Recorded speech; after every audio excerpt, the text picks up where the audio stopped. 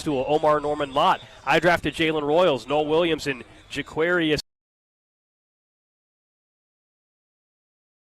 on our island, all right? I can tell you right now, Chiefs.com, Drew, called the catch of the day, the play of the day for Tyquan Thornton. Let's go. I feel like he's got to be feeling. Do you see who just caught a deep pass? I did. Spivey, baby. Let's go. Who was throwing it to him? That was Gardner Minshew, I think. He's not running with the ones today. It was Bailey Zappi. He was so far down. Even further down. Well, you know what? It's going to be tough for Spivey. You're right for Spivey, though. At least he caught a deep pass. That puts him in there. Plus, Drew, you'll be happy to know that the wasp that bothered us for the entire show is now dead. I killed it. Eliminated. It's been eliminated from this table because it kept flying over here. And as I told you guys yesterday, I couldn't believe it because when we were sitting up here on Tuesday, we had again established, Gold, that you had never been stung by a bee or a wasp in your entire life. And I thought, man, that's crazy because sometimes I'm not even doing anything, and it feels like I've been stung a few times in my life. Only to yesterday, me to be mowing my grass, run over an underground beehive, and get stung, and I'm not kidding, 10 times in my legs. My legs still hurt today. Well, at least you know you're not allergic, from the bee stings. No, I guess otherwise you'd be in the hospital. Yeah, I'd be like that. I'd be Macaulay Culkin from My Girl, and we'd all be screwed. But, no, I ran over a beehive, and I got 10 bee stings on my legs. I can still feel all of them all over my legs. The skin feels tight. I tried to check for the stingers. I don't think they're in there, but the bee stings are still annoying. I was like, what a pain. Unbelievable. That's why I killed that wasp. I'm out for blood now. No, I'm glad it's gone. I appreciate you doing that. I don't have to duck around it throughout practice or anything like that. So I do appreciate your effort, Cody, with that. You guys can always hit us up. I sent you a picture of the video of the bees, man. I know. You guys can always hit us up on the Jay Southland Tow Service text line, 913-586-7965. Video stream is also going to be up and running. Even though we're on remote, you can still watch and listen through, if you're at work, you want to listen through your computer or whatever. Of course, on YouTube, Drew has our statues, our figurines hanging out back in the studio that you can hang on to there as well. I don't know. By the end of camp, Drew might have our figurines wearing Cincinnati Bengals clothes or something. I have no idea. But for now, it is all good. I still haven't gotten creative with that yet. We'll have to see what happens. Mm-hmm. You got time.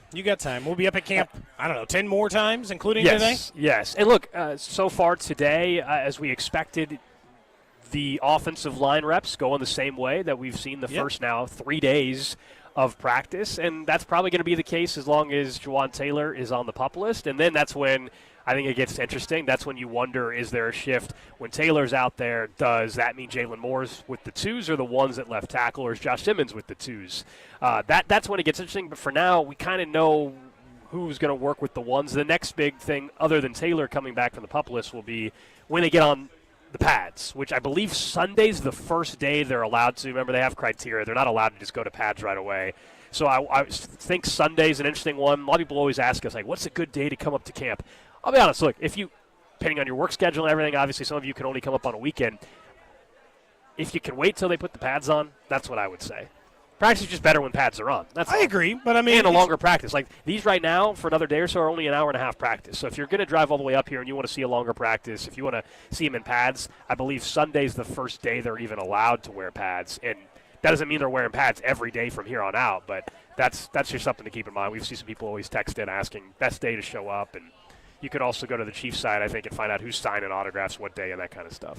Yeah, I just think that when you look at it, it's more fun that way, but I also get it. Today's, I think, a quarterback sign day, Gold, so people like to come up and take their shot at an autograph from Patrick Mahomes or the other guys down the list, and Gardner Minshew and others. So, some of it's just that. But, look, I at least like that now we're beginning the 7-on-7 portion of it.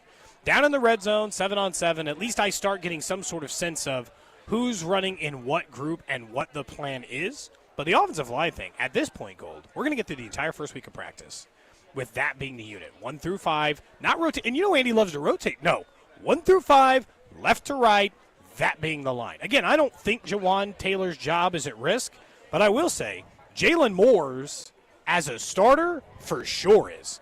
Because the second he comes back, if it is Simmons in the lead as the one, and by the way, he looks gigantic and powerful and just throwing sleds around. If he's the one, well, then Jalen Moore's going to be back in the same spot he was last year for the 49ers and just being a great swing tackle option for your team, but then hoping you never have to go down that road, Yeah, they have the depth. They have some flexibility there. That's for sure. The other thing, though, I think, as we look ahead to the next couple of weeks, we know one of the things Andy Reid does, Cody, at camp is they have a day or two, they focus on each divisional opponent. We know that's been something that he has always done. They'll spend a certain portion of camp on the Chargers and on the Broncos and on the Raiders. And I'm, by the way, seeing way more people jumping on board that the Raiders could be the surprise team in football. Like, there's one team that's a surprise. Yesterday we were having a discussion about surprise team just to be in that tier with the Chiefs or Buffalo or Baltimore. But a team to surprise to just make the playoffs. A lot of people are on this Raiders bandwagon because they look at Ashton Genty and they look at Brock Bowers with Geno and Pete Carroll, and they say, and they think that's an offense. That's an offense that can work. Look, I think they're going to be more respectable. I think they're going to not be a laughing stock or anything like that. I don't know if I'm sold on the massive leap that suddenly they're going to go and be a 10-win football team, which is what, at minimum, it's going to take to be a playoff team. But we can get into specifics with the Raiders later. I do want to talk about the most vulnerable division winners from last year, though, and how you would rank out the top 4 or so most vulnerable. So let's just start in the AFC and see if you think any of these are like the most vulnerable. Obviously, Buffalo won the AFC East. Least vulnerable maybe in the league. I think they are absolutely the least vulnerable just because you're dealing with a Dolphins team that also just suffered an injury yesterday. We've talked a lot about Miami and where they're at as an organization. Tua is not playing all the games this year. Mike McDaniel's on the hot seat heading in.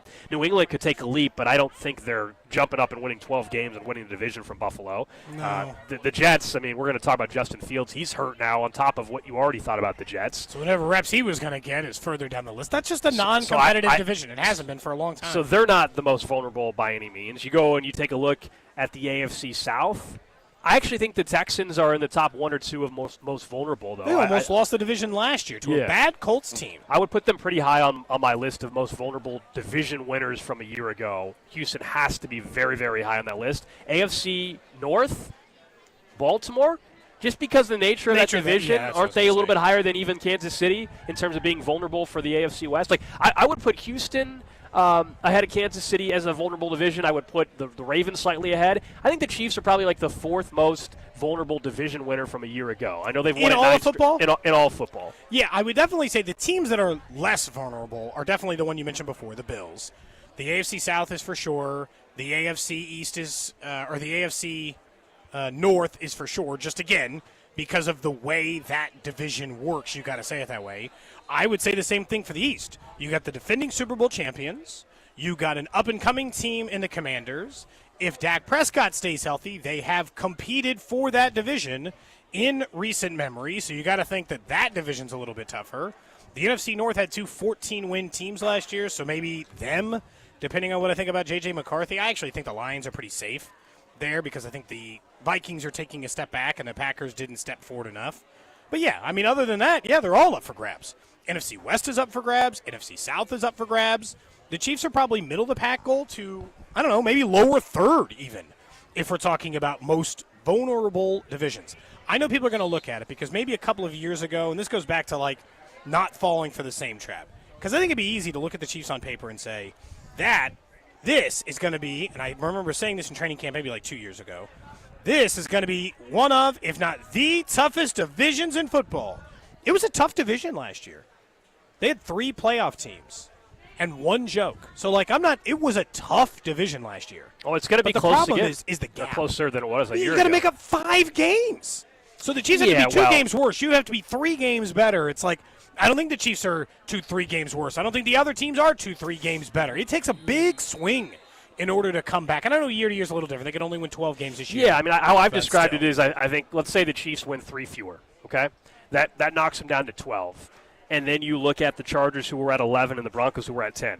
So the Chargers win 1 more game. The Chiefs lose 3 more. The Broncos have to win 2 more. That's just to be in a tiebreaker. Mm-hmm. And that's why, while I think it'll be much closer. We know their division record, so you're going to get that tiebreaker? It'll be much closer this year, but I don't see the Chargers or Broncos being a team capable of winning 13+. And to me, that's what you would have to convince yourself to if you think that's going to be the switch this year in the division, that the Chiefs for the first time in 9 years, I guess it'd be 10 years, going on 10 now, that they wouldn't win the division. That's where I struggle. But going back to the original, most vulnerable divisions, so the North, the West, the East, the South, how about on the NFC side? The NFC, we know the history in the NFC East. Nobody's gone back-to-back in the NFC East for 20 years. That's crazy.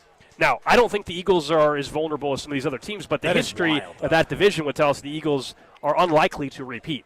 I tend to disagree. I think they will win this division. I think the Commanders. But they're still vulnerable. Sure. Just in order of rank, would you say they're more vulnerable than the Chiefs? Yeah, I would. Because the Cowboys with Dak Prescott have been a 12-win team a lot, and the Commanders are up and coming. I wouldn't put it at. But, I don't know. It's probably because I don't think it's much if you difference. said, who do I have more faith in making up the gapping? It's probably not way different. Dak Prescott and Jaden Daniels or Justin Herbert and Bo Nix. And if I put it just like that, you would agree with me that Dak and Jaden Daniels present a larger threat than Justin Herbert and Bo Nix. Sure. So, that's where I have a hard time shaking the idea of when I'm thinking about these divisions, I'll side with who's the quarterback who can lead them over the top of those guys. And I think Dak Prescott, people disagree. I told you, I think Dak is definitely a top 10 quarterback in this league. My only question would be Bryden Schottenheimer, first-year head coach. I don't really expect much from him. And then we just get done playing the Jerry Jones stuff the other day and just the chaos that exists with them. But, all right, how about another division in the NFC and where that's stacked? NFC West, the Rams were division champs last year. To me, they might be number 1 or 2 after the Texans, most vulnerable, because Matthew Stafford's now dealing with back problems again. That's never a good thing for a quarterback. This is a team that only won 10 games last year. Yes, they had injuries. The Niners only won 6. I think everybody understands the Niners are not winning 6 games this year. They are going to at least, I think, win 9 to 10 games at minimum, if not actually get back to winning 11 or 12. Seattle, Sam Darnold, second year of a head coach. It's hard to predict, but they're not going to be a 5-win team. They were a laughingstock last year. I don't think the Cardinals are going to be terrible. They were an 8-win team last year. I could see them pushing 9, 10 wins this year. I think that division's very, very competitive in the West. Has been. Yeah, and so that would put the Rams as a more vulnerable team. They won on a tiebreaker last year. So South in the AFC. Then we think NFC West probably too. Yeah, that's probably fair. And then, AFC North, just again, by the nature of its division. I'd say some of that depends on your belief in can the Steelers win with Aaron Rodgers, and if you actually think that Cincinnati's going to be relevant again. Because we don't have to include Cleveland in this conversation. I'm assuming you saw what we all saw yesterday, which is even in their helmet announcement, it's a joke, and some poor guy fell into the water just trying to announce a new helmet to take a photo. Yeah, they have a new alternate helmet. They were on a barge or whatever. And why were they on a barge? Because they got the river right there or whatever. So they were on a barge, and they were trying to take the covering off this replica blow-up helmet thing. And somebody stepped backwards, one too many steps, and fell into to the lake or river. I mean, so, yeah. Part of it is, NFC North for this year, I'm actually a little more confident the Ravens will repeat because I'm down on Cincinnati. And it's hard for me to just totally buy in gold into the Pittsburgh Steelers with Aaron Rodgers. I think in a weird way, it's easier because of the unknown. Maybe we can get into that. Maybe we could figure out which way to go with it. Those things are possible. I think sometimes, and Drew knows this, I don't do it to pick on it. I just don't know how Cincinnati got any better versus exactly the same as they were last year. They're bringing Noah Fant in for a workout. You don't need another pass why catcher. not? Do you have anybody to play defensive end? You need to bring in a different position. They got Joseph Osai and Miles Murphy, who are going to get more reps now, obviously, with Trey Hendrickson being out and Shamar Stewart's situation. I mean, they get healthy in the secondary because they had 2 guys out for the season in the middle of the year. So, theoretically speaking, they're getting 2 new players back for the back half, who were out for the last, 8 to 10 weeks of the year. So, theoretically, you would think that helps the secondary's issues at least. I'm not saying it doesn't get, it just doesn't feel like they got much better. Maybe slightly, maybe a little bit. Hard to say for sure. We'll see how good Al Golden is, because Al Golden could turn the thing around, and we could just be like, Lou Anarumo actually was the problem. It sounds like it's easier for the defense based on what they've said about Al Golden. He makes it easier for them in terms of communication and stuff. I don't know. We'll see in a month or 2 months. But it's a lot like what we just talked about with the Chiefs, Gold. If I think Cincinnati's going to overtake Baltimore as the division winner, I have to assume Baltimore gets multiple games worse and the Bengals get multiple games better. And, on paper, I have a hard time reconciling that. But Baltimore was I think the only difference would be they weren't a 15 or 14-win team last year. They were a 12-win team last year. So thinking that they lose one more game, that puts them at 11. And if you're an 11-win division winner, it's in play. Like it's in play for anybody at that point in time. Really, a lot of the conversation about the North is how do you feel about the Pittsburgh Steelers, and do you believe that the Pittsburgh Steelers are capable of pushing the issue? They won 10 games last year with Russell Wilson and Justin Fields. It's crazy. That's Mike Tomlin for you. Just like they had no, but then they changed their entire wide receiver unit. T.J. Watt is obviously under contract, so the defense should still be good. Mm-hmm. It does feel like their minimum is like 9 or 10 games. So what if Aaron Rodgers is good again? Like, he was good 2 years ago. What if he's good? Or 3 years ago. Now it's been kind of too long because he wasn't good. His first year in New York was the Achilles, then last year was his second year in New York. So, yes, 3 years ago. So 3 years ago is when he won the MVP, right?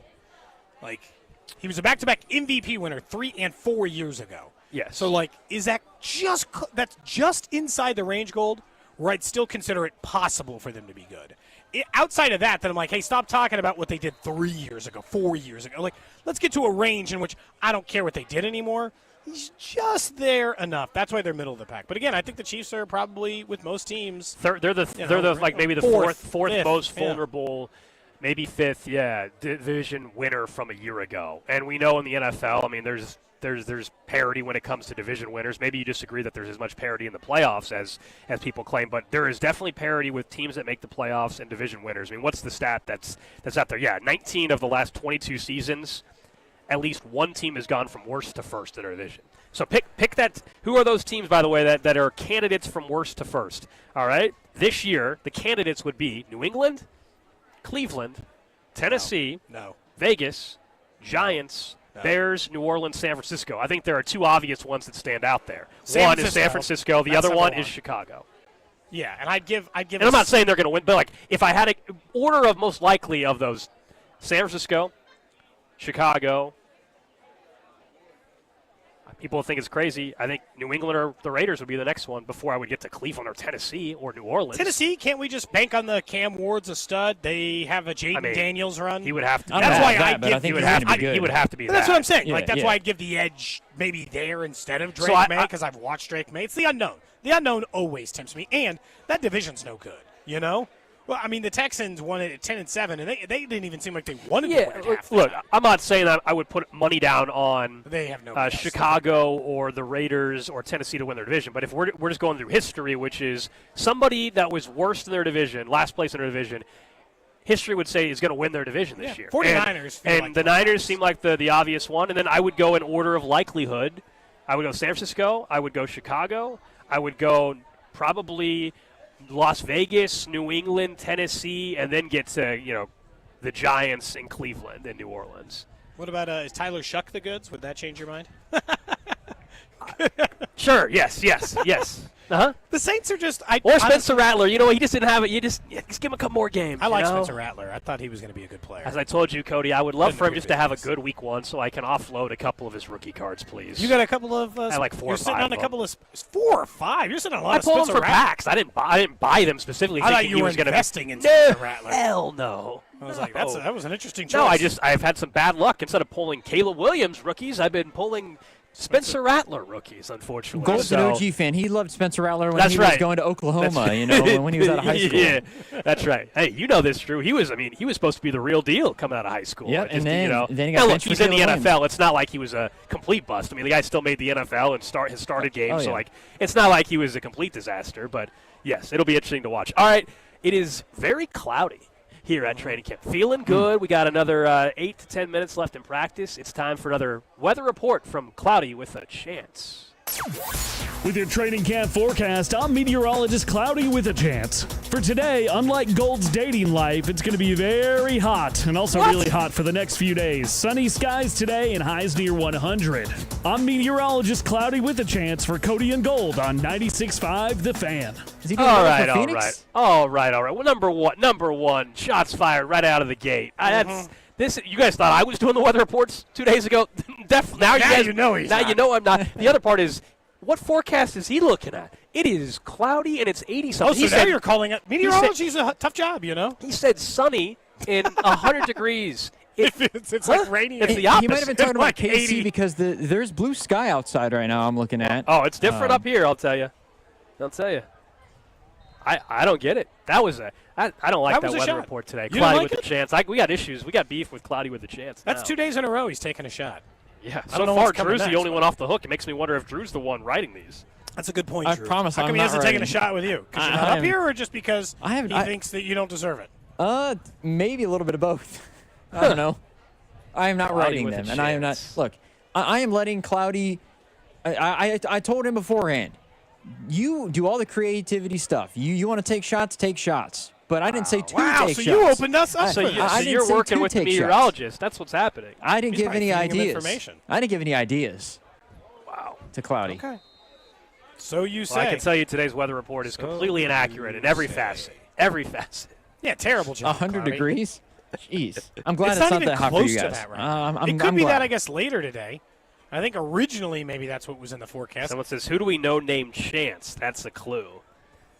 I don't know any Chances. Do you know anybody do named Cloudy? No, definitely not. Do, No, do I know anybody named Chance? No. Chance the I know one Rapper? person named. I know. a Yes, couple Chance the Chases. Rapper. Thank you. No, I he thought- meant like personally. Yeah, No, I know. anybody named But to Drew's point, other than Chance the Rapper, I don't know anybody else named period that exists named Me Chance. neither. But Cloudy with a chance. Someone says Cloudy with a chance forecast worse than Cody singing. It's not even close to 100 degrees. I agree. Way know what off to say. today. Way off. We'll see how he does tomorrow. Now I'm looking up famous people named Chance. I don't know. any Number of these one's people got to are. be Chance the Rapper. I mean, Well, yes, of course, and then a bunch of other people that you've never heard of. Just a bunch of other people you never heard of. That's all that matters. So no, we don't know anybody named Chance, unless we happen to know Chance Bateman, an Australian rules footballer Oh. who played for the Hawthorn Football Club, which He'll I be- don't. So there you go. All right, I'd say up that it's next, Chance. let's go up to another practice for a little bit. There was some big news in the NFL. Fortunately, it looks like maybe not going to be as severe as people were thinking immediately, but what would it mean if Justin Fields were to miss time for the Jets? We'll do that, and we're expected to be joined by Chiefs wide receiver Xavier Worthy coming up right here on Cody and Gold. Watch Cody and Gold on YouTube by subscribing to the 96.5 YouTube channel. Cody and Gold is brought to you by Heartland Men's Health, the leader in men's sexual health. Thousands of men have been successfully treated for low T, ED, and more, all with discretion and compassion. Make your appointment at heartlandmenshealth.com. Hey folks, I've got a couple of important questions for you. Do you know how much money you need to retire? Do you have a plan in place for your loved ones? If your answer is no, it's time to get your financial planning on track with UMB Private Wealth. It's never too late to start. Plus, their team supports you at every step of the planning process. Go to umb.com/private wealth to schedule your appointment. That's umb.com/private wealth. Why not start today? Men, the summer is here. Longer days, warmer nights, and romance in the air. Intimate dinners, walks on the beach, dancing in the moonlight. But if you have erectile dysfunction, you know it can ruin romance, both for you and the one you love. This is Jeff for Heartland Men's Health. And if you have ED, don't let another summer go by without getting treated. Because intimacy is one of the greatest things in life, and fear of not being able to perform should not be something you have to deal with. At Heartland Men's Health, we're ED experts. We've successfully treated tens of thousands of men. Our protocols work when others don't, and we have treatments that are effective in well over 90% of cases. You could even last up to an hour or more and perform like you haven't in years. So call us. Your initial appointment is only $99 and includes blood work, a medical consult, and if medically advised, a test dose. And if that test dose doesn't work in the office, your visit is free. Call 844-447-6600. That's 844-447-6600. Or go to heartlandmenshealth.com. Why are you still paying interest? Reiselman Nissan just dropped 0% APR for 60 months on new Rogues, Muranos, and Pathfinders. Or stretch it, 1.9% for 72 months. Or 84 months at just 3.49%. Need torque? Grab a new Frontier and get up to $6,000 in total rebates. And if you're leasing, you pay no sales tax at Reiselman Nissan. 0. These are real deals, but they won't last. Tap over to ReiselmanNissan.com. Reiselman Nissan. Every customer, every time. Would you be impressed by a factory copy of the Mona Lisa? Of course not. So then why are we supposed to be impressed with so-called designer jewelry? This is Gene at House of Diamonds. Big-name designers create one original piece, then manufacture thousands of copies, pricing them like they were all originals. That's not how we do things at House of Diamonds. Each piece of jewelry we create is an original, designed and crafted by hand, just for you. No copies, no mass production in an overseas factory, just one of a kind, like the love of your life. And our clients know they'll never see their design on anyone else. They also know that unlike big-name designers, we'll never use lab diamonds to pad our profits. Why pay for factory-made designer copies when you can own a handcrafted, one-of-a-kind original for the same price with real diamonds and gemstones? House of Diamonds, one-of-a-kind jewelry for your one-of-a-kind love. For over 30 years on the southeast corner of College and Quivira. This is the story of the one. As a lineman, he does whatever it takes to keep the power on in his community. And he wants a partner like Grainger who does the same. Grainger offers the professional-grade products he needs, from voltage detectors to harnesses to hard hats, plus fast, dependable delivery, so he can rise to every challenge.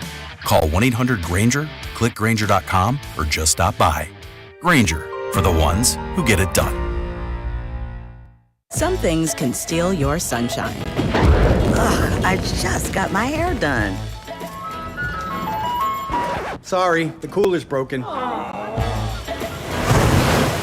Anyone see my flip-flops? Anyone? But COVID-19 can steal a lot more. I just took a COVID test. Ugh.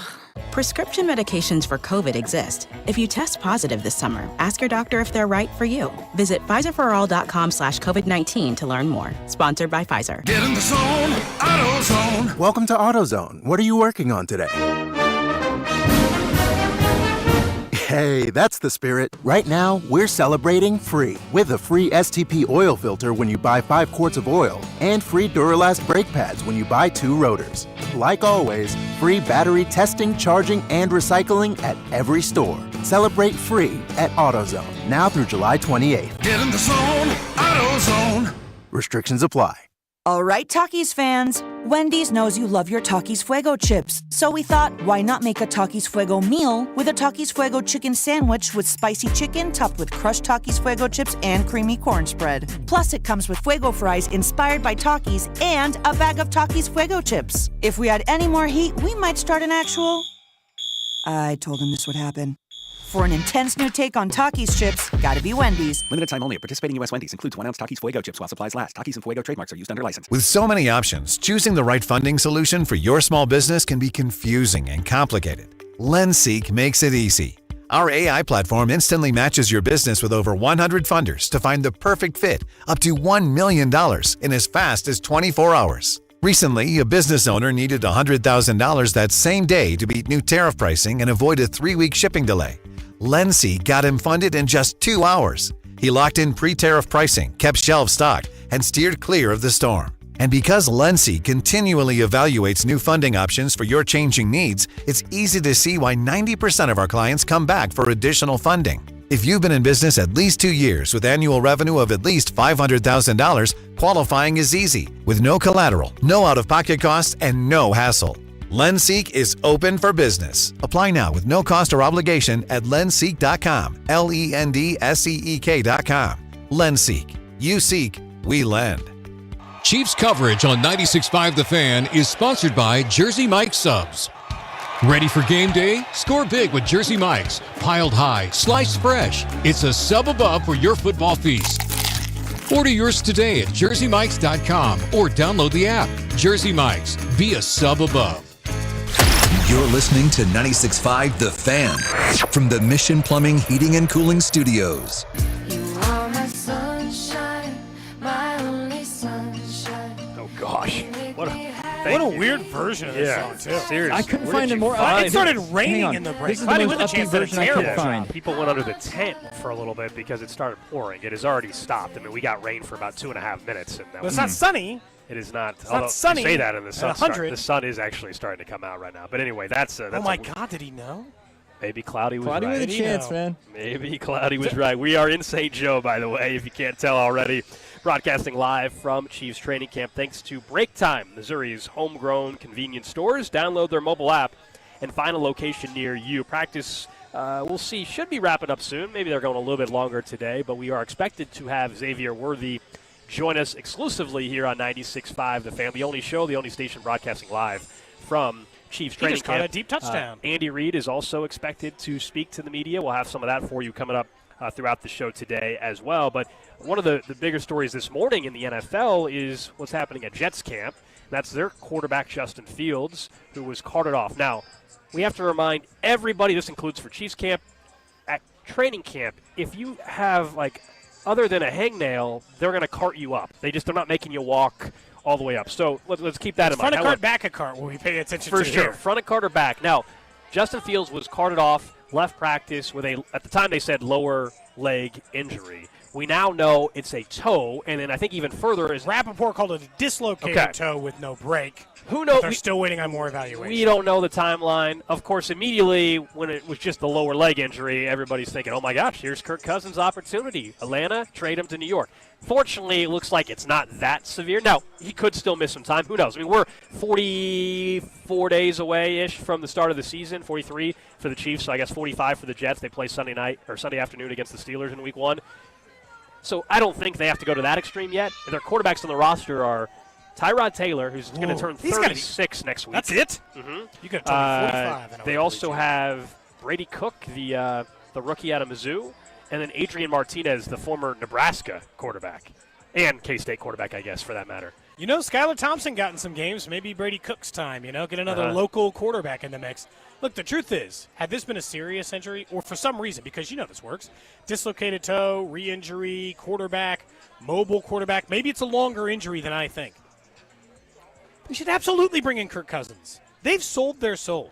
I saw somebody point this out as it related to T.J. Watt and the Steelers. Like, why pay him that amount of money if last year you saw a decline in play? And the answer is because they got a 45-year-old quarterback, they're all the way in. The Jets did their best version of all the way in. They got a lot of young players, a lot of young talent. They've got players on offense that they think they can make it work. Their offensive line still stinks. But they figured, let's make a run at this thing. So if he missed any time that was significant, the first team that loses a quarterback should immediately call for sure. Kirk But if Cousins. Justin Fields is only going to, but if Justin Fields is missing 1 week, you don't need to go out and trade. The only way you're going down the Kirk Cousins path is if you think Justin Fields is missing 2+ months of the season, and then you evaluate Tyrod Taylor. You have a brand new head coach and everything like that. But if Justin Fields is questionable week 1, they don't need to go trade for Kirk Cousins. But hopefully that's the case, by the way, and hopefully Justin Fields, because that would suck for him if obviously he's going to miss significant time.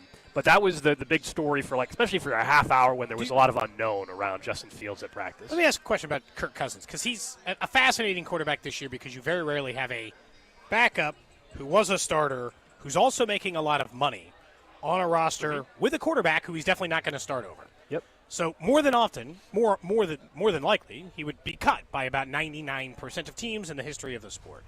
Do you think he makes a start for a different team this year?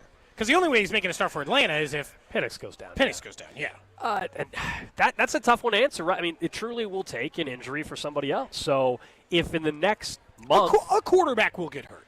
A starting quarterback? Yeah. Every year a starting quarterback goes down for the year. Dak last year. But that was week 9, though. No, sure. I guess post-trade deadline. If you're, Aaron Rodgers a couple years. I feel like there's at least one every year. Starting quarterbacks, somebody will have a season-ending injury at some point, but not necessarily. But if you're a bad team, you don't go get Kirk Cousins, right? No. If you're a team that wasn't expected to do anything, if Cam Ward goes down, you don't bring in Kirk Cousins and say, let's make that work. No, but half the teams, in fairness, are eliminated from this conversation. Yeah, I don't want to wish. If J.J. McCarthy goes down, Kirk Cousins will probably be back up in Minnesota. Sure, yeah, I don't want to wish injury on anybody. But, yeah, if J.J. McCarthy went down early, they are still a team expected to win now. So, yeah, that would be a team. But that's been the conversation all offseason, though, really. Nothing has really changed. It's just today maybe there was a window, depending on the severity for Justin Fields' injury. To answer your question, do I think Kirk Cousins makes his start this year for somebody outside of Atlanta? Do I think he makes a start, period, this year? I'll go no, because I'm not going to predict an injury that might happen in Week 9. Sure. I think during training camp, fortunately, all the starting quarterbacks are not going to be out. There's not going to be one that's out for the season. Now, somebody could be out for a couple weeks. That kind of stuff. It's a preseason game. Somebody gets their ankle rolled up on, and all of a sudden they're out for 2 weeks. But that's probably, again, you're not calling Kirk Cousins up for that. Yeah. There's no amount of, it's just a few weeks missing that you bother down that road. I guess the other part is, does he want to go the Joe Flacco route? Does he want to play another 5 years where, sometimes he's the starter, sometimes they let him compete for the starter? My understanding is he still maybe thinks he can bounces start. to the other team. But, Joe Flacco probably thought that, and he just kept bouncing from team to team. And he does get to start sometimes because he is better than some of the bad rookies, bad second-year players, bad whatever. But in the position he's in, they couldn't ever go back. What if Penix stinks? Would Atlanta go back to him? It'd have Penix to be is really awful. It'd have to be really bad. Now, Joe Flacco's 40 now. Cousins is still 36, so I don't think they're on the same level. But I get what you're saying. But Flacco's been doing it for like 4 years. He's been doing it. I mean, Flacco was out of the league until he got comeback player of the year. He was on his couch. That's why he won comeback player of the year. He was on his couch and then won some games for Cleveland. What was the it? Wasn't there like a big They controversy won a playoff game. Were people upset that somebody else should have won comeback player of the year? Because it was like, what are you coming back from? Just being not available to play because you're not any good anymore. And so why? I think it should be either. They changed the wording on it, but it's weird. They changed the wording on it, and they instructed their voters not to vote because of that. But like, it doesn't prevent. Like, they can instruct you as a voter. Let's say it's you, Cody, and they can say, hey, it should not be because someone wasn't any good. It needs to be they overcame adversity, yada yada yada. You could still vote however you want. Like, they can't prevent you because you can come up with They're whatever saying, we reason. prefer you didn't vote that way. And you're like, okay. For sure. Sure, boss. But I guess at the same time, if you kept not honoring it, after a little Someone bit says of time, Kirk things might be Cousins is making bank this year. I think he's good with it. See, this is where we miss. This is where we, I think, as like just the person that's not a professional athlete, get confused. Yes, I can just avoid all the hits and make $20 million. That sounds great. Kirk Cousins, his whole life has been a starting. He wants to play. So I understand what you're saying. Like, I'm not saying that Kirk Cousins is going to be the most miserable person on earth. I don't feel horrible for him. No. Yeah. But the idea like that he's just good being a backup, I think that couldn't be further from the truth. And if you watch any of this quarterback show, that will also become very evident how much why he's a team player for Michael Penix. Of course, he wants to be the starting quarterback. But why he also sits in there in the interview stuff and said, yeah, I kind of felt like I was misled by a team who said I was going to be the guy, and then all of a sudden they traded up for a guy in the top 10, making it far less likely I was going to be the guy for a number of years. So, yeah, I don't blame him for thinking that. Meanwhile, over on the baseball side of things, Royals got a nice win against the Cubs yesterday, even with Tyler Tolbert in the starting lineup. Did you see how happy the team was for his home run, Gold? Did you see the bench erupt? Awesome. It was awesome. When they were more happy for that than when Vinny hit his second, when Salvi they've seen got Vinny two. hit home runs before. And then Tyler Tolbert hit one, and everyone's like, yeah! Just the whole team's hyped up. Tyler Tolbert going nuts. I mean, I like that. That's fun. It's fun when players you don't expect hit homers. No doubt. My favorite part was postgame when, if you noticed on Salvi's social channels, he was giving Tolbert a hard time because Tolbert left the game. He was cramping. So he needed an IV, and so Salvi took a photo of Tolbert getting an IV after the game and said, I remember my first home run. It is pretty funny. You hit your first career home run, and you got to go get an IV? Well, he was cramping up. It's just so interesting because the game yesterday, you get a taste of, just the fun, right, the Tyler Tolbert. You get what we've gotten out of Vinny since really June 1st, May 1st, where he's been one of the most consistent hitters in baseball. Some of the things you know about the Royals. Then it also felt like Seth Lugo was actively auditioning to be a member of the Chicago Cubs. Oh, he was right there, One of the 5 teams who are reportedly interested in him, and then he's throwing. And then it brought me back to what we were saying yesterday, where, he's actively auditioning. But the Royals have a big problem with what they do with their pitching. Because I don't think for just this year, Gold, but for multiple years, they are stuck answering a question they can't answer just yet, which is, how healthy will Cole Reagan stay in the long run? If the answer is pretty healthy, and this is just a one injury-plagued season and he'll be fine and the Tommy Johns are behind him or everything else in between, if this is just an outlier for the new and improved, surgically repaired Cole Reagans from a few years ago, then I think you can be more flexible in taking a call on Bubic, or if you're going to try to bring back Lugo and re-sign Lugo, and if we keep him here, is he more likely to re-sign and all this other stuff? You have to answer the question of, do you think Cole Reagans is available long-term? And I don't think there's any way to answer that yes definitively. Well, no. Right now, his target to come back this year is middle of August, well after the deadline. So in terms of knowing for sure what he looks like, yeah, they don't have the answer to that. I think, though, there's a real chance yesterday was Seth Lugo's last start in a Royals uniform in 2025. I say in 2025 because technically there's a chance in the offseason they could still bring him back, even though I think it's pretty slim based on financial reasons. They got Walker back, so it's not out of the question, but yeah. Yesterday might have been the last time we saw Seth Lugo. I thought there was an interesting quote from Vinny, actually, Vinny Pasquantino after the game. He was telling, I believe it was the Kansas City Star, about the name Seth Lugo being mentioned ahead of the deadline. And Vinny said, quote, I don't know if he's lined up to pitch before the deadline. I'd really like to see him with the Royals jersey on his next start, and we're trying to make that happen. As in, we're trying to win to keep Seth Lugo here. They're 3 under 500.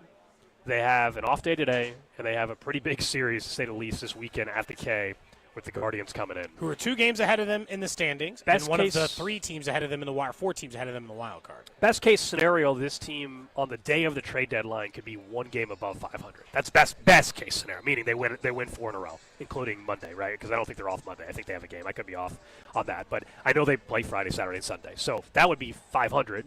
Monday would be an opportunity to go above 500. That's if you win every single game. So, they're in this literally the most average spot heading into a deadline you could possibly be. There's a chance legitimately they could be a true 500 team at the deadline, which complicates it, I think, for them internally. I know from the outside, we've been saying it for a while. I think a lot of our listeners at this point have accepted the fact that he should and will get moved, but that's obviously not the message inside the clubhouse right now. The Royals will get 6 full games before the deadline. 6, thank you. So they will. The deadline is on Thursday, July 31st. That is a Royals off day next week, but they've got 3 games this weekend against the Guardians, and then Monday, Tuesday, Wednesday, they take on 3 games at home against the Atlanta Braves. And so they've got 6 games remaining before. So I guess technically they could be 3 games above 500 if they ripped off 6 in a row. But if they win 4 of 6, let's say that's what they just won, right? Like they get a little bit hot, and they win 4 of 6 games, and you're like, okay, where are they now? 500. Like pretty much right at 500 Gold. So then what do you do? What do you do if you're a team I think right at 500? I think you trade Seth Lugo, you get a bat, and then you hope that you're better on the opposite. Or the same. At the very worst, the same. Yeah, look, they could win. I don't think, you could have a different opinion on will they make the playoffs if they win 5 in a row, 6 in a row, 7 in a row. But in terms of the trade deadline, if they rattle off 3 against the Guardians this weekend, I don't think suddenly Tuesday they should decide, we're buying rental guys. I don't think that's what they're going to do, and I don't think they should. To me, they should be very open, no matter what happens this weekend, to trading Lugo, to trading Carlos, to trading Michael Lorenzen if he comes back and is healthy, for outfield bats that have control beyond 2025. And it sounds like that is kind of their mindset, at least on what they're looking to get back. Yeah, it doesn't feel like we're alone in thinking that. Yeah. Now, the Guardians as a whole, we talk about the Royals beating up on bad teams and how they fare against good teams. The Guardians are 30-13 against teams with a losing record. They're 21-37 against teams above 500. Obviously, the Royals are not above 500. The Guardians have fared well, much like the Royals have against teams like this. Yeah, and some of the Royals, as you pointed out. Now, these are 2 teams in very similar spots. So, which of them, Stephen Kwan's name, his name's getting mentioned in a lot of trade stuff. Stephen Kwan's name being mentioned is a much even bigger deal, right? Because Seth Lugo is the best pitcher that potentially is available on the market, but Stephen Kwan being listed would be like if the Royals were actually willing to trade Maikel Garcia. I'm not even saying Kwan and Garcia are the same quality player. My point is you're talking about a key piece in the offense there for the Guardians. Has been. Yeah, their leadoff guy for a long time there. How much control does he still have left on his deal? His debut, we saw his debut at Kauffman a couple years ago, so he definitely has a couple years left to control. Remember, his debut was at Kauffman Stadium when he tore it up 2-3 years ago. He has. He is ARB eligible in 26 and 27, and then an unrestricted free agent. So 2 years. So he's got 2 years of control left on his deal. I still think every time I look up years of control on people's deals, I am offended for baseball players how long their rights are controlled. Yeah. Because, if you get to the big leagues at 25 years old, you get, one chance at a payday. We go back to Vinny. If you're Vinny Pasquantino, you are still under control for the Royals for 26, 7, and 8. So until your age 30 season, you keep hitting like this, which is he's very, very good major league hitter. And so you keep hitting like that, you'll get a chance at 1 payday Gold when you're 30 years old. Yeah. You're like, really? Well, that's really? That's this is why players lock up the ARB stuff and put a couple of years on, but it is just it's kind of offensive. The MLBPA has screwed that up, though. They've agreed to this to be the system, and that they have not been willing to, basically miss games in order to correct it. And so, what's the better system because of the minor leagues and your clock not starting till you get to the majors? So if you're 30, you never get a chance to. Can we set an age in which the clock starts no matter what? Can at 25 years or 24 years old, the 7-year clock starts no matter what, whether I'm in the big leagues or not? So at the very least, by 30, I'm a free man, and I don't have to play out, these years under contract. It just seems so silly a lot of times. It's fine. I'm fascinated that we're a week away from the trade deadline today. I'm fascinated to see how the Royals handle it. Because what I actually want them to do is what you said. Trade away their players with either very little or no control left over into next season. And I want them to get a controllable corner outfielder for the long term. Look, Duran is, honest to God, probably my dream scenario. If they could bring anybody in that I thought had control. And then outside of that, it's just prospects where I'm like, I've never even seen you do it in the bigs, and it's like the Cubs' top prospect. I'm just, I don't know, hoping, I guess, that guy in Casey or Cassie can play. But, yeah, if a cost control corner outfielder and no Seth Lugo, if their other pitchers are healthy, Gold, they might be just as good of a team because they can pitch worse, but hit better, and then maybe just play the cards the other side until you can solve it in the offseason. Practice maybe just wrapping up? I believe that might have been the... is that the official horn? Might have been the We final still got some horn. special teams. I don't see any yellow helmet Couple caps. other updates from training camp elsewhere. This is from ESPN reporter Ben Baby, covers the Bengals. We've had him on the show before. Drew, close your ears for a little bit. No, I think I already saw it. Bengals defensive end Miles Murphy carted off to exhausted. the locker room. But, again, carted off can mean a million things. It's also, in the report, said very hot and humid. Maybe he's just dehydrated or something like that. But that is an injury report out of there from Cincinnati. Also, some news in the sports / pop culture world / I guess political world these days. Hulk Hogan has passed away at the age of 71. Whoa. Yeah. Hulk Hogan? Legendary wrestler, obviously. TMZ reporting. That is from TMZ that Hulk Hogan has passed away at the age of 71. Man, that's crazy. Ozzy Osbourne this week and Hulk Hogan. These are like generational. They come in threes, don't they say? Is that another Wasp? Yes. Oh, well, you're in for it, Wasp.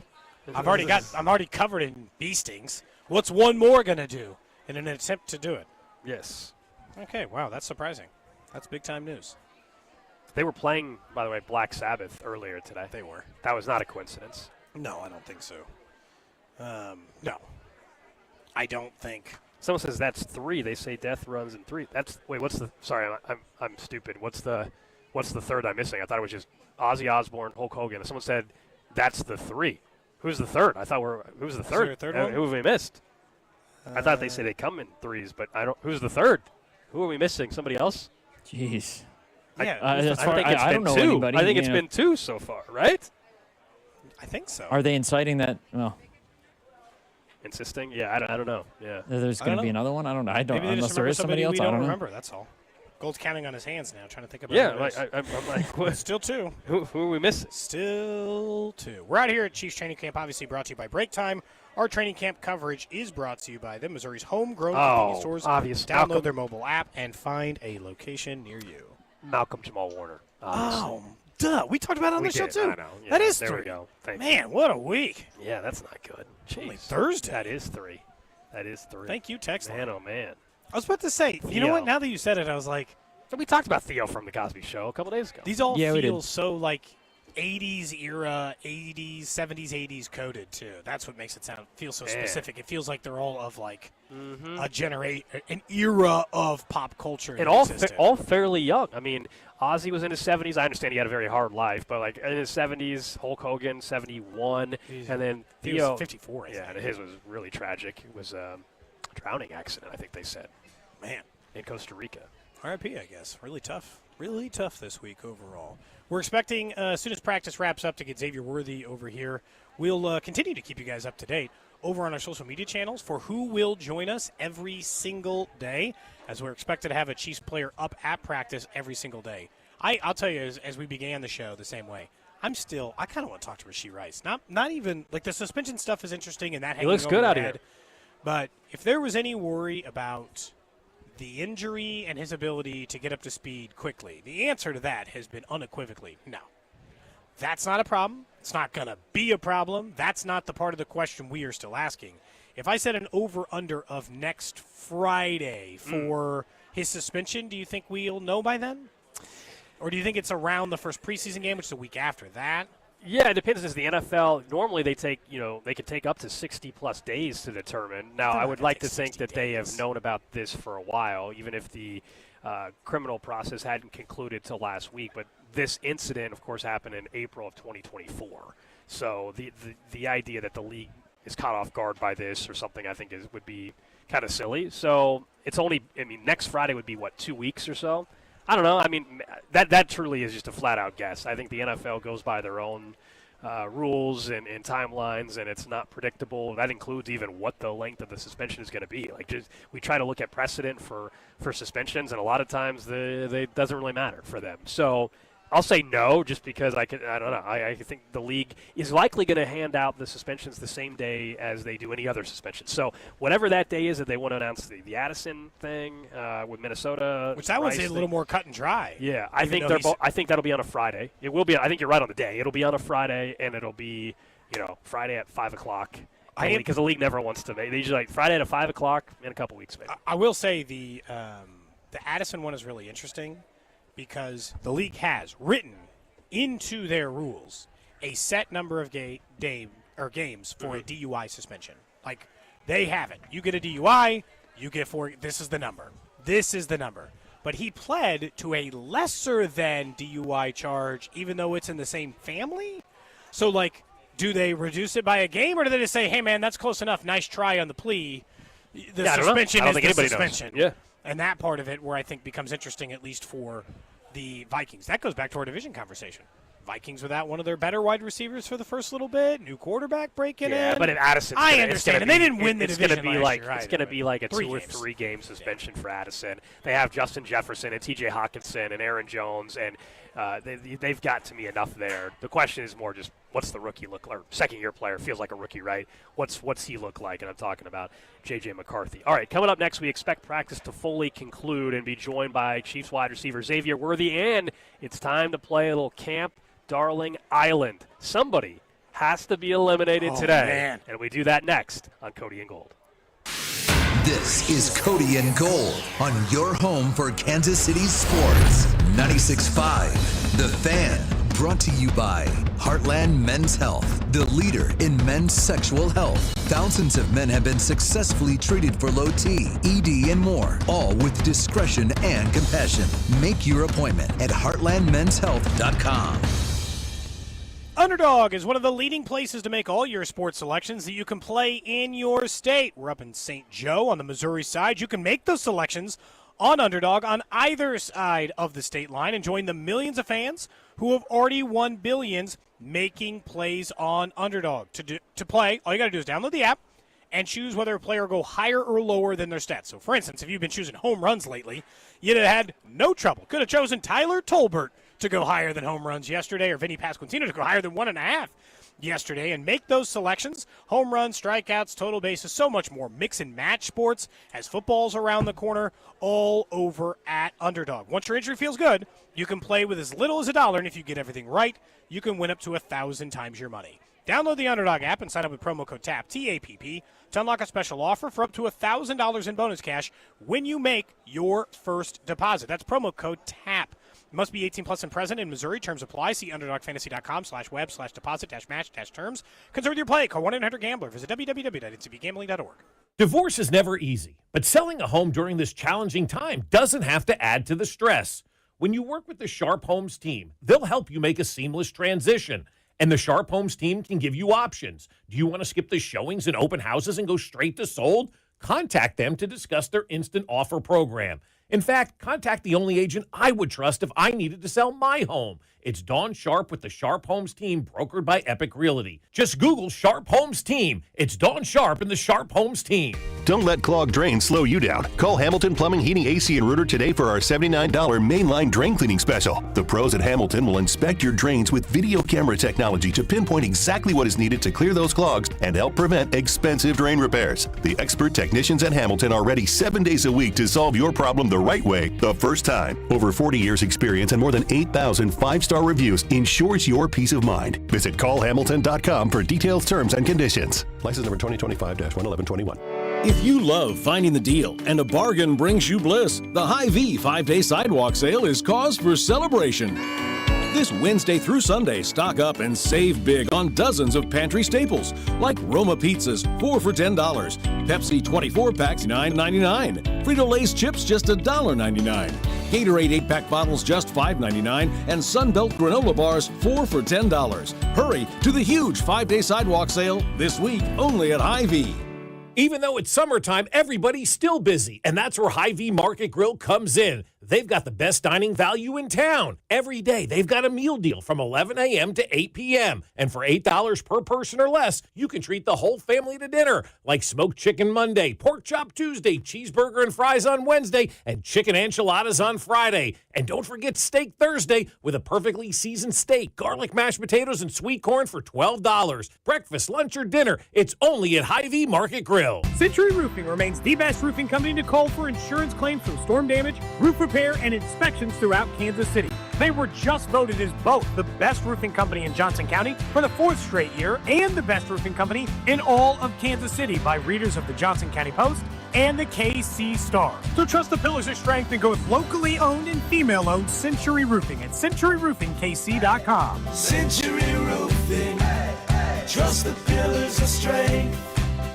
There is only one National Summer Arms Show, and it returns to Kansas City this weekend only. Bigger than ever. Buy, sell, and trade with freedom lovers from coast to coast and border to border. All gathering at the KCI Expo Center for one incredible weekend. Discover vintage rifles and handguns, modern arms, and collectible militaria. From Civil War artifacts to today's tactical gear, there's something for everyone. Stock up on ammo, brass, reloading gear, and military surplus. Explore blades from everyday carry to high-end collectibles. Visit the Colt collectors, the high standard collectors, and the returning Marlin firearms collectors. There's no buyer's premium, just $15 a day or $20 for a weekend pass. Kids 15 and under are free with an adult admission. The 54th Annual National Summer Arms Show, this Saturday, July 26th from 9 to 5 and Sunday 9 to 3. It's the Midwest's highest caliber event and the 5th largest arms show in America. Details online at nationalsummerarmshow.com. That's nationalsummerarmshow.com. I'm Bob Burke, founder and chairman of Burke America Parts Group, a family of brands that includes RepairClinic.com, an appliance and HVAC parts solution company that's grown into an international brand. Before AmericanEagle.com, we partially launched a new technology platform developed by another firm. American Eagle helped take our technology to a whole new level with digital marketing, software development, and business insights into our key markets, appliances, HVAC, and outdoor power equipment, and did so both on time and on budget. AmericanEagle.com has the resources, experience, and talent needed to produce solutions. Our new technology platform, developed by AmericanEagle.com, has produced tremendous results with higher traffic, conversion, engagement, and online revenue. If you have any home repairs you need to take care of, check us out at RepairClinic.com. If you need a world-class website or technology project, then I would highly recommend AmericanEagle.com. Call AmericanEagle.com at 773-NETWORK. That's AmericanEagle.com, 773-NETWORK. Get in the zone, AutoZone. Welcome to AutoZone. What are you working on today? Hey, that's the spirit. Right now, we're celebrating free with a free STP oil filter when you buy 5 quarts of oil and free Duralast brake pads when you buy 2 rotors. Like always, free battery testing, charging, and recycling at every store. Celebrate free at AutoZone, now through July 28th. Get in the zone, AutoZone. Restrictions apply. All right, Takis fans. Wendy's knows you love your Takis Fuego chips, so we thought, why not make a Takis Fuego meal with a Takis Fuego chicken sandwich with spicy chicken topped with crushed Takis Fuego chips and creamy corn spread. Plus, it comes with Fuego fries inspired by Takis and a bag of Takis Fuego chips. If we had any more heat, we might start an actual... I told him this would happen. For an intense new take on Takis chips, gotta be Wendy's. Limited time only at participating U.S. Wendy's. Includes 1 ounce Takis Fuego chips while supplies last. Takis and Fuego trademarks are used under license.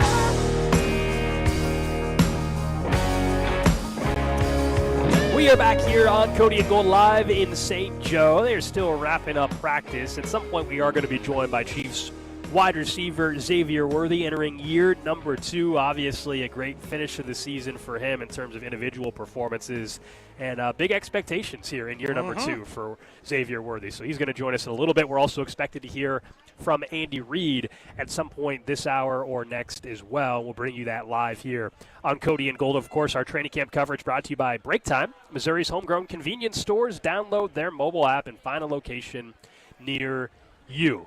Before we get to a player, it is time for Camp Darling Island. 9 players arrive in St. Joe for Camp Island. Only one can take home the final prize. Who will be the 2025 Chiefs Camp Darling? We drafted one a couple days ago. We did 9 players for our Camp Darling Island draft. Every year, everybody falls in love with a player or two. Every year, we get texts about a player. Oh, they can't cut this guy. He's going to be a future star. Justin Ross, Jody Fortson, LRZ. So we wanted to have fun this year. So many good names over the years. Reminder, these are the players involved. Cody, you drafted. Rashard Smith, Jared Wiley, Elijah Mitchell, Drew, Tyquan Thornton, Jake Brenningstool, Omar Norman Lott, who also got some good work with the ones today, by the way. Ooh. I have Jalen Royals, Noel Williams, and Jaquarius Spivey. Somebody has to be eliminated. Remember the rules, though. There are certain things that can give you immunity. There are certain things that can bring you back on the island as well. But somebody has to be eliminated. Let's go through who clearly is not getting eliminated today based off of reps and everything.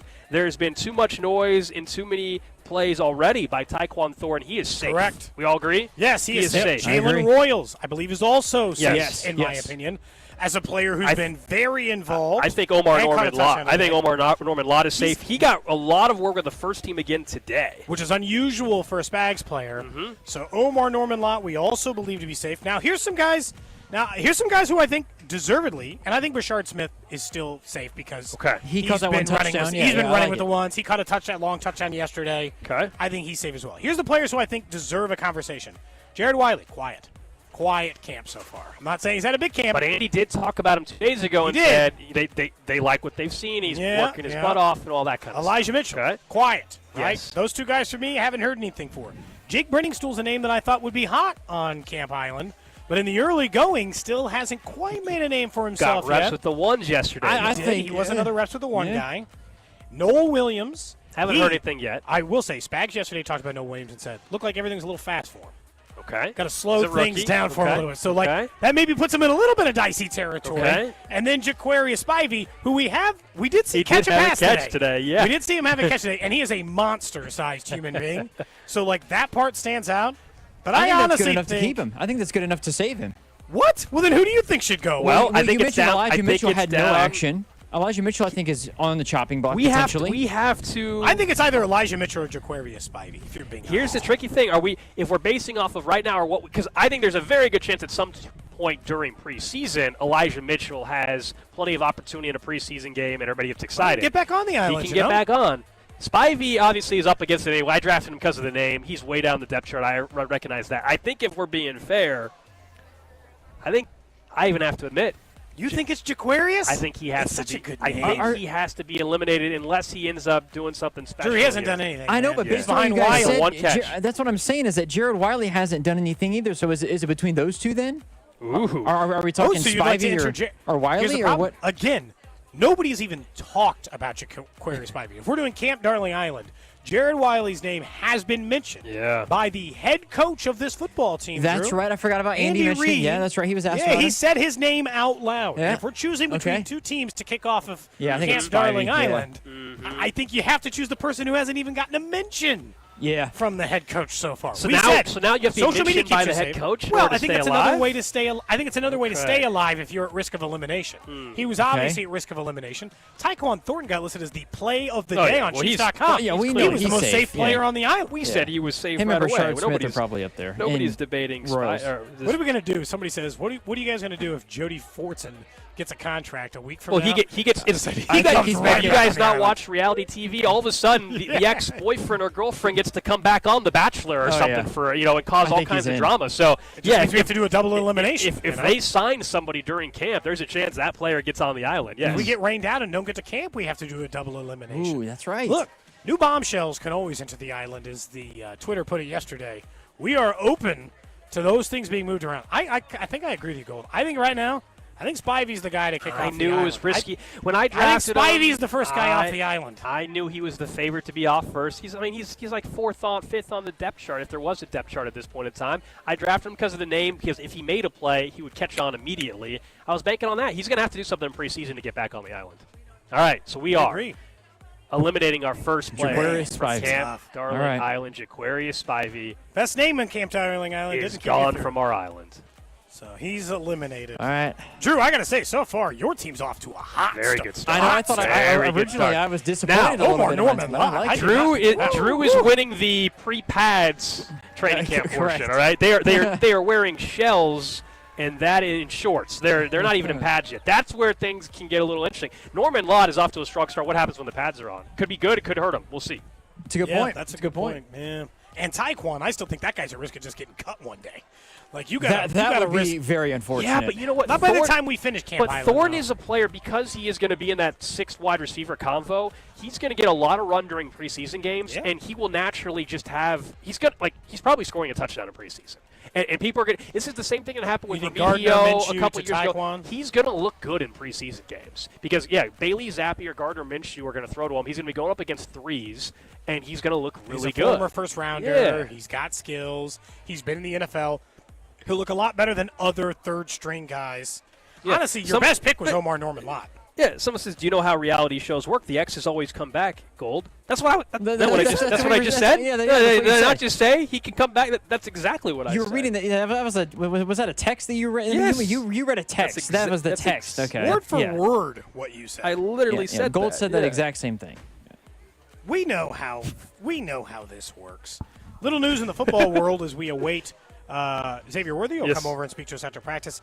Missouri's Eli Drinkwitz has received a contract extension that will keep him the Missouri Tigers head coach through the 2029 season. Big for recruiting. That's been, one, he's done a great job recruiting, but also big on the retreat. You don't want other coaches saying, hey, this contract, you could leave. At risk, So that's big for recruiting.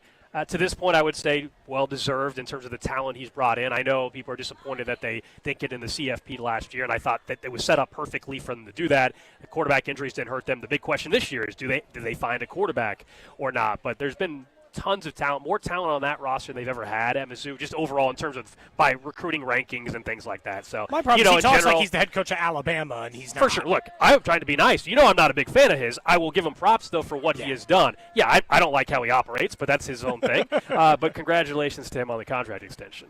Yeah, he's going to be there through the 2029 season, or at least on paper will be there through the 2029 season. I can't disagree with you in that argument. And then they are bringing in more talent than they have. Although I will say, they're going to need to keep up the quarterback talent. Like, they got to hope that, the guys playing QB are the guys that he brings in. Because he's bringing in talent on a lot of other parts of the field, but not necessarily at quarterback where they've had some issues. Yeah, the question is because they brought in Bo Pribula from the portal. Is he actually the goods? If he's not, Sam Horn, who just got drafted, by the way, in the MLB draft, he could be there. Then they also have Matt Zollers, who's the 4-star QB that they brought over, that they got, true freshman. He's probably not ready yet, but I think it's Pribula. We'll see. Why can't two freshmen play in college? Is this just like a big body jump, thing? Man. It's a big jump. Is that what it is? I'm always just curious about that. All of a sudden, playing SEC Manning football, don't start. Playing SEC football just like that right out of high school. That's a very rare. It's tough, very especially rare for a guy that's not a top tier guy like a Bryce Underwood or a. Trevor Bryce Underwood, I guess, is the exception to that. Yeah, but he's also that was a redshirt exactly. freshman. Underwood is viewed as one of those future star type of correct. guys. Now they could be wrong, but just that's the thought process. Didn't Tom Brady get involved in that recruitment? Wasn't that the report on that for Michigan? I think he gave him a call on. All three locals. So for Drinkwitz, you just mentioned, gets an extension. I think Kleiman got one a year or two ago. Yeah. Lance Leipold just got one as well. All three. Now, it doesn't mean they can't leave, but stable. But all three right now appear to have the guy they truly want in charge, and everybody feels good about their head coach, I would argue, right? I think Mizzou fans feel great about their head coach as they should. They gotta feel I think Kansas obviously feels great about Leipold. I think K-State fans, why wouldn't you feel good about Kleiman? Also, you got a great chance to get out of the three locals. K-State has the best chance to get to the CFP of I think any they of could them. win the Big 12, Like, if you look at the locals right now, they're all in a stable position, but it's can anybody take the leap back forward?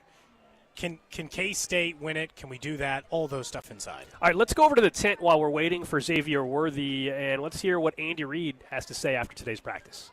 Because he'd be a heck of a coach if he decides to go that way. He'd be tremendous. But we wish he and his family all the best going forward here. With that, it's been great to get out here, get these days in. We've had 3 really good days of work where we get 1s against 1s, 2s against 2s, 3s against 3s, so there's some competition there and some good solid work. It's a ramp-up period. We've got another day or 2 of this, and then we start right in with pads and on Sunday. So anyways, all right. These were the injuries here. The guys that didn't practice. What was your reaction when you heard that he was retiring? And secondly, what's his legacy in your opinion? Yeah, well, the legacy is great ball skills, great player, great guy. Always been a team captain everywhere he's been at, including here. He got a Super Bowl championship here, and he was a leader on defense. So I think he'll leave all that behind. But and that's not even talking about being. If he chose to do that throughout his career, he probably would have set all the records of punt returner. So he was tremendous at that. Anyway, I could go on and on about him. The honey badger. That'll be part of the legacy also. He would sit on the bench there and he'd make all kinds of funny noises. You know, not only did he have the blonde hair, but he'd be over there making all those noises. But what a great kid. Loved coaching him. Pre-Humphrey, I wonder if you could sum up what he's meant to you guys, and what do you think enables his success? Yeah, well, and he's still young, so he's a very good athlete, great balance, ex-wrestler, great balance and upper body strength. He's got lower body, one of the stronger guys on the team, and he's got a nice feel for the game. Plus, he's very intelligent. Yeah. Yeah, I like what I've seen. He's working hard at it. He's made some big catches out here, working his routes, playing physical in his transition game there. So you just got to keep coming. Right? We're still young in this thing, so we got to keep bringing it here. How have Simmons and Moore looked so far at your tackle spots? Yeah, they've done some good things. They're getting better. They get better and better every day. So it's been good that way. Young guys working. So, looking forward to getting in pads. It's hard to evaluate them in doing this, but it's we'll see how they do with the pads on. Andy, early impressions of Jalen Royals too. Your rookie receiver Jalen Royals. Yeah. Just early impressions of him. Yeah. So he looks like he's very smart because we're in our third install here today, and we load him up with plays early, and he's been able to retain a lot of the things the newer stuff that we introduced to him before, and the new stuff we've introduced now. So that's a good sign. And then he's made some catches. You've seen it out here. He's made some catches, and does he have a long way to go? Yeah, well, he's got to keep working and work through all of this, and we'll see how it goes when everything's flying.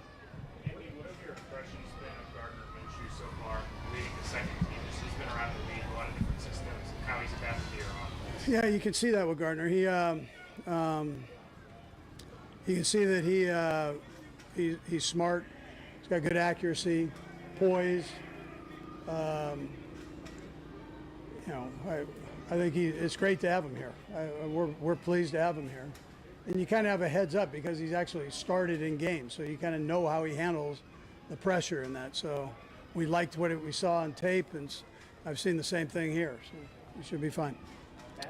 Coach, you might have the best view of anybody because you're standing behind Patrick during practice. Are there still moments that you see him do something even on a day like this where you just be like, geez, where did that come from? Or are you just so focused on what's going on that it doesn't kick in sometimes? No, I tell the coaches this all the time. You never take that for granted. So appreciate every one of those throws he makes, because you don't get that very often in a career, and as a coach, and yeah, absolutely. There are times I go, whoa, that was pretty good right there now. So, yeah. Coach Reed, after having your workload last year, what are you expecting out of Kareem Hunt this year? Yeah, he's had an off season. He kind of missed 2 off seasons there, and he had this off season. He worked hard. Now he's coming into training camp. He's in good shape, and I would expect good things. He'll be in there rotating and doing his thing, and he's just a good, solid football player. I love having him here. Curious what you thought of Brainstorm to bring him aboard, and how valuable is it having a fourth tight end to choose to do that? Yeah, so Brett gets the credit for that one. He loved him and loved what he saw, and so far the kid has done a nice job. Again, let's see how he does when things get going, but he's working in there. Looks like the quarterbacks trust him. They're throwing it to him, so it's positive. Yeah. Last one, Nate. Andy, he's been with you the longest, I should say, but I know it's just 3 days in. Any difference you're seeing in the way Travis is moving before you get to pads? Yeah, he's felt right now. It looks like he's 20. He's doing a good job. He's in great shape, and I'm not sure he didn't come in first on the whole conditioning thing. He was right up front. You can see he's been working out. You saw him yesterday on the long one where he had the burst, and so he's doing a nice job. He's worked hard to get to this spot here. So, yep. All right, so that was Andy Reid. How about that at the end? I thought that was interesting. Certainly the question about Jake Travis. Brenningstool? Well, we'll get to Brenningstool. Yeah. But Travis Kelce, obviously, look, we all know that it's very obvious if you're out of practice watching. He looks skinnier than he did this time last year. He said, hey, I didn't lose 30 pounds or whatever people were saying on social media, but he clearly has lost some weight. Andy Reid just said he might have been first in conditioning for this team when they do their big conditioning test. He put it all in this offseason. I mean, this could be it. So why not go in and you're truly your bet? We joke all the time in sports like, oh, best shape of my life. Well, he's probably in the best shape of his life, but he's in the best shape he's been in years. Yeah. Yeah, and he joked there that he looks like he's 20 out there. That would be, obviously, there's a lot more to it, but that could be a huge, huge thing if you're looking at, hey, last year, we know what the national narrative is that, hey, he's old and you can't count on him. All that's the national stuff. He obviously wants to prove people wrong, and he, at least in the offseason, it sounds like, has put in the work to be able to do that. Now, some of it is just flat-out ability. We'll find out in the regular season. Like, is he able to do that? But in terms of putting his body in position to do it, it sounds like he's done all that, which is obviously exciting to hear, I'm sure, for fans. It could be a huge lift because we keep talking about, because it matters, the first 4 to 6 games when they'll be without Rashee Rice, or 2 to 6 games, whatever it ends up being. If you could just lean heavily on Travis Kelce some more, like you have pretty much the entirety of his career Gold, well then, yeah, you're gonna feel really, really, really good about the positioning you're in overall. I love, and look, it makes me think he's probably closer to the end, and then he's like, screw this. I'm gonna do like the Marvel superhero training, and I'm going like to the very ends of the earth to make sure I am in the best shape of my life. I'm dead serious, though. I stand by this. We said it like 2 months ago, and I honestly think it has something to do with it. I think Travis Kelce watched how hard Taylor Swift has to work to do those shows and what it takes in order to do those across the country. He's like, damn, I could be working a little harder. And I'm not saying he's not a hard worker, but I think when he witnessed that, he's like, okay, you know what? For at least 1 year, even if this is the last year, I'm going out all the way. Yeah, I'm going to figure out where it takes me. It's clear no matter what his motivations were. Yeah, I don't know. That he's decided to put himself in tremendous shape going into this season. Yeah, no, I mean, I agree. As far as, the Taylor Swift part, you get him on Alaska. I have no idea. Yeah, I would love to know. I would love to know that. There's definitely a chance that's part of it. That's completely guessing at this point in time. Speculative, sure. Yeah, I have no idea. All I know is, like you said, the result, though, looks pretty darn good right now. Yeah. If you're a Chiefs fan, you're like, hey, can he be that impactful? Remember, last year, the original plan was to have Rashee Rice healthy all year and be the guy, and Kelce to be the number 2 guy, really, in the offense. If we ever see that this year and Kelce is in maybe better shape than he has been in 2 or 3 years, and they have a Rice back from a suspension at some point with Xavier Worthy, who, by the way, is going to join us probably in the next 2 to 5 minutes or so, as they finally got off the field from some of the side work and everything he was doing.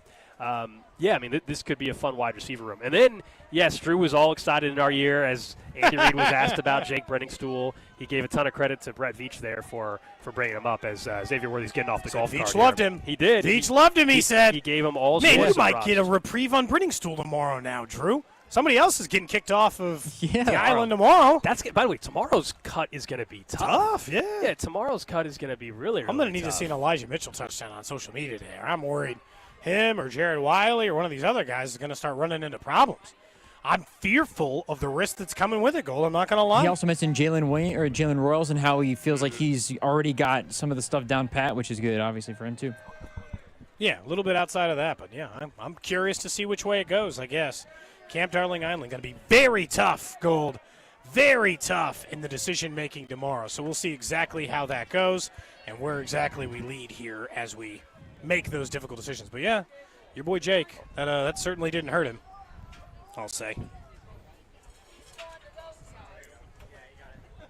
We're about to be joined by Chiefs wide receiver Xavier Worthy. Our training camp interviews brought to you by Powell Exteriors KC, your one call for siding, window replacement, custom decks, and roofing in the KC Metro. And also by the St. Joseph Convention and Visitors Bureau. Plan your trip now at stjomo.com as we have Chiefs wide receiver Xavier Worthy joining us now here on Cody and Gold. Great to have you on the show, man. How things sir. going? I know no pads on or anything yet, but you guys are lucking out weather-wise, too. Oh, yeah, the weather feels good right now. It just feels good to be out here and play some football. I got to ask, though, you're like one of 3 players that are wearing pants, though, out there. For our listeners, there's no pads or anything yet, but no shorts? Was there a story behind this? No. I'm just a track guy, so, we Okay. wear sweats to keep the legs warm, keep them fresh. Fair enough. My guess was like, maybe he just runs cold, Yeah. Maybe he just likes to keep. You wear me when it's 100? Yeah. Oh. I guess you're wearing pants during the season too. So Texas, Kansas City. I guess you're used to the heat. Huh? Come on, man. You already know it. Speaking of Texas, we were curious just because as you get out of college and you're now a pro, how close do you still pay attention to what the alma mater's doing? Like, do you get in the same thing like, hey, how's Arch looking? Do you text guys? How close attention do you pay to it? Yeah, I still got some guys on the team, but a lot of my guys are now in the league, so. We just kind of keep in contact. We talk a lot of trash to each other. So some of us are going to be playing each other, so we talk a lot of trash too. Is there a lot of that in the club or in the locker room as well with you guys, as far as like Texas versus Bama versus whatever, right? Is there a lot of that like college allegiance trash talk during the football season when it starts? When the season comes, say we play each other that week, it's like it's a little rivalry, a little friendly bit. We got to wear the jersey if we lose or stuff like that. Is that the worst punishment you've had for an event like that? Yeah, for sure. Was it last year? Yeah. That was, okay. Yeah, you're like, don't remind me. I didn't want to talk about it. Texas, Georgia, or it's whatever. It's a new year. Fair enough. Now, also were you happy though with the way the combine went down? All the talk about, I think it was Isaiah Bond, the 40-yard dash and all that, and then you're still the guy when it comes to that, right? Yeah, it's all good, man. I mean, lessons learned. Do you get? Yes, this sounds. You get like a trophy for that? Do they hand you something like fastest guy in the history of the combine? Nah. You get a little plaque made up? Nah, or just something you wear in your chest? Just bragging rights. It's just bragging rights, man. When you look outside of like just the normal results of the season, you obviously had statistically a very good Super Bowl and a very good playoff run. How hard is it to be like, okay, I still did some really good things in those things, but balance that with the disappointment of the results of the final game?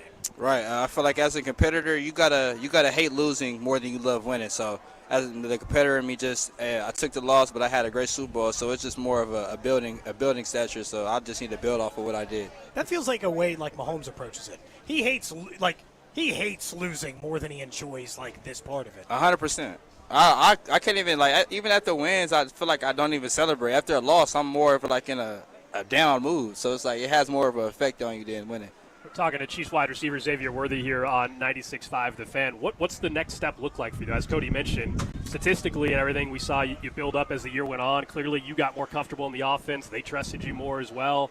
What's the next step for you think? Right, just building that rapport, building that connection. We started building our rapport connection later on in the season, and I feel like we're just going to keep stacking on it. What about the deep passes? That was a huge talking point, obviously, early in the season, and whether it was spatial awareness, things like that.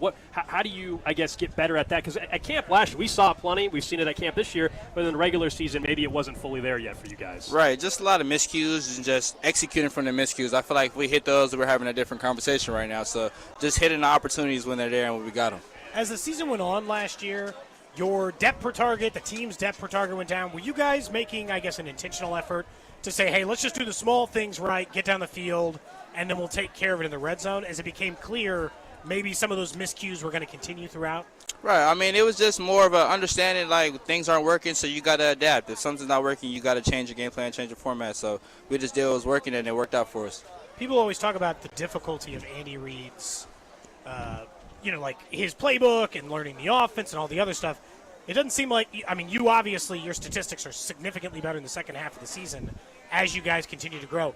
Do you feel like any part of that was just like, okay, I know what I'm supposed to do now, versus like, how long it takes to maybe pick up on what you're supposed to do at the NFL level? Right, exactly. It's more of you can understand the playbook. I understood the playbook 100% at the beginning of the year, but it's more of like a understanding the game, more of anything. Like understanding that, they're going to run this coverage, so I need to run this route like this and get friendly like this. So just understanding what the defenses are going to do.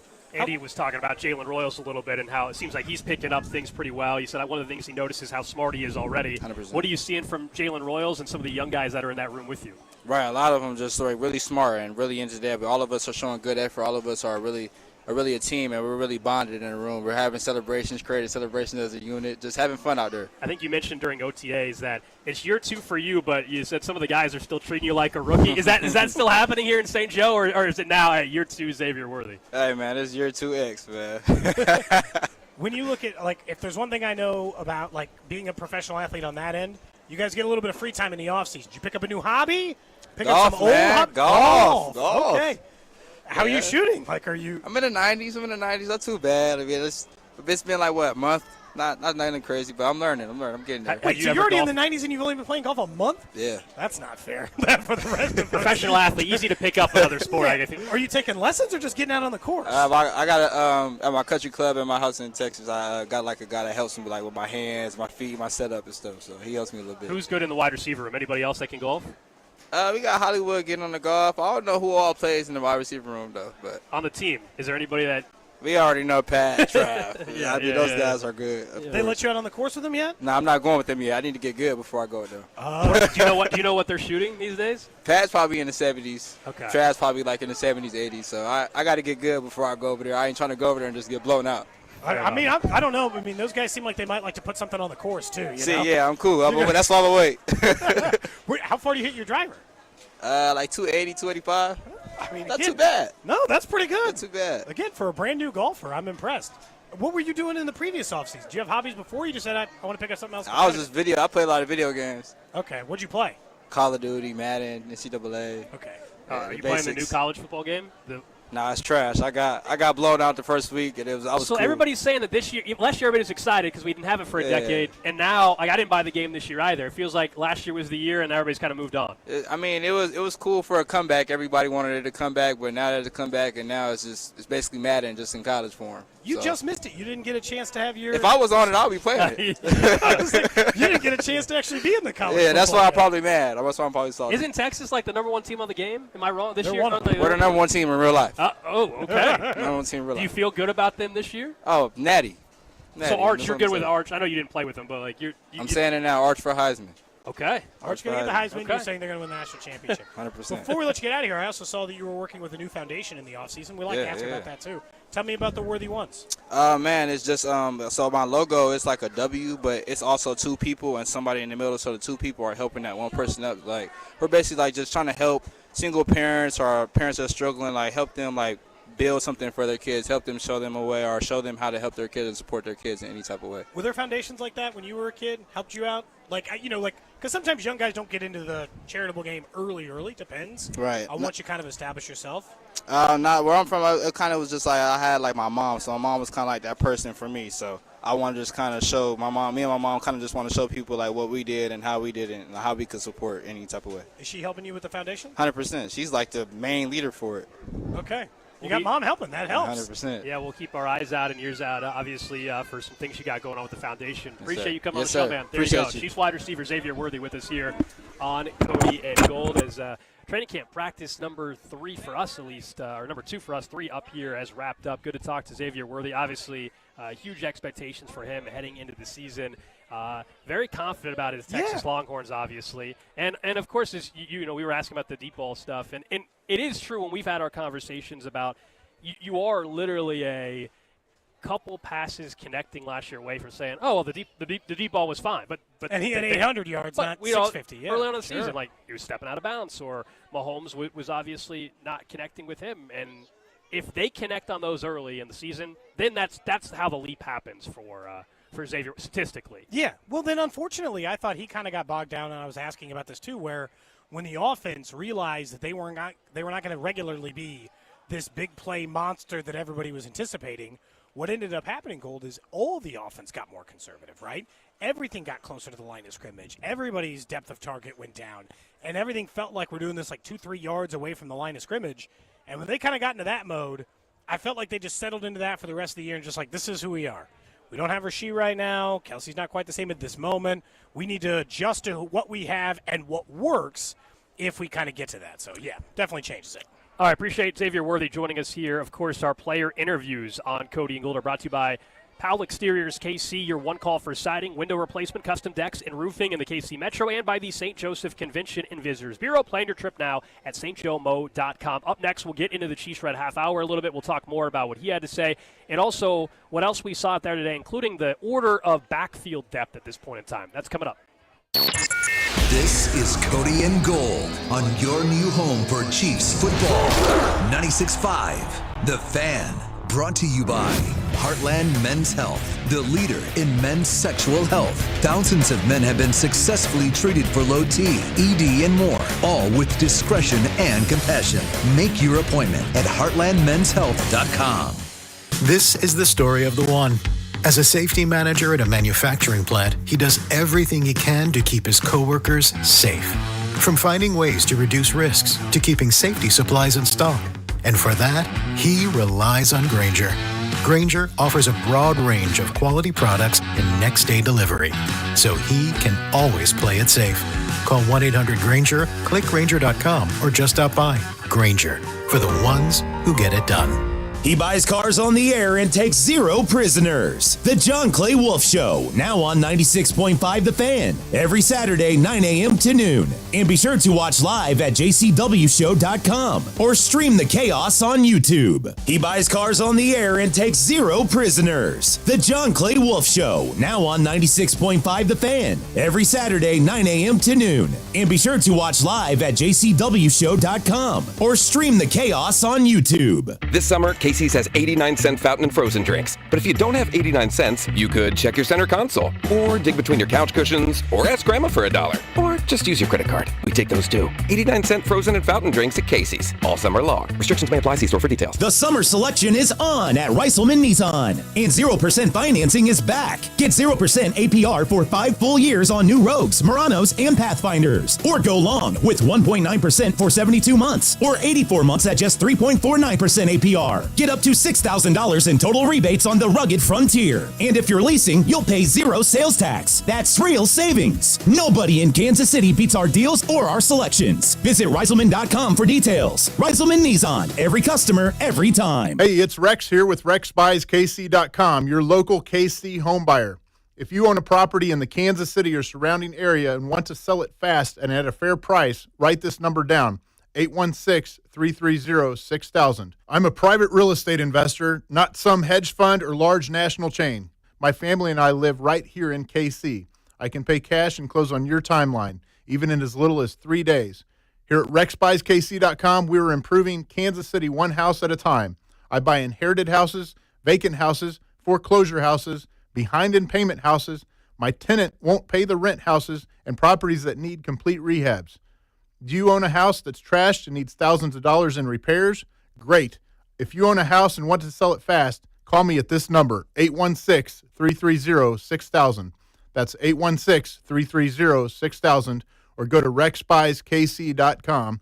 That's RexBuysKC.com, and I look forward to working with you. What we love about our ability to help patients at QC Kinetics is seeing their pure delight at finally being able to do the things they enjoy without pain. I had a patient start treatment with me. He wanted to be able to be active again and do some of his sports that he really enjoyed. Dr. Ashley Caravelli, a medical director for QC Kinetics, treats patients with chronic joint pain using their body's own biologics. The goal? Get them back to living their best lives without surgery or harmful drugs. He came back and he goes, what I wasn't expecting was the ability to play on the floor with my grandchildren. Even just saying it now, I have goosebumps because it's changing those small moments that you take for granted. Don't let joint pain rob you of those moments. See if you're a candidate for QC Kinetics regenerative treatments. It just warms my heart to be able to help people live the life they want to live and get those small moments back. Call QC Kinetics, 816-412-6299. That's 816-412-6299. 816-412-6299. Hey friends, it's noisy out there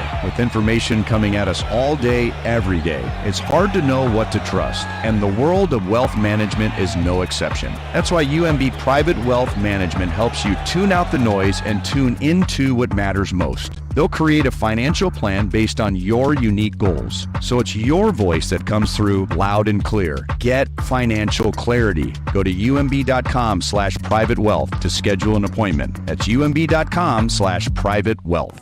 Good morning, Doctor. Doctor? Hi, Doctor. Doctor? Dr. Jackson's practice is growing. What do you mean we're still short-staffed? He needs a good patient doctor. How do we not have enough doctors to doctor all these patients? And he doesn't have the patience to sift through hundreds of resumes. I need Indeed. Indeed you do. When you sponsor a job on Indeed, it's easier for talented candidates to find it, which makes it easier for you to hire them. Visit Indeed.com/credit and get $75 towards your first sponsored job. Terms and conditions apply. If you're 55 or older and into that whole saving money thing, T-Mobile has an exclusive phone and internet bundle just for you. Right now, get 2 unlimited phone lines plus 5G home internet for just $30 each per month with AutoPay, plus taxes and fees. And with 5G home internet, setup is easy with just 1 cord and no technician needed, which is great if you're also into that whole keeping it simple thing. Switch now and experience the best mobile network in the U.S. Visit your local store to start saving. T-Mobile, it's better over here. Based on analysis by Ookla of speed test intelligence data Q4 2024 to Q1 2025, Ookla trademarks used under license. Unlimited on our network. Customers on voice plan may notice speeds lower than other customers and further reduction if using more than 50 gigs a month due to data prioritization. Video streams and SD on this plan. Home internet pricing after $20 in monthly bill credit plus $5 per line without autopay. Debit or bank account required. See 5G device coverage and access details at T-Mobile.com. Get in the zone, AutoZone. Welcome to AutoZone. What are you working on today? Hey, that's the spirit. Right now, we're celebrating free with a free STP oil filter when you buy 5 quarts of oil and free Duralast brake pads when you buy 2 rotors. Like always, free battery testing, charging, and recycling at every store. Celebrate free at AutoZone, now through July 28th. Get in the zone, AutoZone. Restrictions apply. This is the story of the one. As a lineman, he does whatever it takes to keep the power on in his community. And he wants a partner like Grainger who does the same. Grainger offers the professional-grade products he needs, from voltage detectors to harnesses to hard hats, plus fast, dependable delivery, so he can rise to every challenge. Call 1-800-GRAINGER, click Grainger.com, or just stop by. Grainger, for the ones who get it done. Chiefs coverage on 96.5 The Fan is brought to you by Twin Peaks. Tune in to exclusive Chiefs training camp coverage live from St. Joe on 96.5 The Fan. All access player and coach interviews that you can only hear on 96.5 The Fan. Chiefs training camp coverage is sponsored by Twin Peaks. Eats, drinks, scenic views. You're listening to 96.5 The Fan from the Mission Plumbing, Heating, and Cooling Studios. Welcome in to the Chiefs Red Half Hour. Every day at 11:30 with Cody and Gold on your new home for Chiefs football. 96.5 The Fan. It is the Chiefs Red Half Hour as we continue to broadcast live from St. Joe. Practice is officially over. Thanks again to Xavier Worthy for joining us a couple minutes ago. Of course, the Chiefs Red Half Hour is brought to you by All Weather Decks, Kansas City's most respected deck builder. We can continue to talk about what we heard out of Xavier Worthy. Because, again, you and I both said, though, this is one of those, like, I'm not going to talk about how many deep passes they're completing at training camp this year. Yep. Show me in a game that it is real and that you are dedicated to it and that the offense can handle its capacity. And there's no reason to think that they can't. Xavier Worthy should have been a better deep threat. But then when you take away Hollywood Brown as a deep threat and Rasheed Rice as an underneath threat, it becomes more difficult to be like, hey, man, run straight and fast when there's nobody else to guard, right? And so when you're down to just guarding Sky Moore or other guys closer to the Juju, closer to the line, you don't have to put the you can put better resources into the deep ball, but it is a prove-it thing for me. Well, I'm not discussing training camp deep balls. Yeah, I mean, the next step, as we asked him about it, like how does all of a sudden he get himself in the category and conversation as one of, like, truly one of the better wide receivers in the league? Yeah, they're connecting on the deep passes, because all of a sudden you go from having a 800-yard, 900-yard season to having a 1,200-yard season if all of a sudden you hit on 3 touchdowns north of 40 yards down the field. It can change your entire view of the season for that player. But I would guess, too, you get an enormous amount of confidence with how you performed in the playoffs and obviously the Super Bowl. I know a lot of players have the same mindset. I love, though, he went out of his way to make sure and let us know about he can't stand losing. I understand that no athlete likes to lose, but he was we always hear, he was making sure that he's like, even when we win, I don't really enjoy it. When we lose, I hate it. Disgusted by it. Good. Basically, which you love to hear that as a fan as well. Real quick, just pivot for a second. It is the Chiefs Red Half Hour. We've had a lot of text on it. We mentioned it earlier in the show, but if you missed the news today, one of the most recognizable, I think, pop culture figures over the last 30, 40 years at least. Obviously, maybe the most famous wrestler ever. I think you can make an argument right? for that, yeah. Hulk Hogan passing away today, according to TMZ, at the age of 71. He was inducted to the WWE Hall of Fame back in 2005. Obviously, he did a bunch of reality shows. He was in movies. Truly a pop culture figure, passing away today at the age of 71. Some more of the details coming out. I unfortunately went into cardiac arrest this morning at his Florida home, and he was pronounced dead at a hospital, according to police in a statement on Facebook. But I'm not a huge wrestling guy, but everybody knows who Hulk Hogan is. He is one of the most recognizable pop culture characters of all time, and I would guess one of the people who single-handedly is responsible, not single-handedly, but he's one of the people most responsible for wrestling's current popularity. He was the guy. Wrestling is incredibly popular, and Hulk Hogan is a huge reason why there are as many wrestling fans as there are. Yeah, that's the thing, because it transcended wrestling. Because as I said, and I think you to a certain extent, neither one of us claim to be these huge diehard WWE fans or something, but everybody knows who Hulk Hogan was and his role. And WrestleMania is basically he was the face of it initially when they started doing that in the '80s and everything. So. Yeah, when you think about wrestling, he's probably the first, if not second. I think first probably. Him and The Rock are the first two names I ever think of as a very outside casual viewer of anything wrestling. They were in a match together once. They had a very Andre the Giant, all that stuff. Oh, yeah. Just one of the more recognizable characters probably in our lives. Yeah. As far as like when you think pop culture and people who are inside of it, so yeah. And I know he was controversial in the last decade or so, obviously, of his life. But as far as a wrestling career and pop culture career, certainly one of the biggest stars. Period. So Hulk Hogan passing away at the age of 71. While we were talking to Xavier Worthy, Creed Humphrey was also speaking to members of the media. We also can get into what Steve Spagnuolo had to say about Nick Bolton. I want to actually get to that first, and then we can hear from Creed. Steve Spagnuolo yesterday was talking about Nick Bolton, and we've known from day one. This goes back to even like when we were discussing will they give him a contract extension or not. Steve Spagnuolo, the way he talked about Nick Bolton was the reason why I thought that he was going to get an extension. Basically, like way too much praise over the years, talking about his leadership, the green dot, orchestrating this whole defense, and then you hear what he said yesterday. Listen to this. Yeah, he's just about everything, He's Patrick Mahomes for us. I've said this before, and we're pretty multiple defensively, so if you don't have that guy, it gets really challenging. I had back when we didn't know we were getting Nick, because it was, I had to, in my mind, I was preparing, if we don't have Nick, what do we do? And it's just not the same. So thank God he's here. I think Spags had a huge role, man, a huge role in him getting this contract. So as you know, not really pro paying linebackers all that often. I feel like it's a position you can replace. He was available in the second round. He was immediately a starter.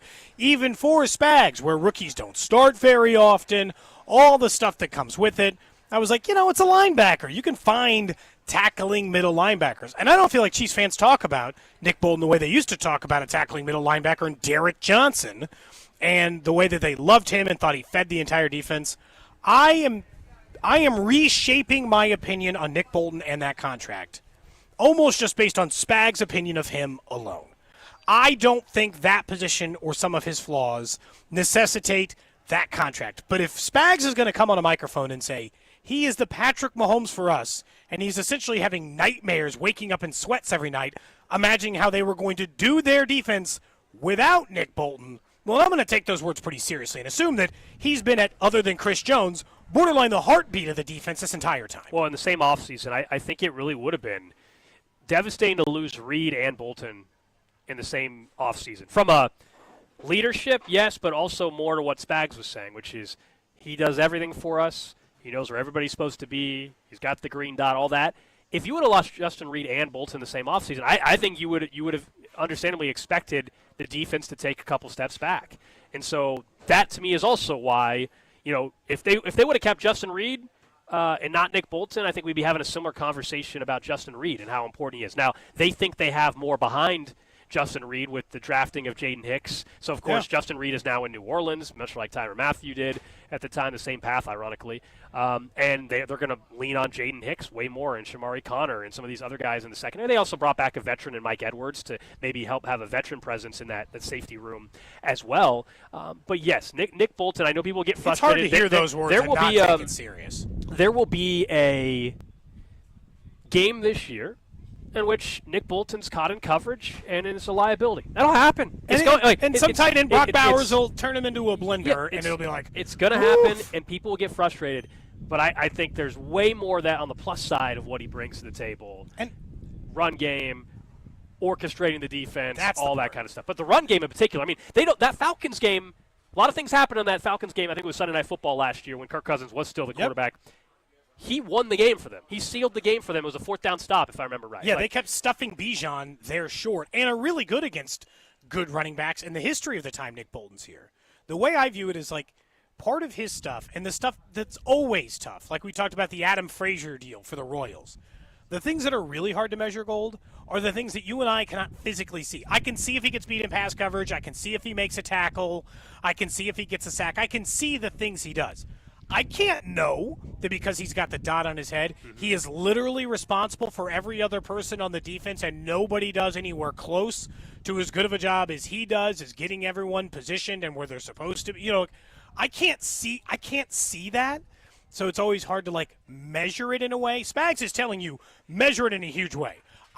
He did not want to operate his defense without Nick Bolton. He didn't want to know what it would look like to have his defense operated without Nick Bolton. There's a reason why, even though I see a guy like Leo Chanel, and I'm like, I don't know, man, that guy's a physical freak. You telling me he can't just play down every down and just take care of some stuff? No, there's some things behind the scenes that are important that Nick Bolton does, in addition to the things he does well on a football field. I'm not trying to pretend like Nick Bolton can't play football. It's not that. Everybody's got weaknesses. But no, in their the games. high IQ, all of that comes together, right? All of it is a big reason why they say what they have said about Nick Bolton from day one. This is not just Spags saying it now that he's got the contract. I mean, this is stuff he was saying about Nick Bolton 2 years ago and how valuable and important he was and is to this Chiefs defense. Creed Humphrey also spoke to members of the media. We all know about Creed Humphrey. It's kind of funny. He's at the point now, all right, he's already got his new contract last offseason. He's now just he's one of those guys you don't talk about much anymore because I know what I'm getting from Nick Bolton. And spider on you? Giant spider. I know what I'm getting from Creed Humphrey, I should say, and you don't have to say much more than that. But this is what he had to say about some of the young guys now on the offensive line with him. Yeah, well, you could tell all OTAs, it was something that he wanted. He was working nonstop on it, making sure he was getting healthy as quick as he could. So that was awesome to see, and he's moving really well, playing really well right now. He seems to be fully healthy, and he's getting after it. So it's been a lot of fun to see. So that was the response to a question about Josh Simmons and what they've seen from him. That's after we already heard the other day from Andy Reid. Now, Andy did once again say, and this is important for anybody, and it's a reminder for all of us too, the rep thing has been a huge topic of conversation. Like Josh Simmons, first-team reps at left tackle. Jalen Moore, first-team reps at right tackle. But as Andy said today, they got to see what happens when the pads are on. And that's ultimately how they're going to tell, is Josh Simmons at that level. And Sunday will be the first day. So if you're coming up to camp, as we said to start the show, any day they're wearing pads is a better day to be here. It just is. And Sunday's your first day. If you got tickets for Sunday, congratulations. You'll see him in pads for the first time at training camp. I am curious to see Simmons. And I'm not trying to pretend like I grind the tape. I know where his hand placement is. I'll just tell you right now, if you knew nothing about offensive line play and you simply just watched two grown men push each other, Joshua Simmons is strong. He's making other strong men look weak, is my initial analysis of what we've seen of Josh Simmons without pads on. The second they get the pads on, can he continue? And again, my bigger question for him right now isn't even because based on what we've seen, he's strong, looks like he can play, looks like he's ready to play. My thing will be, can that knee hold up tomorrow, Saturday, Sunday, Monday, for weeks, Gold? Up here in the heat, up here in St. Joe, in a preseason game, can Joshua Simmons hold up? Can that surgically repaired leg feel good 3 weeks from now? Doesn't matter if it's not sore, that's fine. But can you continue to give the same amount of reps and energy and reps and all that other stuff? That's still where I am. I'm still asking about the injury, not the ability. Because even in the short time here, I think everyone sees the ability. Everyone sees he's kind of a monster. I don't think there's any questions about that. The health. It's all about the health, man. And health on back-to-back days. And as you were saying, 4 days in a row of pads, and what's he doing on the fourth day? Is he still capable? All of a sudden, is there a setback? That's the test. I think this time next week, though, Cody, we'll have a really, really good idea. Not is he going to be a future All-Pro? I'm talking in this season, to start the season, we'll have a really good idea of, all right, is he totally fit and ready to roll, and that won't be any sort of limitation for him. And knowing that Jawan Taylor, at some point in the next 10, 14 days maybe. Maybe less, is going to be back at camp. And so they'll have a decision to make with Moore and Simmons. Now, they can continue to rotate those guys. They can rotate those guys. Do it and they like it. And what happens in the first preseason game? Same thing. Does Simmons look sharp? Does he not? Last year, Kingsley, there were times where he looked good in preseason, and it didn't matter. So there was times. That's what's so weird about Kingsley getting benched is there was like a whole half of football in which Kingsley looked okay last year, and then by week 2, he'd been run out of town. And there were times in which I'm like, he's not over his head. Now, in that final game before he got benched, he was definitely over his head, but still, it's kind of wild. This is what Creed had to say about having Kingsley to his left now as a potential left guard. Yeah, he's been doing awesome. He's a great player, extremely talented, obviously, and he works really hard. So it's been really good to see how he's been working and how he's taken on the new role and has adapted to it, learning a new position and everything. And he's done a really good job with it. Physical player, talented player, athletic as well, and he's picking up the playbook really well. So we're excited about him. I think the other part that could end up being good for Kingsley, if in fact he performs well here at camp and wins the job at left guard over Caliendo, is not many people are talking about him. We're all talking about Josh Simmons. We're talking about left tackle. Guard, you're going to go unnoticed more from a fan media perspective. Yeah. Now, he's notable because Unless of what you're happened. He's going to be notable because of what happened last year. But in general, this camp, I don't think we're going to have a ton of conversation about Kingsley. I'm guessing he could fly under the radar a huge chunk of the season. If he just wants to It's great for a guard. hide away. Well, for a player who had a tough first year, and I imagine mentally, Gold, that was probably tough on you. You got benched. You were a second-round pick. You got to be the starter day one. You then got benched in like 2 weeks. Never got to be back to being a starter ever again. You got tossed back in once or twice more. It went poorly. I imagine just from a confidence perspective, being able to just blend into the crowd. And look, if Simmons is the goods, Creed's great. Your job might be easy this year. Your job actually might not be. Being the left guard, depending on, again, I know it depends on Simmons, but you could end up having a pretty easy gig overall because of the guys around you doing some of the heavy lifting. Because Creed is about as good as they come. According to every NFL scout, I understand, we started Creed as good and all that other stuff, but I can't evaluate center play on a daily basis. I just know he's one of the best centers in the league, and he makes pretty much no mistakes after he got his snapping stuff taken care of. And that seems like a distant memory. That was resolved in one offseason. Yeah, he had a couple weeks off, and he's like, cool, got it. They got that thing just figured out. Changed his grip, and they were all squared away. All right, up next, we will get to what's trending. We'll talk more about some of the division leaders that are most vulnerable in the NFL, and Drew has 3 camp questions for us next.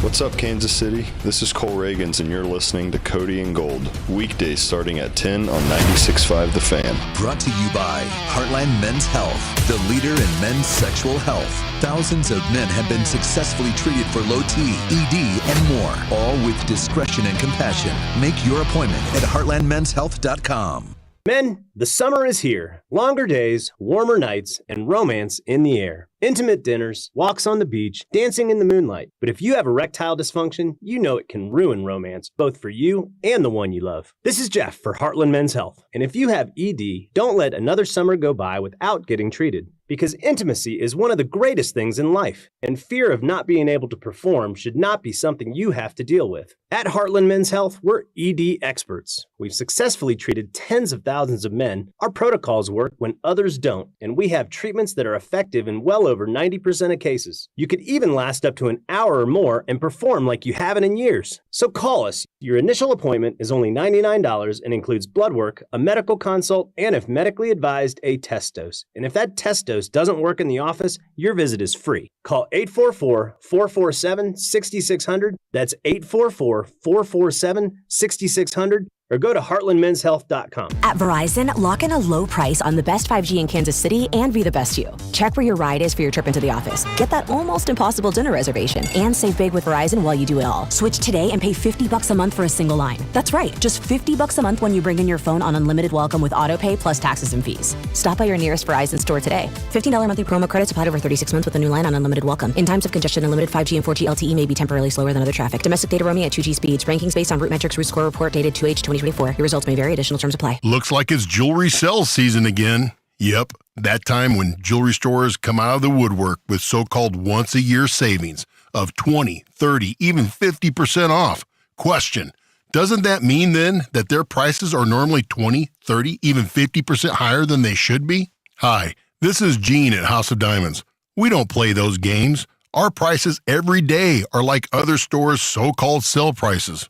We buy our diamonds direct from the cutters, choose only the best 5% in each grade, and pass the savings on to you. Nearly all the jewelry we sell is designed and crafted right here in our shop. No big-name designer markups here. And our diamond jewelry comes with a double lifetime guarantee and more free Diamond Club services than I can list. So the next time you hear about a big jewelry sale, thank them for letting you know how much extra they normally charge, and then come see us at House of Diamonds. House of Diamonds on the southeast corner of College and Quivira. Lowe's knows big savings make a big difference, especially when you're shopping for appliances. Hurry in to get up to 30% off select major appliances. Plus, My Lowe's Rewards members get free delivery, free haul-away, free installation and parts on purchases of $2,500 or more. Lowe's, we help, you save. Valid through 7/30. Selection varies by location. While supplies last. Price, delivery time, and vehicle availability may vary based on order size and location. Exclusions apply. See Lowe's.com/delivery for more details. Go Yard all baseball season long with Underdog's Champions Game. Join the millions who have already won billions making plays on Underdog, and be next to join one of the leading places to make all your sports selections that you can play in your state. To play, all you have to do is download the app. Choose whether you think a player will go higher or lower than their favorite stats. Home runs, strikeouts, total bases, and so much more. Once your entry feels good, you can play with as little as $1. And if you get everything right, you could win up to 1,000 times your money. That's right. If you bet $1, you could get up to 1,000 times your money. So you really could turn $1 into $1,000 with your baseball knowledge. Download the Underdog app. Sign up using that promo code TAPP, T-A-P-P, to unlock a special offer for up to $1,000 in bonus cash when you make your first deposit. That's promo code TAPP, T-A-P-P. Must be 18 plus and present in Missouri. Terms apply. See UnderdogFantasy.com/web/deposit-match-terms. Concern with your play. Call 1-800-GAMBLER. Visit www.ncpgambling.org. Thank you, KC, for voting Century Roofing the best roofing company in the Metro in the Stars 2025 KC Favorites competition. After 35 years, we're giving back to you by extending our free material upgrade sale through the end of the year. Get a free upgrade to impact-resistant shingles with any roof replacement for better protection and possible insurance savings. Trust the best, Century Roofing. Visit CenturyRoofingKC.com for your free estimate today. Century Roofing. Trust the pillars of strength. Century Roofing, we've got you covered, KC. Gain Super Flings are here to take your laundry to the next level. Talking about Gain Super Flings. Super-sized laundry packs. These things are huge. Super fresh, super clean. Gain Super Flings. Gain Super Flings laundry packs have 4 times the Oxy cleaning power and 3 times the Febreze freshness versus Gain Original Liquid. Super fresh, super clean. Gain Super Flings. Gain Super Flings for next level laundry. Oh no.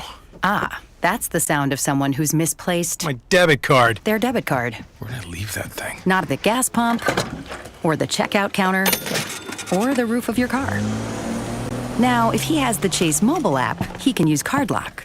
Wait, I could just lock my card. Yep, just a few tippy taps on his phone, and that sound? That's peace of mind from Chase. Chase mobile app is available for select mobile devices. Message and data rates may apply. JP Morgan Chase Bank N.A. member FDIC. Get in the zone. AutoZone. Welcome to AutoZone. What are you working on today? Hey, that's the spirit. Right now, we're celebrating free with a free STP oil filter when you buy 5 quarts of oil and free Duralast brake pads when you buy 2 rotors. Like always, free battery testing, charging, and recycling at every store. Celebrate free at AutoZone, now through July 28th. Get in the zone. AutoZone. Restrictions apply. This is the story of the one. As a lineman, he does whatever it takes to keep the power on in his community. And he wants a partner like Grainger who does the same. Grainger offers the professional-grade products he needs, from voltage detectors to harnesses to hard hats, plus fast, dependable delivery, so he can rise to every challenge. Call 1-800-GRAINGER, click Grainger.com, or just stop by. Grainger, for the ones who get it done.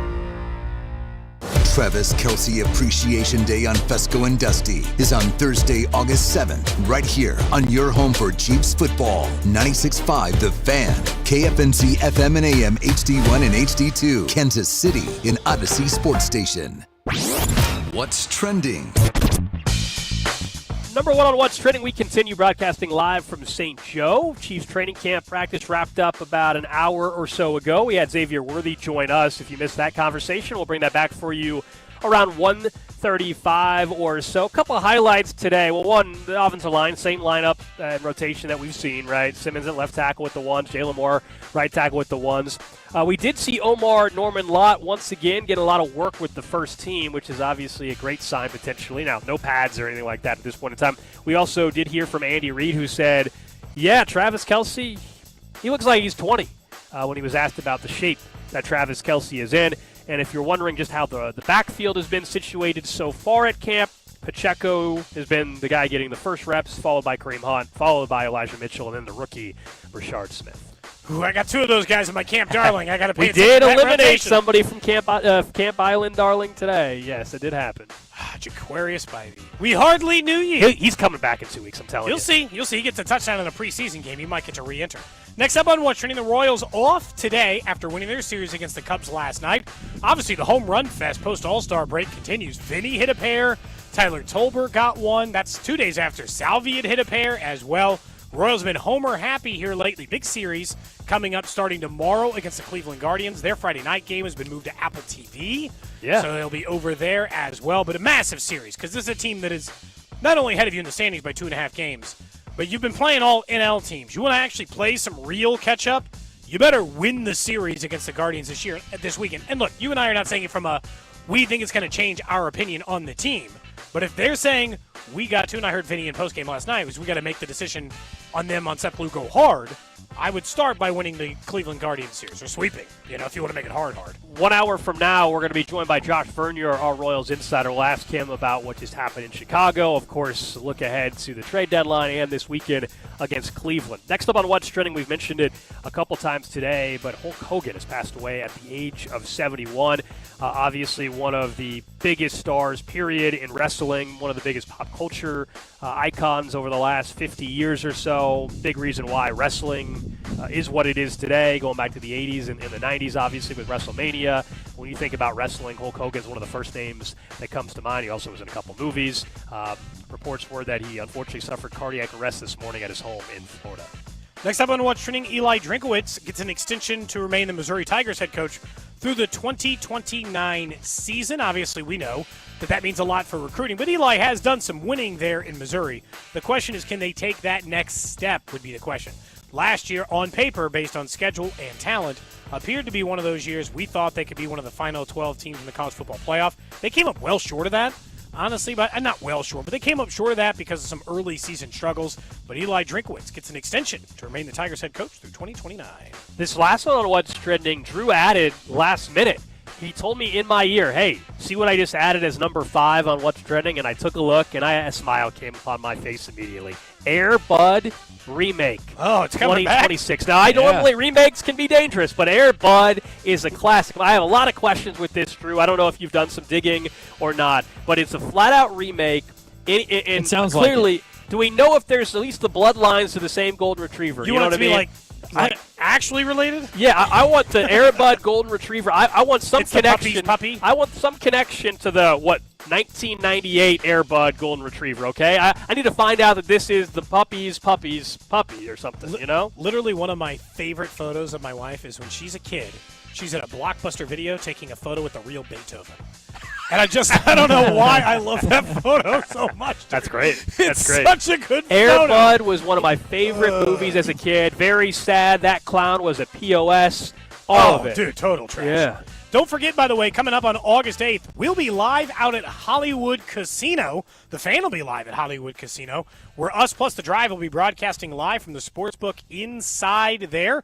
We'll be registering fans to win a signed Charles Omenihu football, plus a pair of tickets to Chiefs and Colts. So be sure to follow Hollywood Casino on Facebook, Instagram, and X, and enter their giveaway on August 7th for a chance to win $100 in pin cash on August 8th, every hour from 10 a.m. till 6 p.m. as we'll be there for 4 hours and the drive to 4 hours after that. Hope to see you out there at Hollywood Casino. Golden tearing up the craps table. That's right. Right at 2 o'clock, baby. Going to have to do something like that. Hey, coming up in about 20 minutes or so, we're going to be joined by Ken Golden, and this will be kind of fun. So Ken Golden is the founder and owner of Golden Auctions. You know the Caitlin Clark card, Cody, is on Golden Auction right now with about 16 days to go. So Caitlin Clark 101. There's also a bunch of other amazing items.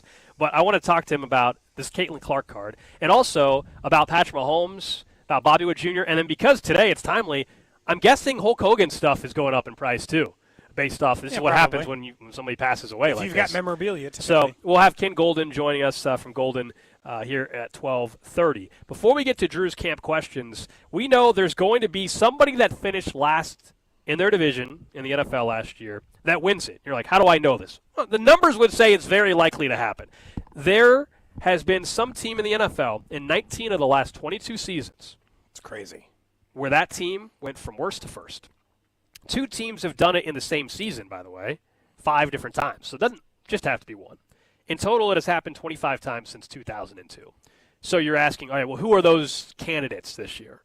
The worst to first teams that could pull it off that are eligible, New England, Cleveland, no, Vegas, no, Tennessee, no, the Giants, no, New Orleans, and then the no. 2 possibilities, San Francisco, who are actually favorites to win the West anyway, over the Rams, and then the Chicago Bears.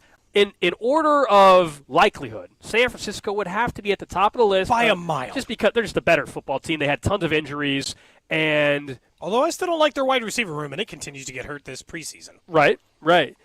So I would go San Francisco 1, Chicago just because Minnesota won 14 games last year, but now they have essentially a rookie quarterback. I know it's second year, but J.J. Detroit McCarthy. without Ben Johnson. Detroit loses their into OC in D.C. Their center retired. They also just had a defensive tackle get hurt. That would be the second most likely. Third, before everybody freaks out, doesn't mean I'm betting it to happen.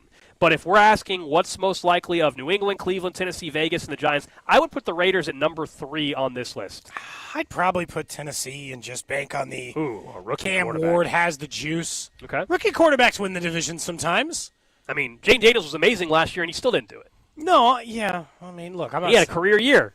Well, the Eagles were the best team in football. You're saying, and I'll give you this, that there's no Eagles in the AFC South. Correct. 100% with you. The worst the case Texans scenario are is vulnerable. the Texans, a 10-7 win team for a quarterback who took a half a step back. So part of it is definitely that, not just because if they were in the Eagles division, I wouldn't even be entertaining it because that's the problem where you're like, who's the most likely?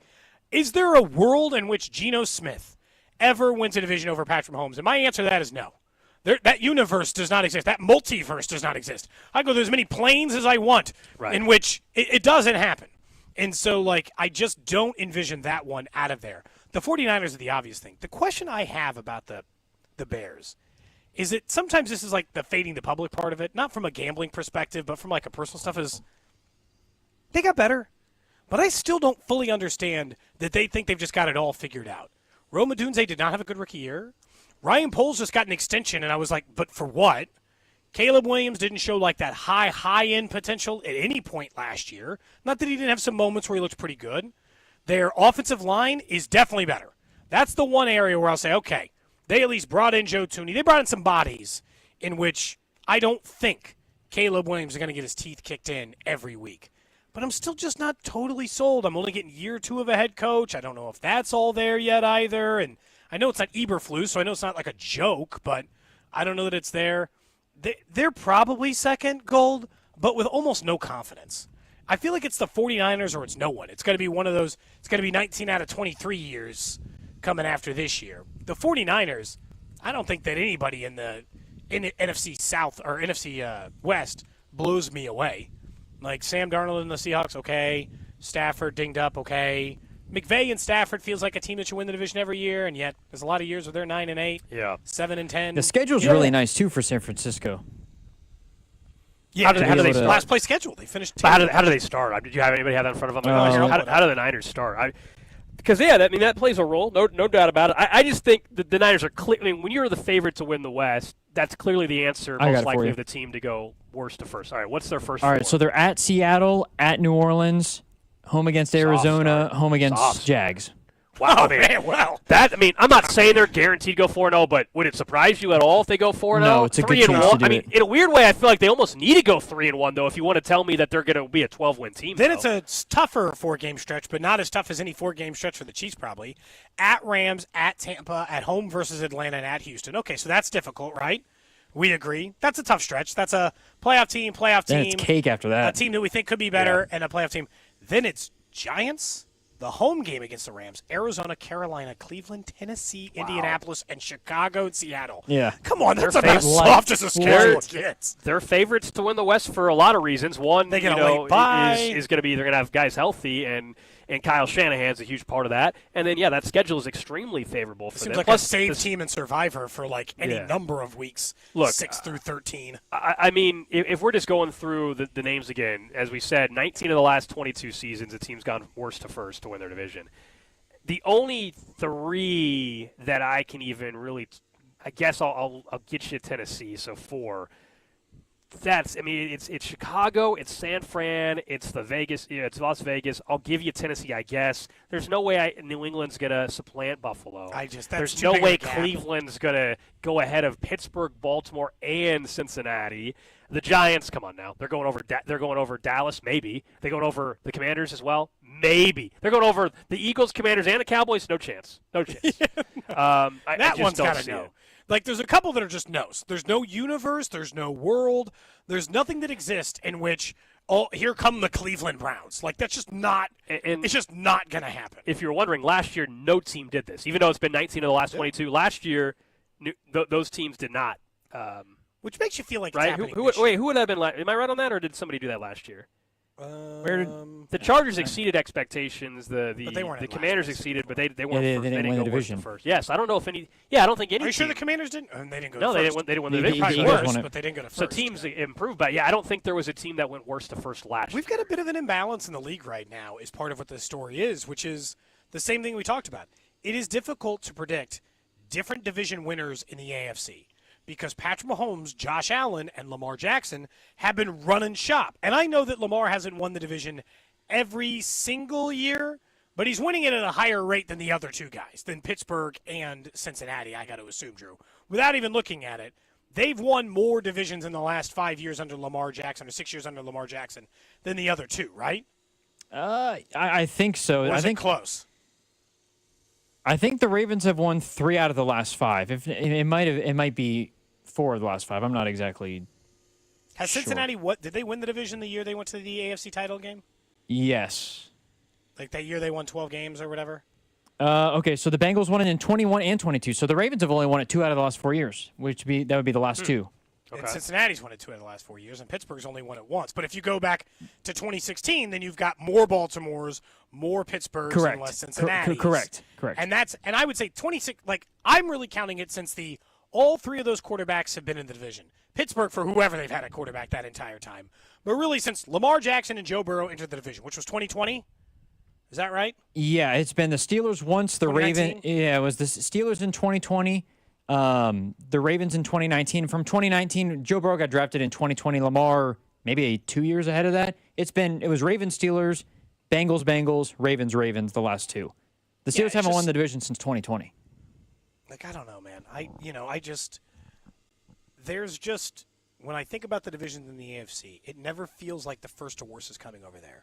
Because you have to take down Lamar. If you're in the NFC, you got to take down Lamar, Burrow, and I guess Aaron Rodgers. Good luck. Good luck, fourth place. And if we're talking about better run organizations, the Chiefs, the Steelers, the Ravens, their organizations are just run better. Look, and I know someone took offense earlier in the text line when Gold said Miami stinks. Stinks is maybe a little strong, but they're not a division-winning team. They're a 7-9 win team. I guess maybe that doesn't stink. Fine, whatever. They're a 7. They were an 8-win team last year. I think they're a 7-9 win team again this year. I mean, and that's not winning. I think their fan base would probably rather stink than be 7-10. They're a very, very average football team. I think the most interesting division in football is the Washington division. The NFC East is, I think, the most interesting division in football because it's, can Washington do what they did? Do the Cowboys return to the 12-win team they were pretty much every year with Dak Prescott leading up to last year before he was hurt? Mm-hmm. And the Eagles, who did lose a lot of talent, maintain their level of superiority over the division as well. That one, it's a fun division. I think the streak of there being a different division winner for 20 straight years ends, though. I think the Cowboys will be better than we think, but I still think there's quite the gap there. The Commanders, to me, won't be as good this year. Not that Jane Daniels is going to fall off a cliff. I think it's going to be very difficult. They had so many veterans on that team last year. They've signed on one-year deals. and then now you're trying to replicate that again. Then you're dealing with this Terry McLaurin stuff, which my guess is gets sorted out before the start of the season. Small enough. But Terry McLaurin is your wide receiver room. I mean, after that, we went through it yesterday. I mean, it is bleak. It is really, really bleak. Deebo Samuel, on a third rounder coming through immediately. Last time we saw Deebo Samuel at camp videos and stuff, everybody was saying he was overweight. I don't know if that's still the case. He did look kind of big in that video, man. Yeah, he looked like he had put on. He was looking thick in that Washington mini camp, man. I'm not saying for sure that's what was going on, but yeah, it was looking rough. Coming up in about 10 minutes or so, Ken Golden from Golden Auction is going to join us. We'll talk about this Caitlin Clark card some more. We'll also talk about Patrick Mahomes and Bobby Wood Jr. If you're someone that's trying to collect them, if you're someone who just wants to know a little bit more about all that, we'll get into that in just a bit. But Drew's got a couple camp questions. Camp questions. All right, guys, I got 3 of them for you again. The first one, after Andy's comments, I don't know if this is just me, but I think I'm drinking the Kool-Aid a little bit more on Travis Kelce now. After Andy's comments and everything like that. You know, I've never left. Does he get to 90 receptions again to break that record for Larry Fitzgerald? 90 and 1,000. He's back. 90 for 1,000, Drew. I think I'm there with you, Cody. I think I'm there. He's back. Look, thin, svelte Travis Kelce. Yeah. You could have talked me into 900 like a month ago. He showed up to training camp. He showed up to some of those off-season workouts looking yoked. Yeah, so I love what I'm hearing. Love what we're seeing so far. He definitely looks like he's moving around great, better than last year. That is all true. I think if you would have told me Rashee Rice was not getting suspended this year, which we know he is going to, if you would have told me he's not getting suspended, I would have said tougher. No for sure. The fact that Rice is probably going to miss, we think, maybe the first 4 or more, means that the offense is possibly going to run through Worthy and Kelce the first couple weeks of the season, which should help the targets. I will say that's what has me leaning back towards it. Not that I heard Andy Reid say he looks like he's 20, but it's mainly because we know when Rice is on the field, the offense is going to run through him, not Travis Kelce. But if he's not on the field for a month, then I have to change my opinion a little bit. It's going to run through a different guy. And that guy's always so. Travis Kelce. It's always been Travis Kelce. I don't think he's having a 1,000-yard season necessarily. I mean, last year. What would you put the over-under at for you? 800 and a half? I think the 90 catches is there for sure with Rashee suspended. If you set the over-under on 850 and a half, I would probably still take the over because Rice is going to be unavailable. If you set it at like 995 and a half, I'm taking the under. If you set it at 92 and a half receptions, I'm taking the under. Would you guys take the over? I take the over. He had more than that last year. He had 97 catches last year. But Rice was also gone for 14. Yeah, correct. You know, that's my whole thing. I'm trying to figure out that's how much the number he lands on every year. Yeah, how much do I factor in the Rashee Rice absence? I gotta be honest. I think that's the big yardage. one. I think the big one is the fact if he's suspended 4 games or even, dare I say, 6, then I think Travis gets it. Also, Drew, your guy, you know, you got Jake Brenningstool, you got Noah Gray, you got Jaquarius Spivey, who won't make the team probably, but you got a bunch of wide receivers working in the mix. I think the thing or tight ends. I'm sorry. The thing you don't think about with Travis Kelce's yardage is last year he caught just as many passes as he normally yards catches. Per reception. They target him just as much. Yeah, the whole offense's yards per catch stunk.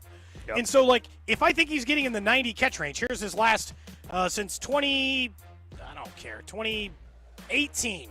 103, 97, 105, 92, 110, 93, and 97. Last year he had 97 catches for 823. Year before he had 4 less catches for 150 more yards by simply just averaging 2 additional yards per catch. And so, like, unless I think he's going to be 8.5 yards a catch this year, I don't. I think his numbers will be in the 900 to 1,000 range. I think it'll be right at 1,000 again, just based on he'll catch the ball for more yards. Sorry. All right, next question. So question number 2. What position group? We've heard some people have texted in about the running back room and how concerned they are. I don't know if this is where that falls in for you, but what position group are you most concerned about right now? Yeah, so it's not running back. I understand that we maybe don't like the room overall, but I'm not concerned about it. I also think Isaiah Pacheco with a full offseason of being healthy now, I think he's going to be back to that 900 to 950 back, and he'll be just fine. And they've got some guys that can serve different roles. So it's not that. This is going to be like the most obvious answer. I hate to do it. Like, of course, it's still the offensive line left tackle group, right? Like, I mean, it's left tackle. Come on, like it's the number one story heading into camp. It still is today. That has to be the group. I'll go there because they've had 5 different left tackles in 5 years. I think you can make an argument for defensive end. Because today, at the first day or day 3 install or inside of that, Mike Dana is still running with the ones. It was Mike Dana on the outside, opposite, obviously, George Karlaftis. We know that Charles Omenihu will also be the guy who lines up on the outside. But Charles Omenihu has not been healthy. Mike Dana is coming off a bad year. Ashton Gelati's been running with the third and fourth team. So, like, FAU, his who immediate knows? impact seems lowish. You know, it's a little more of an unknown, Drew. All right, and then the final question for you. I'm curious. Last year, we had the punt god, if you will, was running around after practice. Matt Ariza, yes.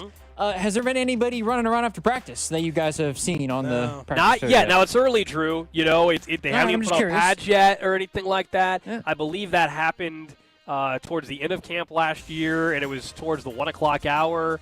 So I think if it happens, we're going to have to wait a couple weeks. Okay. But, yeah, no, nobody else. Right now it's just Cody and I. We've got some members of the Chiefs ground crew, a lot of bugs and spiders. And, they're painting the lines a little bit again. They're filling in some holes on the grass because we did get some rain throughout practice off and on today. So, yeah, nothing so far, man. Nobody running so far, but fine, meticulous Cody, you can go out there. Go for it, buddy. You want me to just go for right a out jog? there. Yeah, absolutely. Go all the way there and back. Well, there and back. How do you think I could do? How quickly do you think I could do 200 yards there and back if I was there and back? I think the segment would be over by the time you got back. And we go to break in like 2 minutes. Yep. So you're giving me will you go to break at like 26 and actually? No, we have a guest coming up. We can't. Oh be late. Man. Yeah. Well, then I'll wait. I'll wait till I want like. There's also people. I don't think you can just jump over this fence and run back and forth. That would be These bold. guys might have an issue with it. Yeah, that would be bold. I don't know. What are they? Actually, I would love for you to. I would hope that out of nowhere somebody just came and tackled you. Oh like, my I don't gosh. even see him just blind. Oh, it'd be the most Who is amazing this guy? video. Oh, yeah, you see you. They don't know who you are. Someone just comes out of nowhere and just lays you out. I've punted on this field. Yep. I've attempted to kick field goal on this field. I haven't hit the sled yet. That's the one thing I'm missing People out on the text line are wagering. They said this time next week, Cody will have a shirtless Chief in his camera roll on his phone. Oh, my goodness. You never know. It could happen. You never know. I deleted that photo of Matt Ariza last year. Did you? I respect his privacy now. All right, up next, we're going to be joined by Ken Golden from Golden Auctions. I want to talk a little bit more about this Caitlin Clark card you guys know we've been talking about for months now. Find out how the card is doing in the auction, find out about Caitlin Clark's market, and what's the market like for somebody like Patrick Mahomes. That's coming up next here on Cody and Gold. Cody and Gold, brought to you by Heartland Men's Health, the leader in men's sexual health. Thousands of men have been successfully treated for low T, ED, and more, all with discretion and compassion. Make your appointment at heartlandmenshealth.com. Follow the station on Instagram for ticket giveaways and behind-the-scenes content from the show at The Fan 965. This weather right now outside of camp, this is sitting outside weather, which you could be doing on your dream deck, built by All Weather Decks, the right deck at the right price. Gold was talking about the spiders, or I was talking about the wasps earlier. I got a screen porch on the back of my house. It's incredible this time of year because then you don't also have to deal with the bugs, getting bitten by mosquitoes or those things. So if you've been thinking about building your dream deck, call All Weather Decks, 913-206-1974, and see for yourself on their website the different awards they've won. A map of everywhere in Kansas City their projects are. You can see for yourself pictures of their work and find out all the different services, wood decks, composites, covered patios, outdoor lighting, and kitchens, all of those things available at All Weather Decks. Schedule your free estimate today at allweatherdecks.net or 913-206-1974. Hey, it's Gold, and Circa Millions and Circa Survivor are back with a massive $21 million in guaranteed prizes. Circa Million, pick 5 games against the spread each week, 126 ways to win with $6 million guaranteed. Circa Survivor, 1 pick a week, no point spread, last the longest to win it all. $15 million guaranteed. Enter in Nevada, play from anywhere, $21 million guaranteed. Visit circasports.com for details. What we've been doing is pulling one of the people that sells the car every month and giving them a prize. Give Me the VIN is giving away $25,000 in cash every month. David Ling sold your car last I sold a 2020 RX 350. Yep. Yeah. Open that check up and tell me what it says. $25,000. $25,000. Give me that. David Ling of Claremont, California is the latest winner in GiveMeTheVin.com's big cash giveaway. $25,000. What am I getting for being here? No purchase necessary. here. For official rules, go to GiveMeTheVin.com. Sell us your car. There is only one National Summer Arms Show, and it returns to Kansas City this weekend only. Bigger than ever. Buy, sell, and trade with freedom lovers from coast to coast and border to border. All gathering at the KCI Expo Center for one incredible weekend. Discover vintage rifles and handguns, modern arms, and collectible militaria. From Civil War artifacts to today's tactical gear, there's something for everyone. Stock up on ammo, brass, reloading gear, and military surplus. Explore blades from everyday carry to high-end collectibles. Visit the Colt collectors, the high standard collectors, and the returning Marlin firearms collectors. There's no buyer's premium, just $15 a day or $20 for a weekend pass. Kids 15 and under are free with an adult admission. The 54th Annual National Summer Arms Show, this Saturday, July 26th from 9 to 5 and Sunday 9 to 3. It's the Midwest's highest caliber event and the 5th largest arms show in America. Details online at nationalsummerarmshow.com. That's nationalsummerarmshow.com. If you love finding the deal and a bargain brings you bliss, the Hy-Vee 5-day sidewalk sale is cause for celebration. This Wednesday through Sunday, stock up and save big on dozens of pantry staples, like Roma pizzas, 4 for $10, Pepsi 24 packs, $9.99, Frito-Lay's chips, just $1.99, Gatorade 8-pack bottles, just $5.99, and Sunbelt granola bars, 4 for $10. Hurry to the huge 5-day sidewalk sale this week, only at Hy-Vee. Even though it's summertime, everybody's still busy, and that's where Hy-Vee Market Grill comes in. They've got the best dining value in town. Every day, they've got a meal deal from 11 a.m. to 8 p.m. And for $8 per person or less, you can treat the whole family to dinner, like smoked chicken Monday, pork chop Tuesday, cheeseburger and fries on Wednesday, and chicken enchiladas on Friday. And don't forget Steak Thursday with a perfectly seasoned steak, garlic mashed potatoes, and sweet corn for $12. Breakfast, lunch, or dinner, it's only at Hy-Vee Market Grill. This is the story of the one. As a safety manager at a manufacturing plant, he does everything he can to keep his coworkers safe. From finding ways to reduce risks to keeping safety supplies in stock. And for that, he relies on Grainger. Grainger offers a broad range of quality products and next-day delivery, so he can always play it safe. Call 1-800-GRAINGER, click Grainger.com, or just stop by. Grainger, for the ones who get it done. Eat up, buddy. It's almost time for school. You take charge of your home. You take charge of your work. Don't forget to take charge of your gut health too with Nature Made Probiotics. Nature Made has clinically studied probiotics that work with your digestive tract's natural bacteria, so you won't miss a beat in your daily routine. Find us in the vitamin aisle. These statements have not been evaluated by the Food and Drug Administration. These products are not intended to diagnose, treat, cure, or prevent any disease. Get in the zone, AutoZone. Welcome to AutoZone. What are you working on today? Hey, that's the spirit. Right now, we're celebrating free with a free STP oil filter when you buy 5 quarts of oil and free Duralast brake pads when you buy 2 rotors. Like always, free battery testing, charging, and recycling at every store. Celebrate free at AutoZone, now through July 28th. Get in the zone, AutoZone. Restrictions apply. This is the story of the one. As a safety manager at a manufacturing plant, he does everything he can to keep his coworkers safe. From finding ways to reduce risks to keeping safety supplies in stock. And for that, he relies on Grainger. Grainger offers a broad range of quality products and next-day delivery, so he can always play it safe. Call 1-800-GRAINGER, click Grainger.com, or just stop by. Grainger, for the ones who get it done.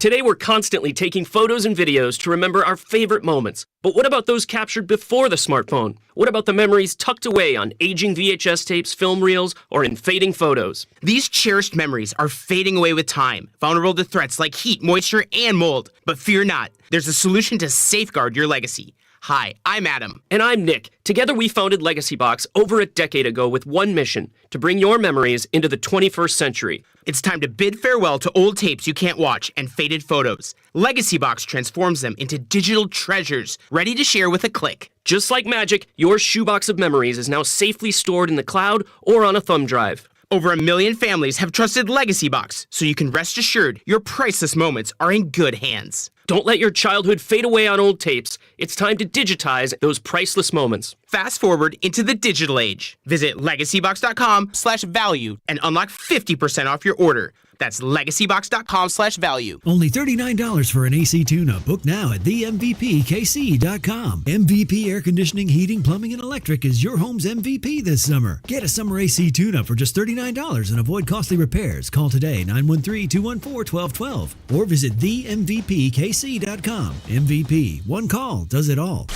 You're listening to 96.5 The Fan from the Mission Plumbing, Heating, and Cooling Studios.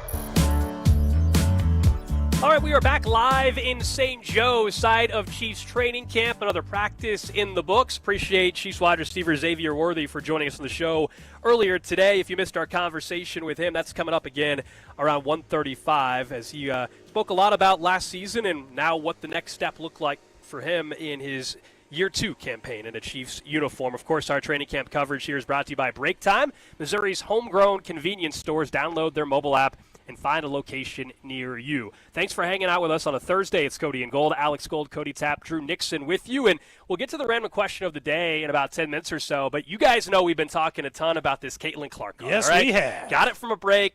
End of April, very excited. It's been a process. Got to get it graded. Went to Golden Auction. We've been talking about them a lot as well. There's their Netflix show is also kind of how a lot of people I think maybe have heard of Golden. And so we're excited to have Ken Golden, the founder and CEO of Golden, join us now live on 96.5 The Fan. Ken, great to have you on.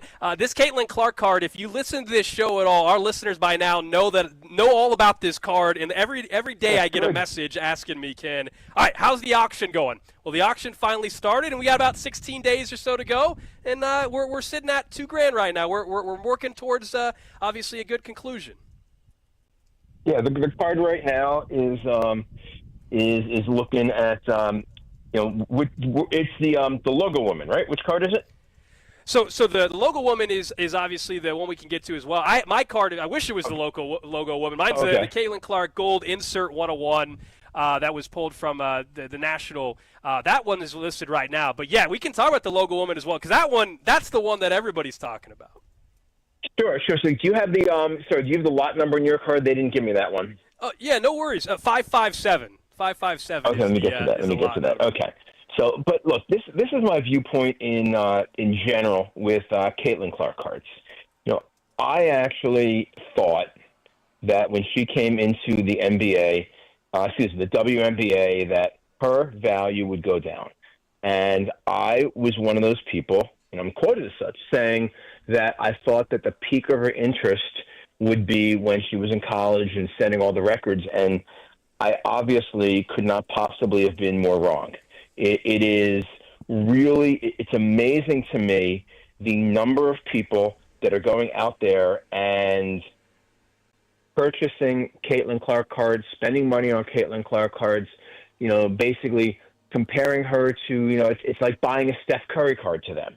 And she has become an absolute game changer in the world of sports cards. And I think that she has transcended just being an athlete to being considered, iconic, the way Jordan is in basketball, the way Gretzky is in hockey, and the way, let's say, Tiger Woods is in golf. And that is just remarkable. Amongst all athletes, I guess, just in total, where is she amongst just like the favorite for anybody to pick in any sport? Because like you said, it sounds like anymore, it has nothing to do with what league she's playing in. She's just one of the most collectible people there are. Yeah, I mean, it really started for women's sports with Serena Williams, and her cards were just going crazy. But I think what Caitlin Clark has managed to do, which a lot of other athletes have not managed to do, is bring a audience into the collecting world that are spending money that never previously bought a card. So you've got people spending money on her cards, a lot of girls, a lot of moms and dads for their girls, and a lot of women that had never bought a card. So that automatically increases the value of, increases the pie and therefore increases the audience. And with, old school collectors, basically you're looking at a situation where it's kind of been like an acceptance where they've come out and they weren't initially buying it. They said, "Oh, this is going to fade. This is going to fade. I don't know why her cards are going for so much more money." And all of a sudden, record after record after record. And when we start selling cards for $50,000, then $90,000, then $100,000, then $366,000 for a card of Caitlin Clark, people are saying, holy cow, this is something I've got to pay attention to. I've got to get on this. I've got to get on this bandwagon. So now, to people who are true hobbyists, buying a Caitlin Clark card would be no different to them than buying a LeBron card, a Steph Curry card, a Mahomes card, an Ohtani card.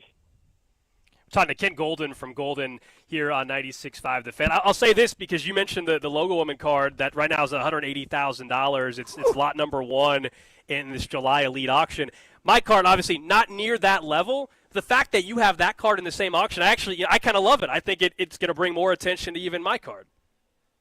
Oh, it does. As the rising tide lifts all boats, and if that card is in an auction, and let's say that card goes for $400,000 or $300,000 or $500,000, whatever it goes for, people who can't afford it are going to say, "Damn, I've got to buy a Clark rookie. I've got to buy a special limited number. I can't afford that, but maybe I can afford $5,000 or $2,500 or $10,000." When you look at, so just to talk him off, the way these auctions work, he's, you get a few bids early, then it kind of hovers for a little bit. There's always some late action, right? I don't want Alex to get worried. No, exactly. It's first of all, the good thing is that the card is it's a one of one. So that is certainly is very important. So anytime you get a one of one, you're always going to get somebody who wants to do it. Let me just look at the number of bids. So you've got the bid history. I'm going to pull it up right here. Okay. So we have 16 and a half days left in the auction. And typically what people do is they camp out. You got those people who bid early, and you got almost all those bids in the first 48 hours. And then you got people who look the final week. So this thing ends August 9th, which also is strategically planned because it is the weekend after the National Sports Collectors Convention. Yeah. So all these people are going to be hyped up. They're going to see what's at the National. They're going to get the catalog. They're going to see what's on display, and they're going to go in and buy it. And we've had items that literally have been $1,000, $2,000, and on the final night, just in extended bidding, sell for $40,000, $50,000. Now, we're in Kansas City, Ken. We're at training camp right now. And maybe you're an Eagles guy. We can avoid that in Kansas City. We don't need to talk about that. Maybe if you're an Eagles guy. But I must say, Patrick Mahomes, that market obviously is not going anywhere either. What right now would you say for someone that is trying to start a Mahomes collection? How do you go about doing that? Is it too late to be part of that? No, it's not too late. This is why. And this is, it's really a weird thing in trading cards. People are always looking for the shiny new toy. They're looking for the shiny new toy. So they're looking for the next, great thing, whether it's Jaden Daniels or whether it's somebody else. And you saw this, with Josh Allen, and you saw it with Burrow, and you saw it with Herbert. All great quarterbacks, okay? We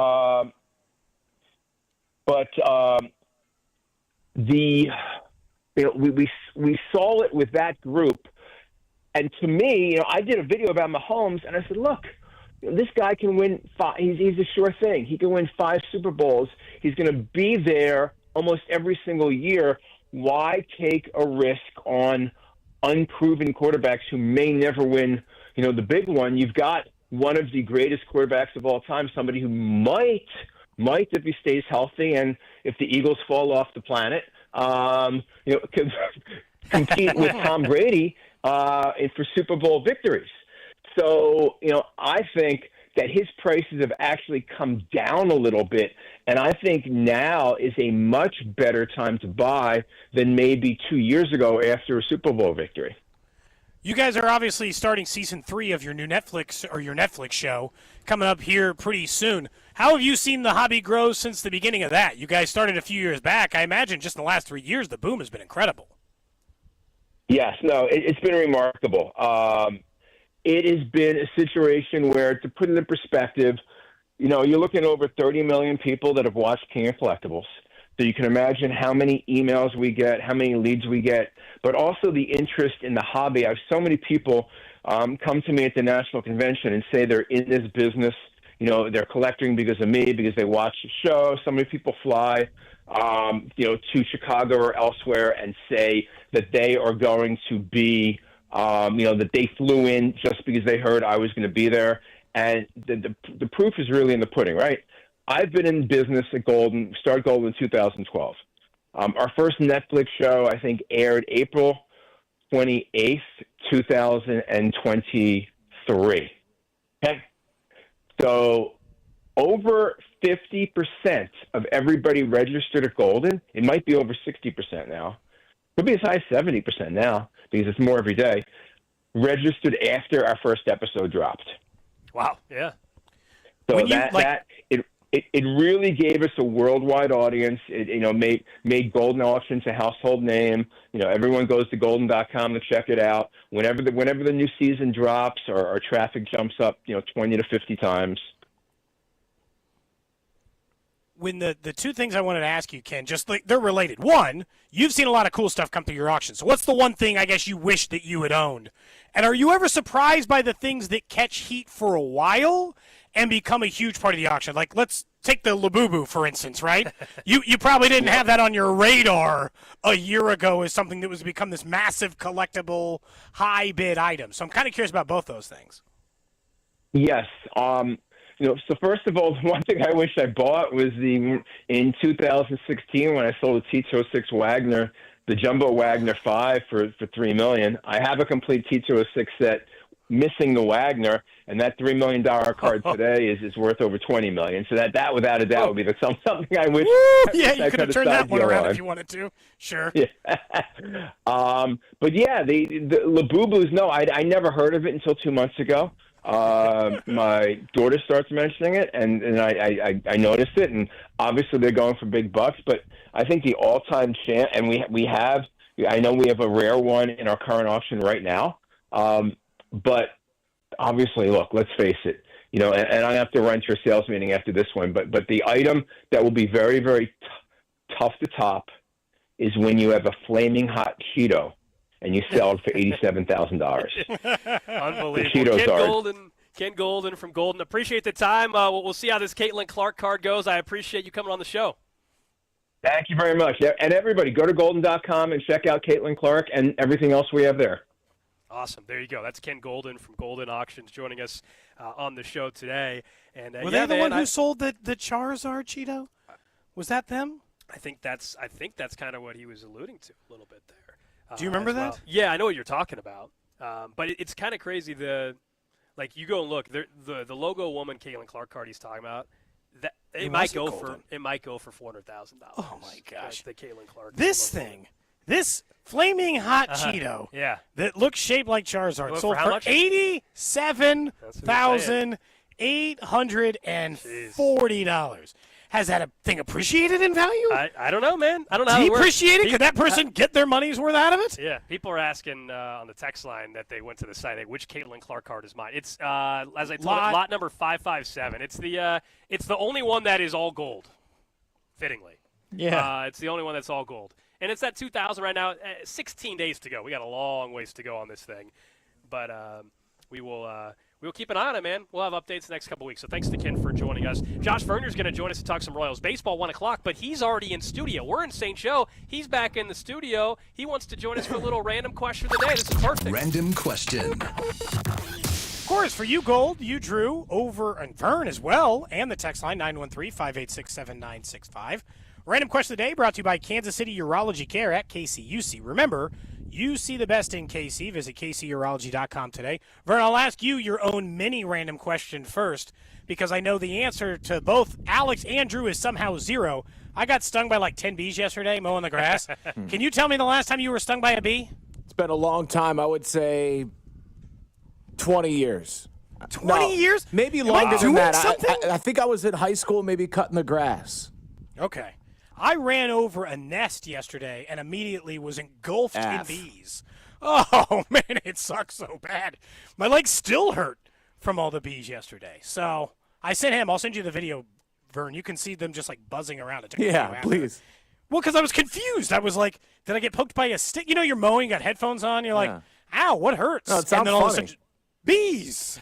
It was pretty terrifying. Again, I told you, I almost got my grilled, man. I got to be careful. Good thing I'm not allergic, I guess, outside of that. But the real random question of the day is related to Travis Kelce. Multiple people now who have been on the cast of Happy Gilmore 2 have complimented Travis Kelce's acting ability and professionalism across the board. So two-part question. One, how quickly will you watch Happy Gilmore 2? And second, what is your excitement level for that sequel 30 years after the original? Yeah, so I'll definitely watch it. And it comes out tomorrow, is that right? Or Tomorrow.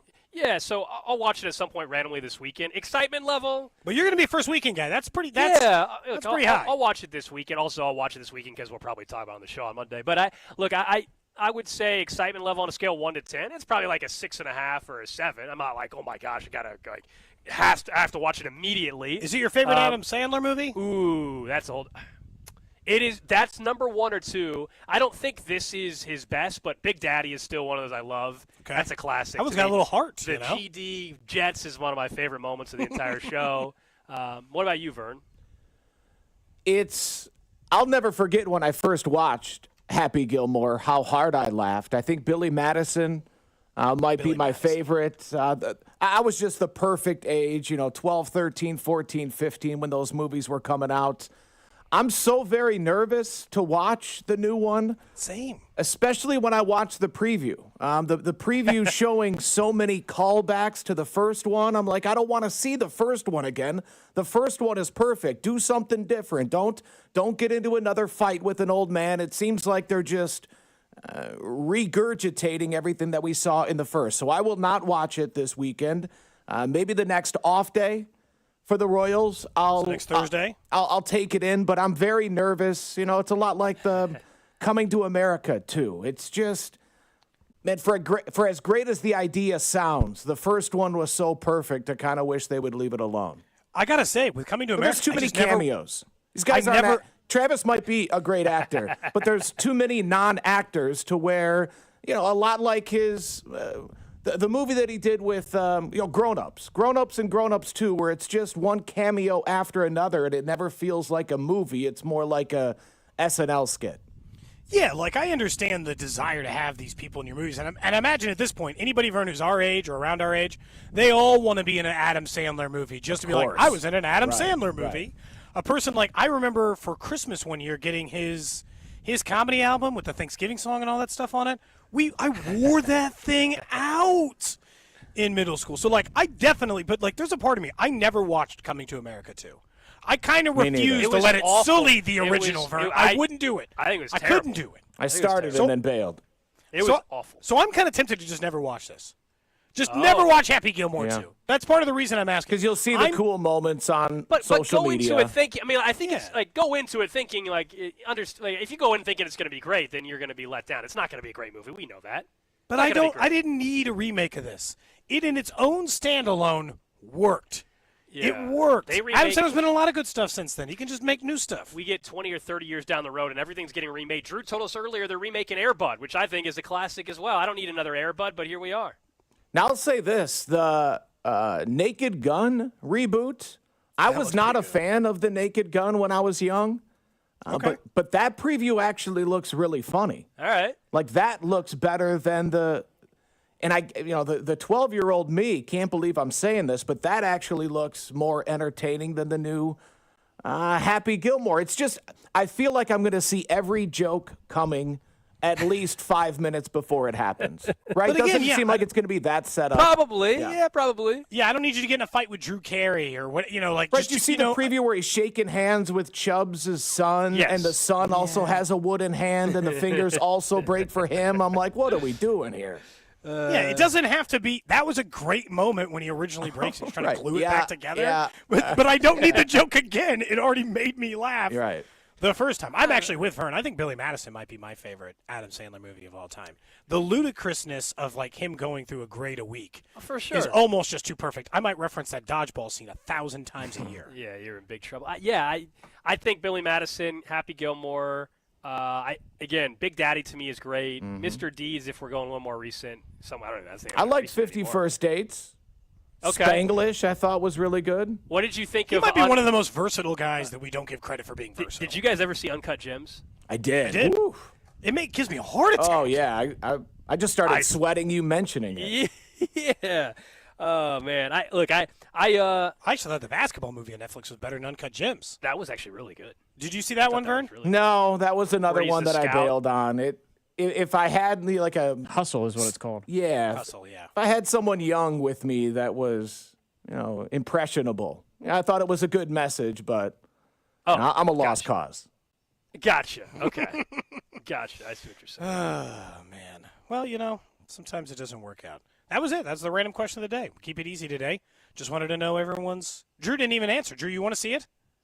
Yeah. He probably doesn't even remember Happy Gilmore. That's what I was wondering. No. I've seen I've seen the first Happy Gilmore. I'm excited to see it. Obviously it being a golf movie makes it exciting. I love Adam Sandler. I think somebody texted in a response that I agree with. He might be the most underrated actor out there right now. Like, people tend to forget Adam Sandler, how good he actually is until the movie comes out that he's in, and it's like, dang, he actually is that guy when it comes to what he does. Funny People was great. I like that a lot. I'm very excited the for wedding it. singer. Wedding Oh, singer. Wedding singer. Yeah, that's that's Wedding singer. I do agree, though, that you have to temper your expectations, just knowing that there's going to be some jokes that were in the first movie that are going to come. You can't expect it to be a completely new movie, but you also don't want it to be the same thing. I can also respect that.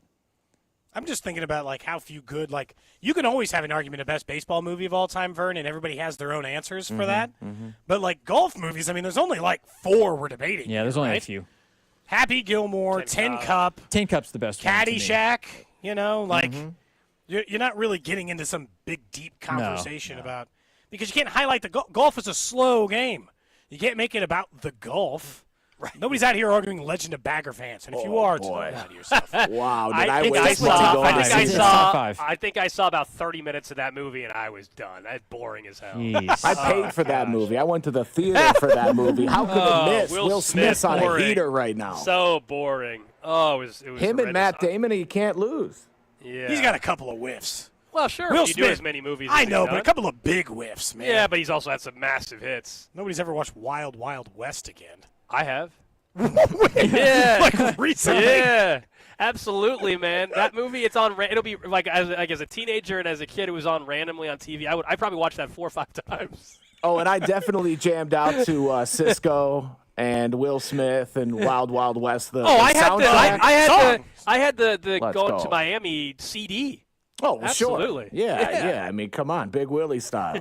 That's right. All right, up next, Josh Vern, your turn is into our Royals Insider again, and we will talk some Royals baseball, how this weekend could go, and what's going to happen next Tuesday at the deadline. What's up, Kansas City? This is Bobby Witt Jr., and you're listening to Cody and Gold, weekdays starting at 10 on 96.5 The Fan. Brought to you by Heartland Men's Health, the leader in men's sexual health. Thousands of men have been successfully treated for low T, ED, and more, all with discretion and compassion. Make your appointment at heartlandmenshealth.com. Maybe you've been feeling a little bit tired. Maybe you're like, I don't know, man. I'm trying to play with the kids. I can't keep up. Catch isn't going the same. All of that stuff. That's not living. It could all be signs of low. Why are you still paying interest? Reiselman Nissan just dropped 0% APR for 60 months on new Rogues, Muranos, and Pathfinders. Or stretch it, 1.9% for 72 months. Or 84 months at just 3.49%. Need torque? Grab a new Frontier and get up to $6,000 in total rebates. And if you're leasing, you pay no sales tax at Reiselman Nissan. 0. These are real deals, but they won't last. Tap over to ReiselmanNissan.com. Reiselman Nissan. Every customer, every time. Would you be impressed by a factory copy of the Mona Lisa? Of course not. So then why are we supposed to be impressed with so-called designer jewelry? This is Gene at House of Diamonds. Big name designers create one original piece, then manufacture thousands of copies, pricing them like they were all originals. That's not how we do things at House of Diamonds. Each piece of jewelry we create is an original, designed and crafted by hand, just for you. No copies, no mass production in an overseas factory, just one of a kind, like the love of your life.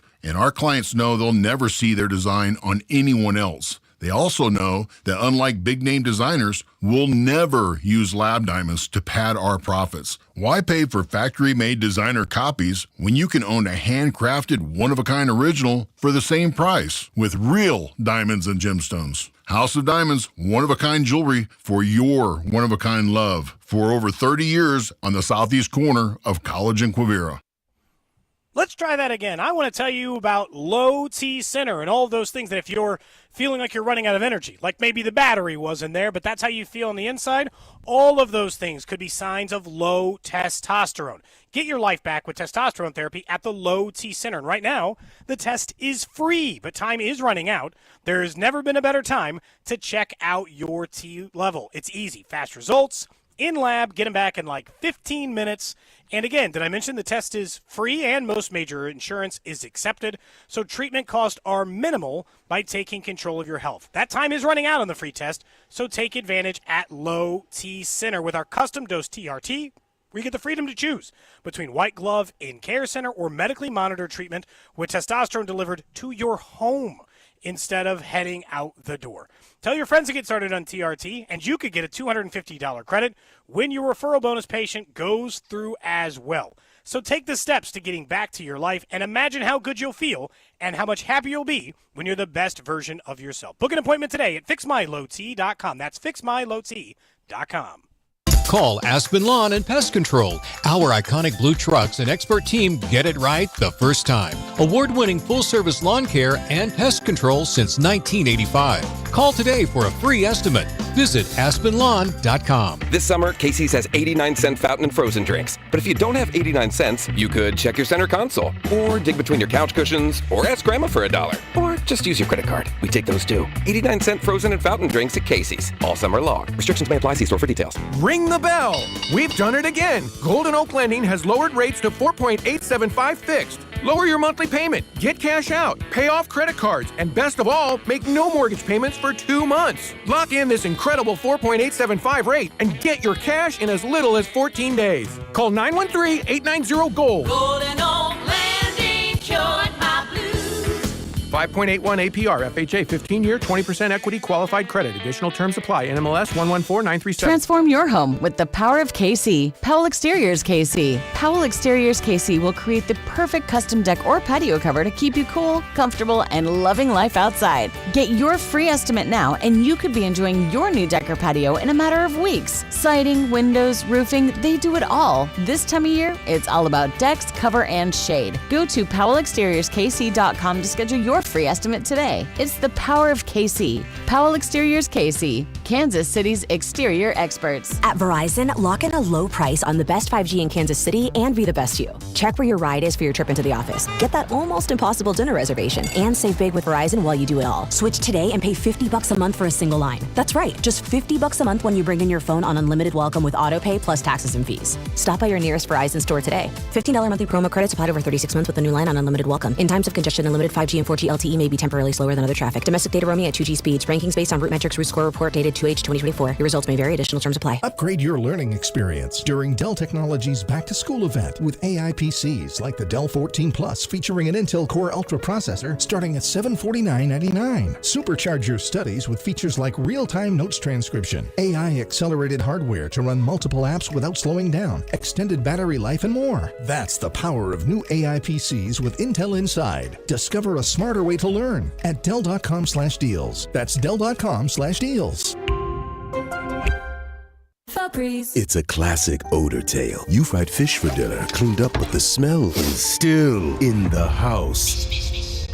And the neighbors are coming over for game night. They're on their way. And then you spray Febreze Air Mist. Febreze Air starts working instantly to fight even your toughest odors, so you go from fish to fresh like that. Now all you have to worry about is Pam cheating at charades. Breathe happy. welcome to AutoZone. What are you working on today? Hey, that's the spirit. Right now, we're celebrating free with a free STP oil filter when you buy 5 quarts of oil and free Duralast brake pads when you buy 2 rotors. Like always, free battery testing, charging, and recycling at every store. Celebrate free at AutoZone, now through July 28th. Get in the zone, AutoZone. Restrictions apply. This is the story of the one. As a safety manager at a manufacturing plant, he does everything he can to keep his coworkers safe. From finding ways to reduce risks to keeping safety supplies in stock. And for that, he relies on Grainger. Grainger offers a broad range of quality products and next-day delivery, so he can always play it safe. Call 1-800-GRAINGER, click Grainger.com, or just stop by. Grainger, for the ones who get it done. Cody and Gold, live from St. Joe at Chiefs training camp all summer long with exclusive access and interviews with the reigning AFC champions. Right here on your home for Chiefs football, 96.5 The Fan, KFNZ FM and AM HD1 and HD2, Kansas City, an Odyssey sports station. There we go, Drew. I like it. Thank you very much for that right there. We are live in St. Joe thanks to Break Time, Missouri's homegrown convenience stores. Download their mobile app and find a location near you. If you missed our conversation with Chiefs wide receiver Xavier Worthy, we'll bring that back at 1:35. We asked him, of course, about his rookie campaign. Also, something he was very happy to talk about, he picked up golf. Thinking of golf, he picked up golf in the offseason. He told us how he's doing. Drew, I think, was somewhat impressed by Xavier Worthy's already picked up golf. So we'll get to that in just a bit. But Josh Vern, our Royals insider, is joining us. He's back in studio. Vern, this next 5-6 days is going to be really, really interesting, not only for the standings and a series against the Guardians, but how much do you think this stretch impacts what they do at the deadline? Or is that more just hey, we're acting like this 6 games is actually going to change how they operate? Yeah, I certainly wouldn't think it would change how they operate, especially with the one piece that they have, talking about Seth Lugo. You have 103 games of evidence of who this team is, what this offense is, what this group is as far as on the bases, defensively, and most of those things come back that they are a below-average ball club. Listen, if the Royals win all 6 of these games and find themselves 3 games above 500, You've already seen some of the national reporters who, of course, are being fed this by the Royals. You're already seeing some of them come out and say, hey, the Royals would have no issue throwing the franchise tag on Seth Lugo coming up this offseason, or qualifying offer, I should say. Yeah, we're talking baseball here. I knew what you meant, yeah. Qualifying offer is going to be more than $21 million next season. I think that's a fair price for Seth Lugo, but I think he could get multiple years on the open market. I don't know if he would get more than 50, but if he did, the Royals would get a second-round pick out of it. To me, that right now is that's how I'm judging things if I'm J.J. Picollo. First of all, I want other general managers. I want other organizations to think that I believe in this team still. Because if you call me to prize Seth Lugo away from this ball club, you're also trying to get me to admit to both my owner and the fans that we're done. Because as everyone can clearly see, if you take Seth Lugo from this team with Michael Lorenzen on the shelf and Cole Reagan's on the shelf, it's over. This team can't recover from it. They might be able to flirt with 500 possibly, but even that likely not going to happen. So if you trade Seth Lugo, you're waving the white flag on the season. So if I'm J.J. Picollo, I want other general managers to know that coming in. If you come at me trying to get Seth Lugo, you better come correct with something that can help this team, maybe not vie for a 500 record this season, but someone that can help this team win the division next year. So can I get one of those outfield bats from the Chicago Cubs, somebody that can hit the ball over the fence in 2026?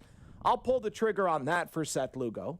But if the offers come in and none of them impress me as much as a possible second-round pick, no, I'll hang on to Seth Lugo.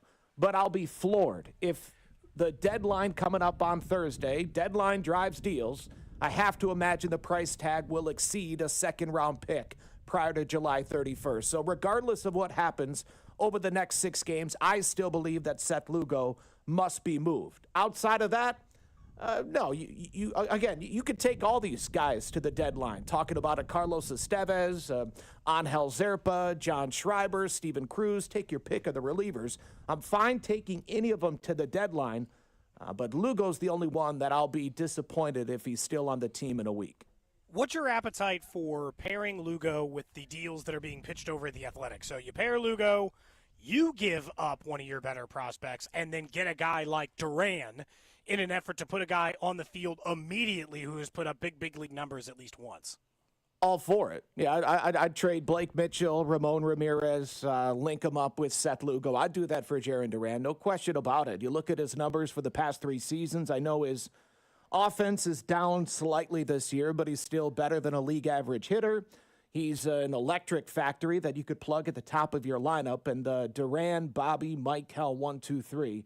Not many ball clubs outside of Los Angeles are able to bring that type of dynamic 5-tool talent at you in the 1-2 spots in the lineup. So, I would do that. And again, his numbers might be down slightly this season, but there's also been quite a bit going on in Boston that could easily, maybe not take his attention away from what matters most, but could be a distraction, right? Knowing that all of a sudden I go from the All-Star Game MVP and one of the faces of this Boston franchise to a guy that's expendable, I can understand a slight regression this season from the outstanding 5-tool talent that is Jarren Duran. I'd be all about that. Vern, he genuinely feels like the type of player I feel like the Royals try to draft every year in the first round. Like, this is the exact player they attempt to draft and develop every time in the last 15 years in their history. Yeah, without question. And if you look throughout this organization right now, and really if you look around Major League Baseball, man, it's tough to develop talent, period.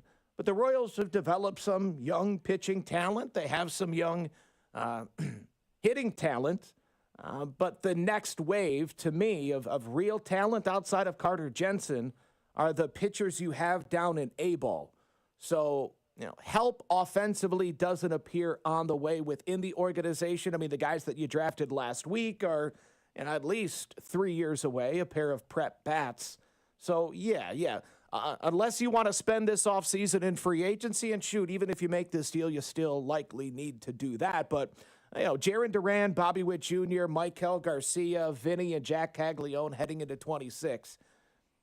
You felt good about the core coming into this season, and I think you would feel even better about the core next season. Josh Vern, you're our Royals insider, joining us here on Cody and Gold. MJ Melendez back up from AAA. Nick Lofton goes to the concussion list. Do you think this is a short stint, or do you think he will be up, unless he's part of a trade, I guess, do you think MJ Melendez will be up the rest of the season now? Yeah, I certainly hope so. You look at that bench right now, and it doesn't instill much confidence that this is a playoff roster. Luke Maile continues to hold down a roster spot that I think that has more to do. I think it has to do with the presence that he brings in the clubhouse. You watch the way that this guy works, the dugout during a game. The conversations change in the clubhouse and in the dugout when Luke Maile's around. It's a higher class of baseball conversation when he's around. Now, much like the need for Adam Frazier, I don't think it's a great reflection of what's going on inside that clubhouse right now. For as much as we all remember the Raul Ibanez speech back in 2014. That 2014 team hadn't done anything, right? They didn't have really any veterans that have been to the postseason outside of James Shields. Jeremy Guthrie had been around for a while, but that's about it. Everybody in this clubhouse has been to the postseason before, and while fans are screaming about Mac Quatrero and, I want my manager to show more passion, 2015, that with all due respect to Ned Yost, that team wasn't led by its manager. No, it was led by Shields and then Hosmer and Salvi and the leaders inside that clubhouse. So for as much as people want to gripe about the, at times, laconic skipper of this team, if you want to see passion, it's got to come from the players. It needs to come from inside that clubhouse. And that, to me, is how desperate they are for it, that they bring in an Adam Frazier, that they keep Luke Maley on this roster for the time being. But no, when push comes to shove, again, and this is why it was so disappointing and maybe for some surprising when they sent down MJ Melendez, is because you don't have anybody else that has that potential. For people that have been screaming about Jack Caglione and maybe he needs to go to Omaha, okay. The issue for this team is they don't hit home runs. Massey, Melendez, and Renfroe were expected to hit bombs this year. They hit 3. Caglione has power. You need power. MJ has power. And if this team's going to get on some sort of a run down the stretch, they're going to need the big flies, right? That's how they won these games on the road, and that's how they're going to win moving forward. They don't hit home runs at home. And if they're going to turn this thing around down the stretch, they need to start. And we've seen MJ hit home runs at Kauffman Stadium. Let's hope we see him hit a lot more. Vern, do you think that there's part of the team that's making it difficult on the pitching decision end? Like, what do we do with Lorenzen? What do we do with Lugo? Not knowing how healthy they can count on Cole Reagans being in the future? I feel like some of these things are held up in this world where you're like, how much do we trust he's going to be a part of the rotation for sure next year, right? When you're trying to make a decision about which way to go on some of these names. Like, like you're concerned about Reagans next year? Yeah, like, are they thinking about that, I guess, in the long-term sense to be like, well, I mean, there's a chance we could get Lugo back or what, like, just now that he has been injured for them versus before, he just came in and he was healthy for you. Yeah, certainly. A shoulder injury, rotator cuff, yeah, that's obviously cause for concern. But to me, the Seth Lugo about to turn 36 when you still have 2 more years of Michael Wacha. I just don't know how sound of an investment that is, especially with the emergence of Noah Cameron. So, the uncertainty, if there is long-term uncertainty, and I haven't heard that when it comes to Reagans, but, if there is, there is no way to truly offset that, but you still feel good next year about possibly Bubic, Cameron, Michael Wacha. That's a pretty strong 1, 2, 3. And yeah, I'm fully expecting a healthy Cole Reagans. So Seth Lugo to me looks the same as Brady Singer did a season ago, right? One of them has to go, Bubic or Lugo. You're not bringing both of them back next season. And, Bubic is a different conversation. That's likely an off-season move, much like Brady Singer was. Yeah. But no, I don't think the injury to Cole Reagans has them thinking differently about Lugo nor Lorenzen long term. Both could be back, sure, but I don't think it's directly tied to Cole Reagans in 2026 just yet. Vern, maybe you can answer this. I don't know if the rumors are true that are out there, but is Bink doing post-game Saturday night so you can go to the Flo Rida concert at the K, or is that not true? No, Bink is going to the Flo Rida concert. Okay, and he said he's going to Bink miss is going to be at post-game Flo show. Rida? Yeah. Bink's big into Flo Rida. And I do find it funny is all the advertising for that concert is T-Pain. Yeah, they don't ever play Flo Rida rapping. It's always T-Pain and those very catchy hooks, which is, if you're going to the concert, it's going to be like going to the club, basically, because it's dancing to T-Pain and then listening to someone scream into a microphone. I mean, I can't believe that Flo Rida puts on that good of a show. You tell me T-Pain's going to be there, and I'm there. Flo Rida on his own. Listen to the postgame show. It's so funny, like, the different ones I've seen over the years there, because Gold said he went to one for... Ice, Vanilla Ice. Yeah, Vanilla Ice, baby, Vanilla Ice. And I saw Lauryn Hill there one year. It's like, it's a really, really mixed bag there, Vern. It is strange, and then... Now, maybe I've only been to big Chiefs games lately, but the concerts they have on, like, the drum deck are better than the ones that they have at Kauffman Stadium. It's the same tier, I would say. Yeah, I would say it's very similar tier. Whoever, like, I'm guessing Flo Rida's been doing, like, Vanilla Ice did a Lil bunch Jon of bass. turned out Arrowhead from the drum deck in the postseason a couple of years ago. Yeah, he did. True. I do know Vanilla Ice did a bunch of baseball stadiums the year they did that. My guess is Flo Rida's doing the same. So For I don't sure. know if it's Shaq some did it companies. last year. Some company sends out a pitch during spring training to all the big league clubs and promotions company, and they all, you know what? Yeah, we'll check this box. We'll have them this year too. Yeah, I wonder where that tier stands, right? Like Arrowhead's number 1, Taylor Swift. Sure. Sprint Center's 2. Is that Kauffman? Because it's not Billy Joel's Kauffman Stadium concert. It's post Royals Guardians as two teams below 500 try to convince themselves they're still in the race. Where does that rank? Is that better than one of the outdoor? Yeah, is it better than Sandstone? I don't think there's a brand new facility that they're building out in Riverside too. I think it looks amazing, but I don't know, man. That's true. It's a little bit further down. I saw Florida is also at the Missouri State Fair this year, like 3 weeks after. See, that's not great. If you're playing Sedalia, you got. Well, I'd rather go to that than the Kauffman Stadium one. Because if you're kicking it in Sedalia and all of a sudden Flow Rider shows up, hey, that's something. Vibes. At least I got some funnel cakes and. I guess I can give that at the K, too. Vern, I was trying to decide if it's worth the expense. We're going to be in Vegas, obviously, for our trip out to Circa for Contest Week, and Backstreet Boys are playing the Sphere, and I was trying to think about it. I've heard that if you have a chance to do anything at the Sphere, do it. So I know. I would say go for it. And it's the Backstreet Boys could be fun. Now, tickets are a little pricey. We're talking about $400 to get in, just to get in. Yeah. Gold, you should. I don't know if you're still single, but that's got to be a hotbed. For Backstreet Boys, that's true. That's a good call. I mean, especially for, I'm a little bit older, but especially my age. Yeah. Man. Stay away from it, Cody. There, Actually, Cody, stay away from it. That's a dangerous setup for anybody else. Because they're all drinking, and they all think that they're 18 still. And they all feel, they're all just like sloppy. back into the boy band. They're like, oh, I'm 19 again. You're right. like, no. You know what's perfect, though, Vern? The concert's on a Friday night. As far as we're concerned, after about 2 o'clock Vegas time Friday, our obligations work-wise are over. So burn it down. Yeah. I mean, Gold doesn't want to risk another elevator incident with me, I don't think, in Vegas, That's fair. I don't, he probably tried to avoid By that the way, today's as the best he first can. time I put anything on Instagram that we were going to Vegas. Yeah. I'm waiting to see.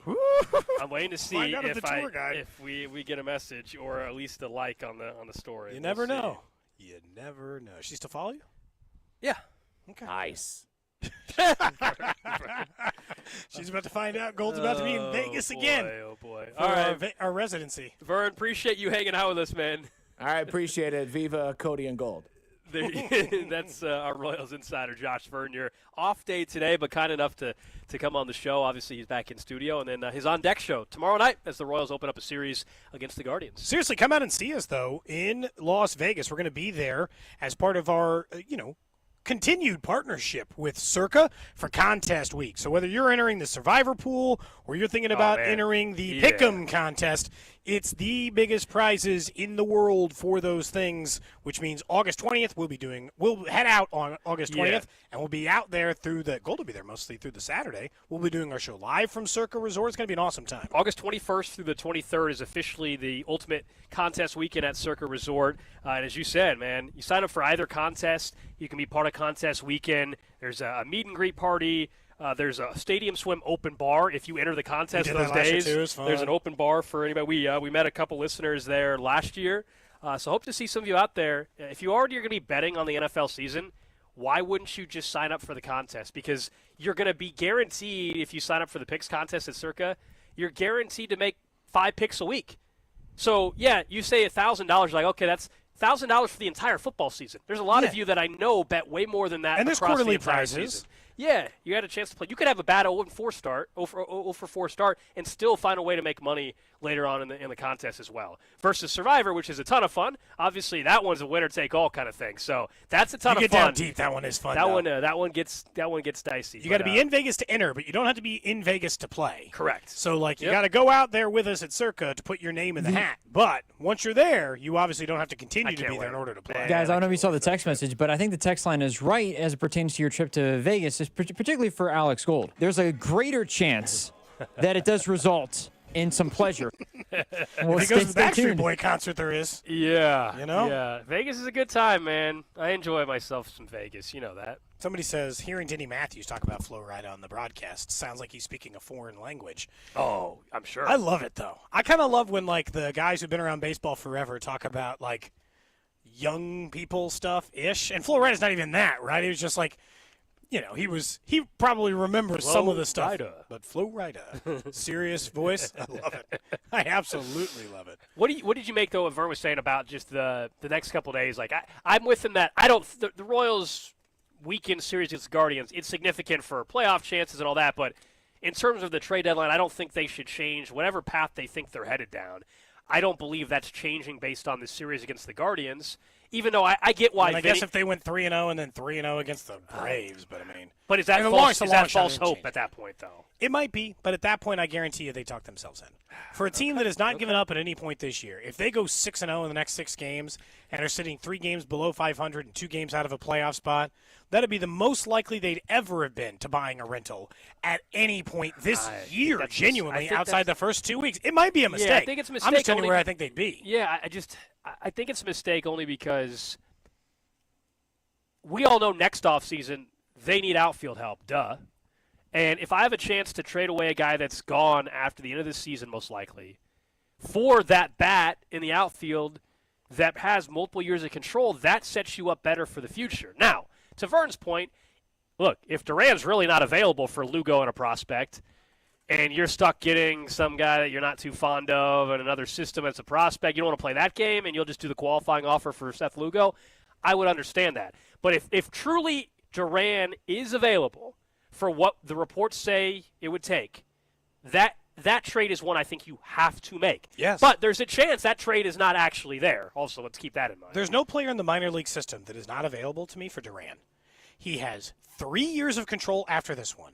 He is a true 5-tool player, which is the only thing the Royals ever talk about in draft and development, is speedy guys who can lead the league in triples last year, lead the league in doubles last year, have 20-plus stolen bases, and play a corner outfield position. Clearly your weakest at the major league level, and I would argue your weakest in the entire minor league system. So you'd buy yourself all of these years? Honestly, that's the one you should be actively fighting for. Hey, I know you want Lugo. Here he is. Here's Blake Mitchell to shore up your catching or whoever the hell it is you want. I don't care if it's one of the A-ball pitchers. I don't care if it's Carter. There almost isn't a name I would take in order to do it, because that's the only player, Gold, that I think right now, unless there's some name I'm not thinking of, the only player I've seen mentioned that I think could be a wash as far as team performance the rest of the year, too. That in what you lose in Seth Lugo from performance, you might get back in having Duran in the lineup every day, which means you're no worse than you are this year, and you can immediately look to 2026 and solving problems. He's the only guy I've seen mentioned that might be a total wash talent-wise for what you're getting in this year's season, in addition to the 3 additional years of control. I'll bide my time to figure out the minor league system. I'll try to juice it up with some of. I might trade a Estevez, or I might take a AA player, right?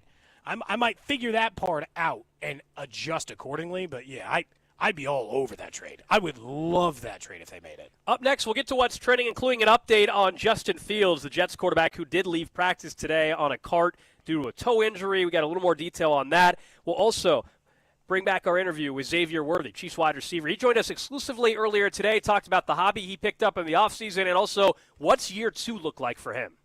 This is Cody and Gold on your new home for Royals baseball. 96.5 The Fan. Brought to you by Heartland Men's Health, the leader in men's sexual health. Thousands of men have been successfully treated for low T, ED, and more, all with discretion and compassion. Make your appointment at heartlandmenshealth.com. We had a little bit of rain up here in St. Joe, certainly some back in Kansas City, and more expected this week. But the heavy rain, the hail that has come over the last month, all of that could have done damage to your roof, or maybe you've already noticed the signs to your roof. Century Roofing can take care of those needs, not just because they got 35 years in business in Kansas City and 30,000 roofs done, but they've been voted Best of Johnson County for a 4th consecutive year and Best Roofing Company in Kansas City based on readers over the Kansas City Star.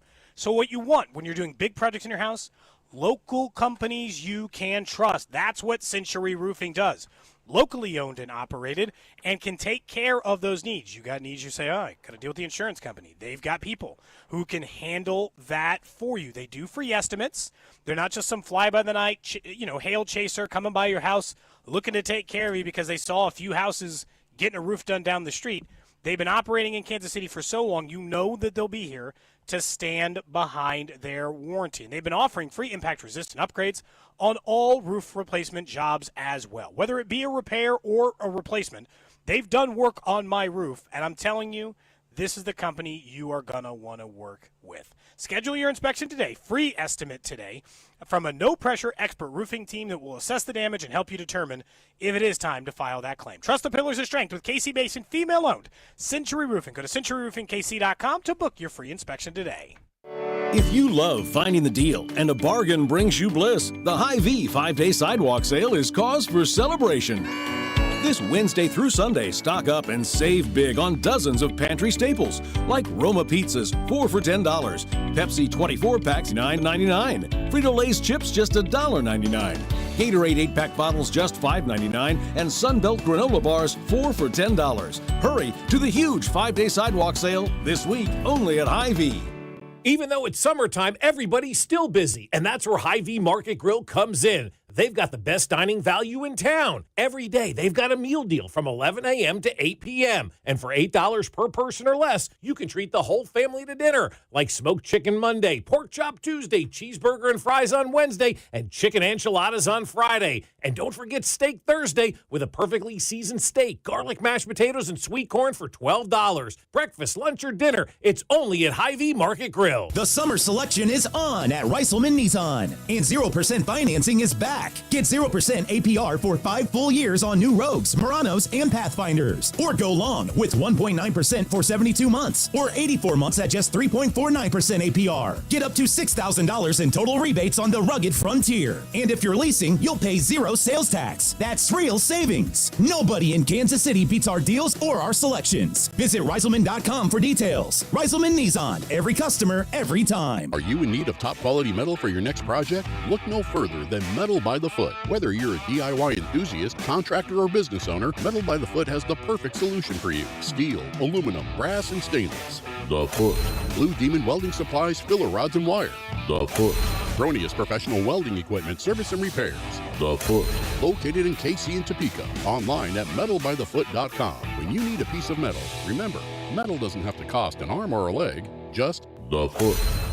It's summertime, and I love being outside, hanging out, doing all of those great outdoor activities. But if you have knee, hip, or shoulder pain and it's not getting any better, and you're stuck in a cycle of steroid shots, and now they're talking about surgery, slow down a minute. I may have the solution for you. Hey, it's Bob Fesco, and my friends at QC Kinetics are the leaders in regenerative medicine, using treatments like advanced cellular therapy and platelet-rich plasma, all designed to actually help your body heal itself. And the best part about it is there's no meds, there's no surgery. It's advanced cellular therapy. These aren't Band-Aids. We're not masking the pain. It goes right to the root of the problem. And the best part is you can get a free second opinion. A licensed medical provider will go over your x-rays or MRI and see if you're a good fit for these breakthrough treatments. And it doesn't cost anything. So call QC Kinetics today, 816-412-6299. Off 435 in State Line and in Gladstone. Saturday appointments available. It's QC Kinetics. Hi there, I'm Charlie. And I'm Carter. Our dad is Rex with Rex Buys KC. If you're thinking about selling a home in Kansas City and don't know where to start, our dad can help. Sometimes life throws curveballs, like moving for a new job, dealing with a divorce, or inheriting a house you weren't expecting. Dad doesn't just make offers, he talks with people to help them understand all of their options. No pressure, and it doesn't cost anything to talk with his team. He's a local home buyer who really knows Kansas City. If selling to him is the right choice, he'll give you a fair cash offer, and you can close on your timeline even in as little as 7 days. He buys homes in any condition. No need for repairs, no fees, no surprises. Just an honest, easy process so you feel good about your decision. Want to talk to him? Call 816-330-6000 or go to rexbuyskc.com. Rex Buys KC, helping people make smart choices one home at a time. There's nothing like when you get that part from eBay and it just fits. Yeah, the first time. So you can do less of this and get right back to more of this. At eBay, you'll find all the parts you need, guaranteed to fit, at prices you'll love. Sounds good, doesn't it? eBay, things people love. Eligible items only. Exclusions apply. I'm Piera Palazzolo, VP of Digital Marketing for the American Management Association, a company focused on the management training skills needed to enhance the careers of business professionals. We did our research when it came to the best companies for website development and chose AmericanEagle.com. And we couldn't be happier. AmericanEagle.com worked closely with us to understand the front and back end requirements needed to launch an e-commerce website that could handle the complexities of running thousands of seminars nationwide. Our robust new website and improved SEO saw immediate increases in site traffic and web revenue. If you're in need of managerial effectiveness and success, visit our website at amanet.org. If you're in need of a website that provides an unparalleled consumer experience, I highly recommend AmericanEagle.com. Transform your business today. Dial 877-WebNow1 for a free digital consultation with AmericanEagle.com. Do Crohn's disease or ulcerative colitis symptoms keep coming back? Tremfya, guselkumab, may help, with rapid remission achieved at 12 weeks and lasting clinical remission at 1 year. Some even saw visible improvement of their intestinal lining at 12 weeks and 1 year. Tremfya is a prescription medicine used to treat adults with moderately to severely active Crohn's disease and adults with moderately to severely active ulcerative colitis. Serious allergic reactions and increased risk of infections and liver problems may occur. Before treatment, your doctor should check you for infections and tuberculosis. Tell your doctor if you have an infection, flu-like symptoms, or if you need a vaccine. Healing is possible with Tremfya. Approximately 3 out of 10 patients were in endoscopic remission at 1 year, based on areas visualized on colonoscopy, which may not represent the deeper bowel layer or entire GI tract. Individual results may vary. Ask your doctor about Tremfya today. Call 1-800-526-7736 to learn more or visit tremfyaradio.com. Chiefs coverage sponsored by Renner Garage Door, RENNER, forward and back. Almost Andy Reid here. Renner Garage Door has proudly served KC for nearly 70 years. Get your free estimate today, RENNER, forward and back. RENNER, RENNER. You're listening to 96.5 The Fan from the Mission Plumbing, Heating, and Cooling Studios. What's trending? What's trending is that we continue to broadcast live in St. Joe. Training camp coverage here on 96.5 The Fan is brought to you by Break Time, Missouri's homegrown convenience stores. Download their mobile app. Find a location near you. We're back at it again tomorrow here along with the Chiefs. And earlier today we had Xavier Worthy join us. He's going to have that conversation come up in about 5 minutes or so. We'll bring that back to you. But the highlights today, look, the same left tackle, right tackle, first team rep situation with Jalen Moore at right tackle, Josh Simmons at left tackle. We did also see, yet again, Rashee Rice, the main focus in this offense. In terms of some other names that continue to kind of pop up a little bit, I'll say once again, Tyquan Thornton getting plenty of opportunities. And then in the backfield, it's the rotation right now we kind of suspected. It's Pacheco, it's Hunt, then Mitchell, then the rookie Brashard Smith. Next up on What's Trending, the Royals off today back in Kansas City after their series win in Chicago against the Cubs. Vinny had 2 homers in the game yesterday. Tyler Tolbert got his first career home run, and I'm assuming by accident the Cubs fan threw it back, so didn't even have to negotiate for his first home run ball. Probably didn't even realize. That's what they do in Chicago. They always throw it back. Yeah, but convenient for a guy hitting his first career home run. They return home tomorrow night to take on the Guardians. That game will be right here on your home for Royals baseball, 96.5 The Fan. If you're looking for it on TV, it'll also be on Apple TV's Friday Night Baseball. News a couple hours ago, we mentioned on the show, Hulk Hogan has passed away at the age of 71, one of the most iconic wrestlers, pop culture figures of the last 30 to 50 years. According to TMZ, he suffered and went into cardiac arrest this morning in his home and was pronounced deceased, obviously, short time later at the hospital. But he's definitely somebody that has been everywhere, not just wrestling, movies. One of the most iconic pop culture figures of all time. All kinds of avenues, I would say, to grow wrestling. Obviously, in the last 10 years or so, he's ventured away from that as well. Complicated legacy. For sure. But just 71 years old. Next up on What's Trending, Eli Drinkwitz gets an extension to remain the Missouri Tigers head coach through the 2029 season. Obviously, Drinkwitz has done an okay job. I'd say, at the Missouri Tigers job. They have recruited crazy good during his run. We just keep waiting to find out if the results are going to match the recruiting. Obviously, being in the SEC makes the recruiting game a little bit easier, but the Tigers like the job he's doing enough to give him an extension through 2029. Some other news, according to John Rothstein, Houston will no longer be the host school for the South region of the NCAA tournament next year. You're like, why does this matter? Well, when you're the host, that means you're not eligible to play the Sweet 16 or Elite 8 at the Toyota at the home venue. Well, now they will be eligible. So this is a smart move. Like, if you think Houston's going to be one of the top 10 top seeds next year, they could potentially play Sweet 16 games at the Rockets Arena, which is Toyota Center, and they're not the host anymore. So you can't do both. And now they'll be able to play there. Smart move. Clever. Calvin Sampson, smart move. Next up on What's Trending, we get an update on Justin Fields, who reported that he was carted off the field. Now, I would just say, little lesson in media literacy for anybody who's recently covering. Riding in a cart up the field is different than being carted off a field.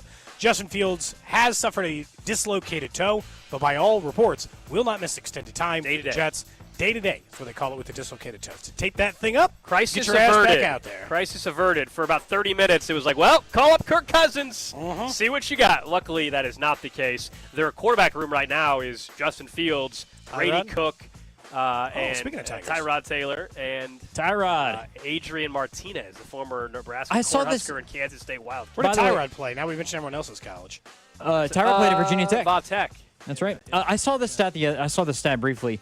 There has not been a Nebraska quarterback to throw a pass in the NFL since 1987. Somebody quote tweeted that Adrian Martinez was in the room. I guess. And I was like, it's been that long? Yeah, I guess Eric Crouch. No wonder they've been a terrible college football program. Crazy. Not terrible, but they've been so much worse than Maybe expected. Dylan Raiola can actually That's right. That's right. That's true. That is very, very true. Lastly, on What's Trending, don't forget, coming up on August 8th, we will be out at Hollywood Casino here in the KCK area, obviously, as we take over. Cody and Gold Drew's plus The Drive will be broadcasting live from the Sportsbook there. We'll be registering fans to win a signed Charles Omenihu football plus a pair of Chiefs-Colts tickets. All you got to do, be sure to follow Hollywood Casino on Facebook, Instagram, and X. Enter their giveaway, which is on August 7th, for a chance to win a $100 pin cash on August 8th every hour from 10 a.m. to 6 p.m. It's our fan football takeover day at Hollywood Casino. How long are you guys going to be hanging out afterwards? August 8th. I don't know. Because I'm going to be Let's here. get a part-timer to fill in for you, then you just come hang out with us all day, you know? I mean, I'd be down for that. Like I could drive 5 minutes to be there. I could walk over like there. That. That's right. I could be down for that. Yeah, man. How about this? We're gonna be in basically in a 17-day period. We're gonna be doing shows from casinos. I love 2 different casinos. Great, in different states. Yeah. There you go. All right, that is what's trending here on Cody and Gold. Earlier today, I mentioned Xavier Worthy joined us. Each and every day at camp, we have a player that stops by exclusively here on 96.5 The Fan, and our player interviews on Cody and Gold are brought to you by Powell Exteriors KC, your one call for siding, window replacement, custom decks, and roofing in the KC Metro, and by St. Joseph Convention and Visitors Bureau. Plan your trip now at stjomo.com. That's STJOMO.com. We started our conversation joking about the weather a little bit because we got rained on during practice briefly, but it's cooled things off. And as I say that, it's starting to pour right this second. But we started our convo with Xavier Worthy about that very thing. Oh, yeah, the weather feels good right now. It just feels good to be out here and play some football. I got to ask, though, you're like one of 3 players that are wearing pants, though, out there. For our listeners, there's no pads or anything yet, but no shorts? Was there a story behind this? No. I'm just a track guy, so, we wear sweats to keep the legs warm, keep them fresh. Fair enough. My guess was like, maybe he just runs cold, Yeah. Maybe he just likes to keep You wear me when it's 100?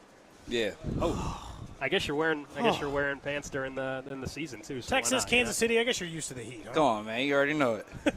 Speaking of Texas, we were curious just because as you get out of college and you're now pro, how close do you still pay attention to what the alma mater's doing? Like, do you get in the same thing like, hey, how's Arch looking? Do you text guys? How close attention do you pay to it? Yeah, I still got some guys on the team, but a lot of my guys are now in the league, so. We just kind of keep in contact. We talk a lot of trash to each other. So some of us are going to be playing each other, so we talk a lot of trash still. Is there a lot of that in the club or in the locker room as well with you guys, as far as like Texas versus Bama versus whatever, right? Is there a lot of that like college allegiance trash talk during the football season when it starts? When the season comes, say we play each other that week, it's like it's a little rivalry, a little friendly bit. We got to wear the jersey if we lose or stuff like that. Is that the worst punishment you've had for an event like that? Yeah, for sure. Was it last year? Yeah. That was, okay. Yeah, you're like, don't remind me. I didn't want to talk Texas, about it. Georgia, or it's whatever. It's a new year. Fair enough. Now, also were you happy though with the way the combine went down? All the talk about, I think it was Isaiah Bond, the 40-yard dash and all that, and then you're still the guy when it comes to that, right? Yeah, it's all good, man. I mean, lessons learned. Do you get?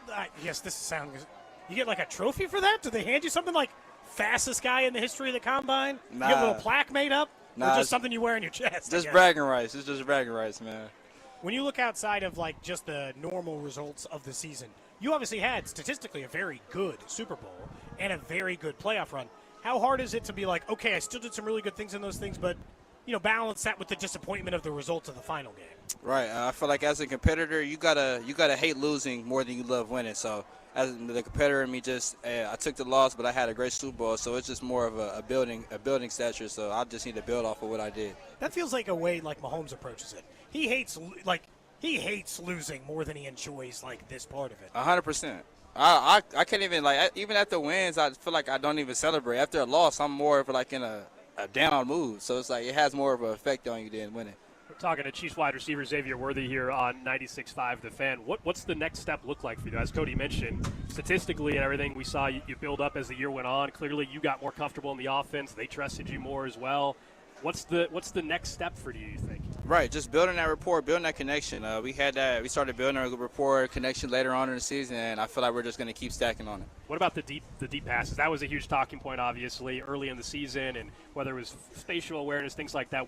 How do you, I guess, get better at that? Because at camp last year, we saw it plenty. We've seen it at camp this year, but in the regular season, maybe it wasn't fully there yet for you guys. Right, just a lot of miscues and just executing from the miscues. I feel like if we hit those, we're having a different conversation right now. So just hitting the opportunities when they're there and when we got them. As the season went on last year, your depth per target, the team's depth per target went down. Were you guys making, I guess, an intentional effort to say, hey, let's just do the small things right, get down the field, and then we'll take care of it in the red zone? As it became clear, maybe some of those miscues were going to continue throughout? Right. I mean, it was just more of an understanding, like, things aren't working, so you got to adapt. If something's not working, you got to change your game plan, change your format. So we just did what was working, and it worked out for us. People always talk about the difficulty of Andy Reid's like his playbook and learning the offense and all the other stuff. It doesn't seem like, you obviously, your statistics are significantly better in the second half of the season as you guys continue to grow. Do you feel like any part of that was just like, okay, I know what I'm supposed to do now, versus like, how long it takes to maybe pick up on what you're supposed to do at the NFL level? Right, exactly. It's more of you can understand the playbook. I understood the playbook 100% at the beginning of the year, but it's more of like understanding the game, more of anything. Like understanding that, they're going to run this coverage, so I need to run this route like this and get friendly like this. So just understanding what the defenses are going to do. Andy was talking about Jalen Royals a little bit and how it seems like he's picking up things pretty well. He said one of the things he notices how smart he is already. 100%. What are you seeing from Jalen Royals and some of the young guys that are in that room with you? Right, a lot of them just really smart and really into that, but all of us are showing good effort. All of us are really a team, and we're really bonded in the room. We're having celebrations, creating celebrations as a unit, just having fun out there. I think you mentioned during OTAs that it's year 2 for you, but you said some of the guys are still treating you like a rookie. Is that still happening here in St. Joe, or is it now at year 2 Xavier Worthy? Hey, man, it's year 2X, man. When you look at, if there's one thing I know about, being a professional athlete on that end, you guys get a little bit of free time in the offseason. Did you pick up a new hobby? Golf, man. Golf. Okay. How are you shooting? Are you? I'm in the 90s. Not too bad. I mean, it's been a month. Not nothing crazy, but I'm learning. I'm getting there. Wait, so you're already in the 90s and you've only been playing golf a month? Yeah. That's not fair. For the rest of professional athlete, easy to pick up another sport. Yeah. I guess. Are you taking lessons or just getting out on the course? I got at my country club in my house in Texas. I got a guy that helps me with my hands, my feet, my setup and stuff. So he helps me a little bit. Who's good in the wide receiver room? Anybody else that can golf? We got Hollywood getting on the golf. I don't know who all plays in the wide receiver room, though. But on the team, is there anybody that? We already know Pat, Trav. Those guys are good. They let you out on the course with them yet? No, I'm not going with them yet. I need to get good before I go with them. Do you know what they're shooting these days? Pat's probably in the 70s. Okay. Trav's probably in the 70s, 80s. So I got to get good before I go over there. I ain't trying to go over there and just get blown out. I don't know. Those guys seem like they might like to put something on the course, too. Yeah, I'm cool. That's all the way. How far do you hit your driver? 280, 285. Not again, too bad. No, that's pretty good. Not too bad. Again, for a brand new golfer, I'm impressed. What were you doing in the previous offseason? Do you have hobbies before? You just said, I want to pick up something else? I play a lot of video games. Okay. What'd you play? Call of Duty, Madden, NCAA. Okay. Are you playing the new college football game? Nah, it's trash. I got blown out the first week, and I was so cool. everybody's saying that last year everybody's excited because we didn't have it for a decade, and now I didn't buy the game this year either. It feels like last year was the year, and everybody's kind of moved on. I mean, it was cool for a comeback. Everybody wanted it to come back, but now that it's a comeback, and now it's basically Madden just in college form. You just missed it. You didn't get a chance to have your. If I was on it, I'll be playing it. You didn't get a chance to actually be in the college. Yeah, that's why I'm probably mad. That's why I'm probably salty. Isn't Texas like the number one team on the game? Am I wrong this year? We're the number one team in real life. Okay. Number one team in real life. Do you feel good about them this year? Oh, natty. So Arch, you're good with Arch. I know you didn't play with him, but like I'm saying it now. Arch for Heisman. Okay. Arch going to get the Heisman. You're saying they're going to win the national championship. 100%. Before we let you get out of here, I also saw that you were working with a new foundation in the offseason. We like to ask about that, too. Tell me about the Worthy Ones. Man, it's just so my logo is like a W, but it's also two people and somebody in the middle. So the two people are helping that one person up. Like we're basically like just trying to help single parents or parents that are struggling, like help them like build something for their kids, help them, show them a way, or show them how to help their kids and support their kids in any type of way. Were there foundations like that when you were a kid? Helped you out? Like, because sometimes young guys don't get into the charitable game early. Depends. Right. On once you kind of establish yourself. Not where I'm from. It kind of was just like I had like my mom, so my mom was kind of like that person for me. So I wanted to just kind of show me and my mom kind of just want to show people like what we did and how we did it and how we could support any type of way. Is she helping you with the foundation? 100%. She's like the main leader for it. Okay.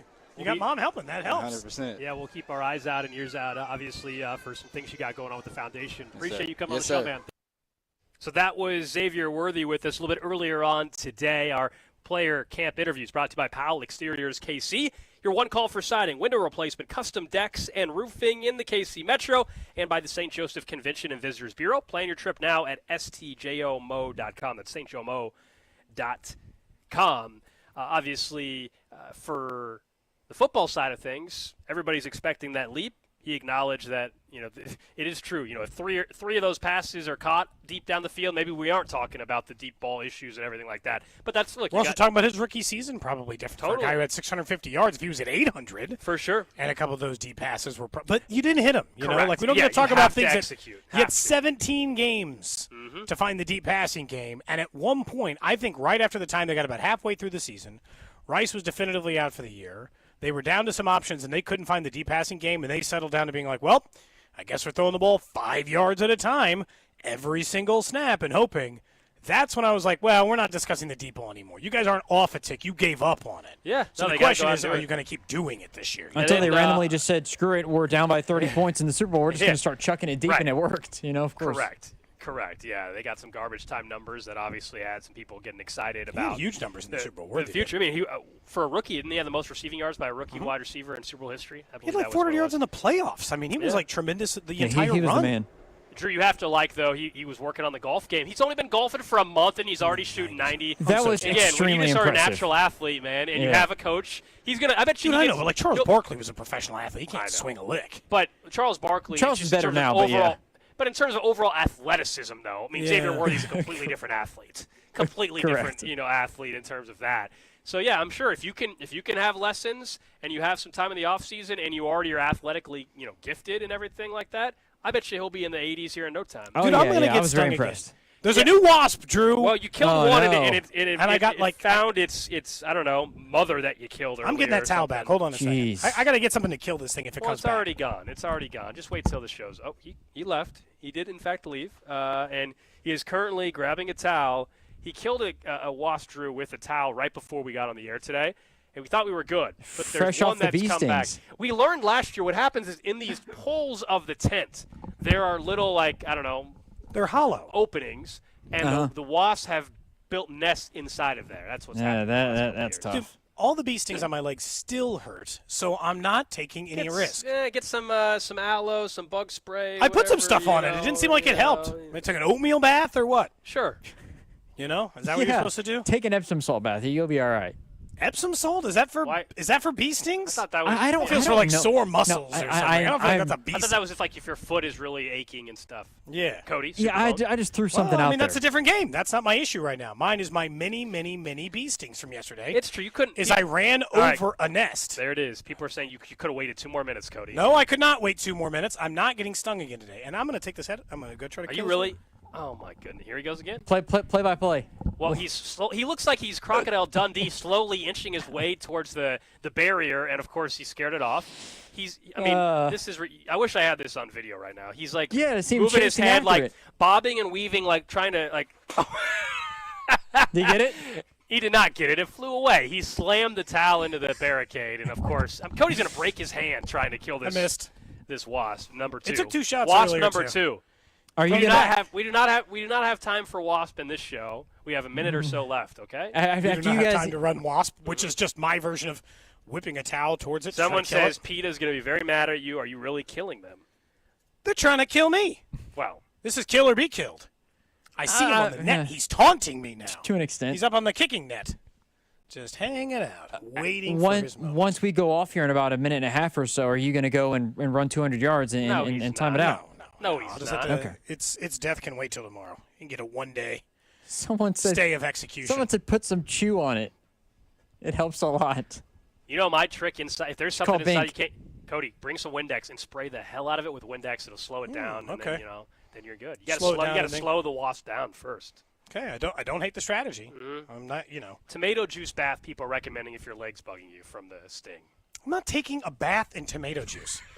Do you hear that? No. But it works. I'm not doing that. They'll if just you hurt want to feel, until they don't. I was going to say, if you want to feel better, then you should take the advice, I would say. But if it doesn't matter that much. Do you want help or not? I can take an oatmeal bath. I'm not getting a bunch of tomato juice and sitting in there tonight. Just seeing a bathtub full of tomato juice is It kind of makes me feel a little sick thinking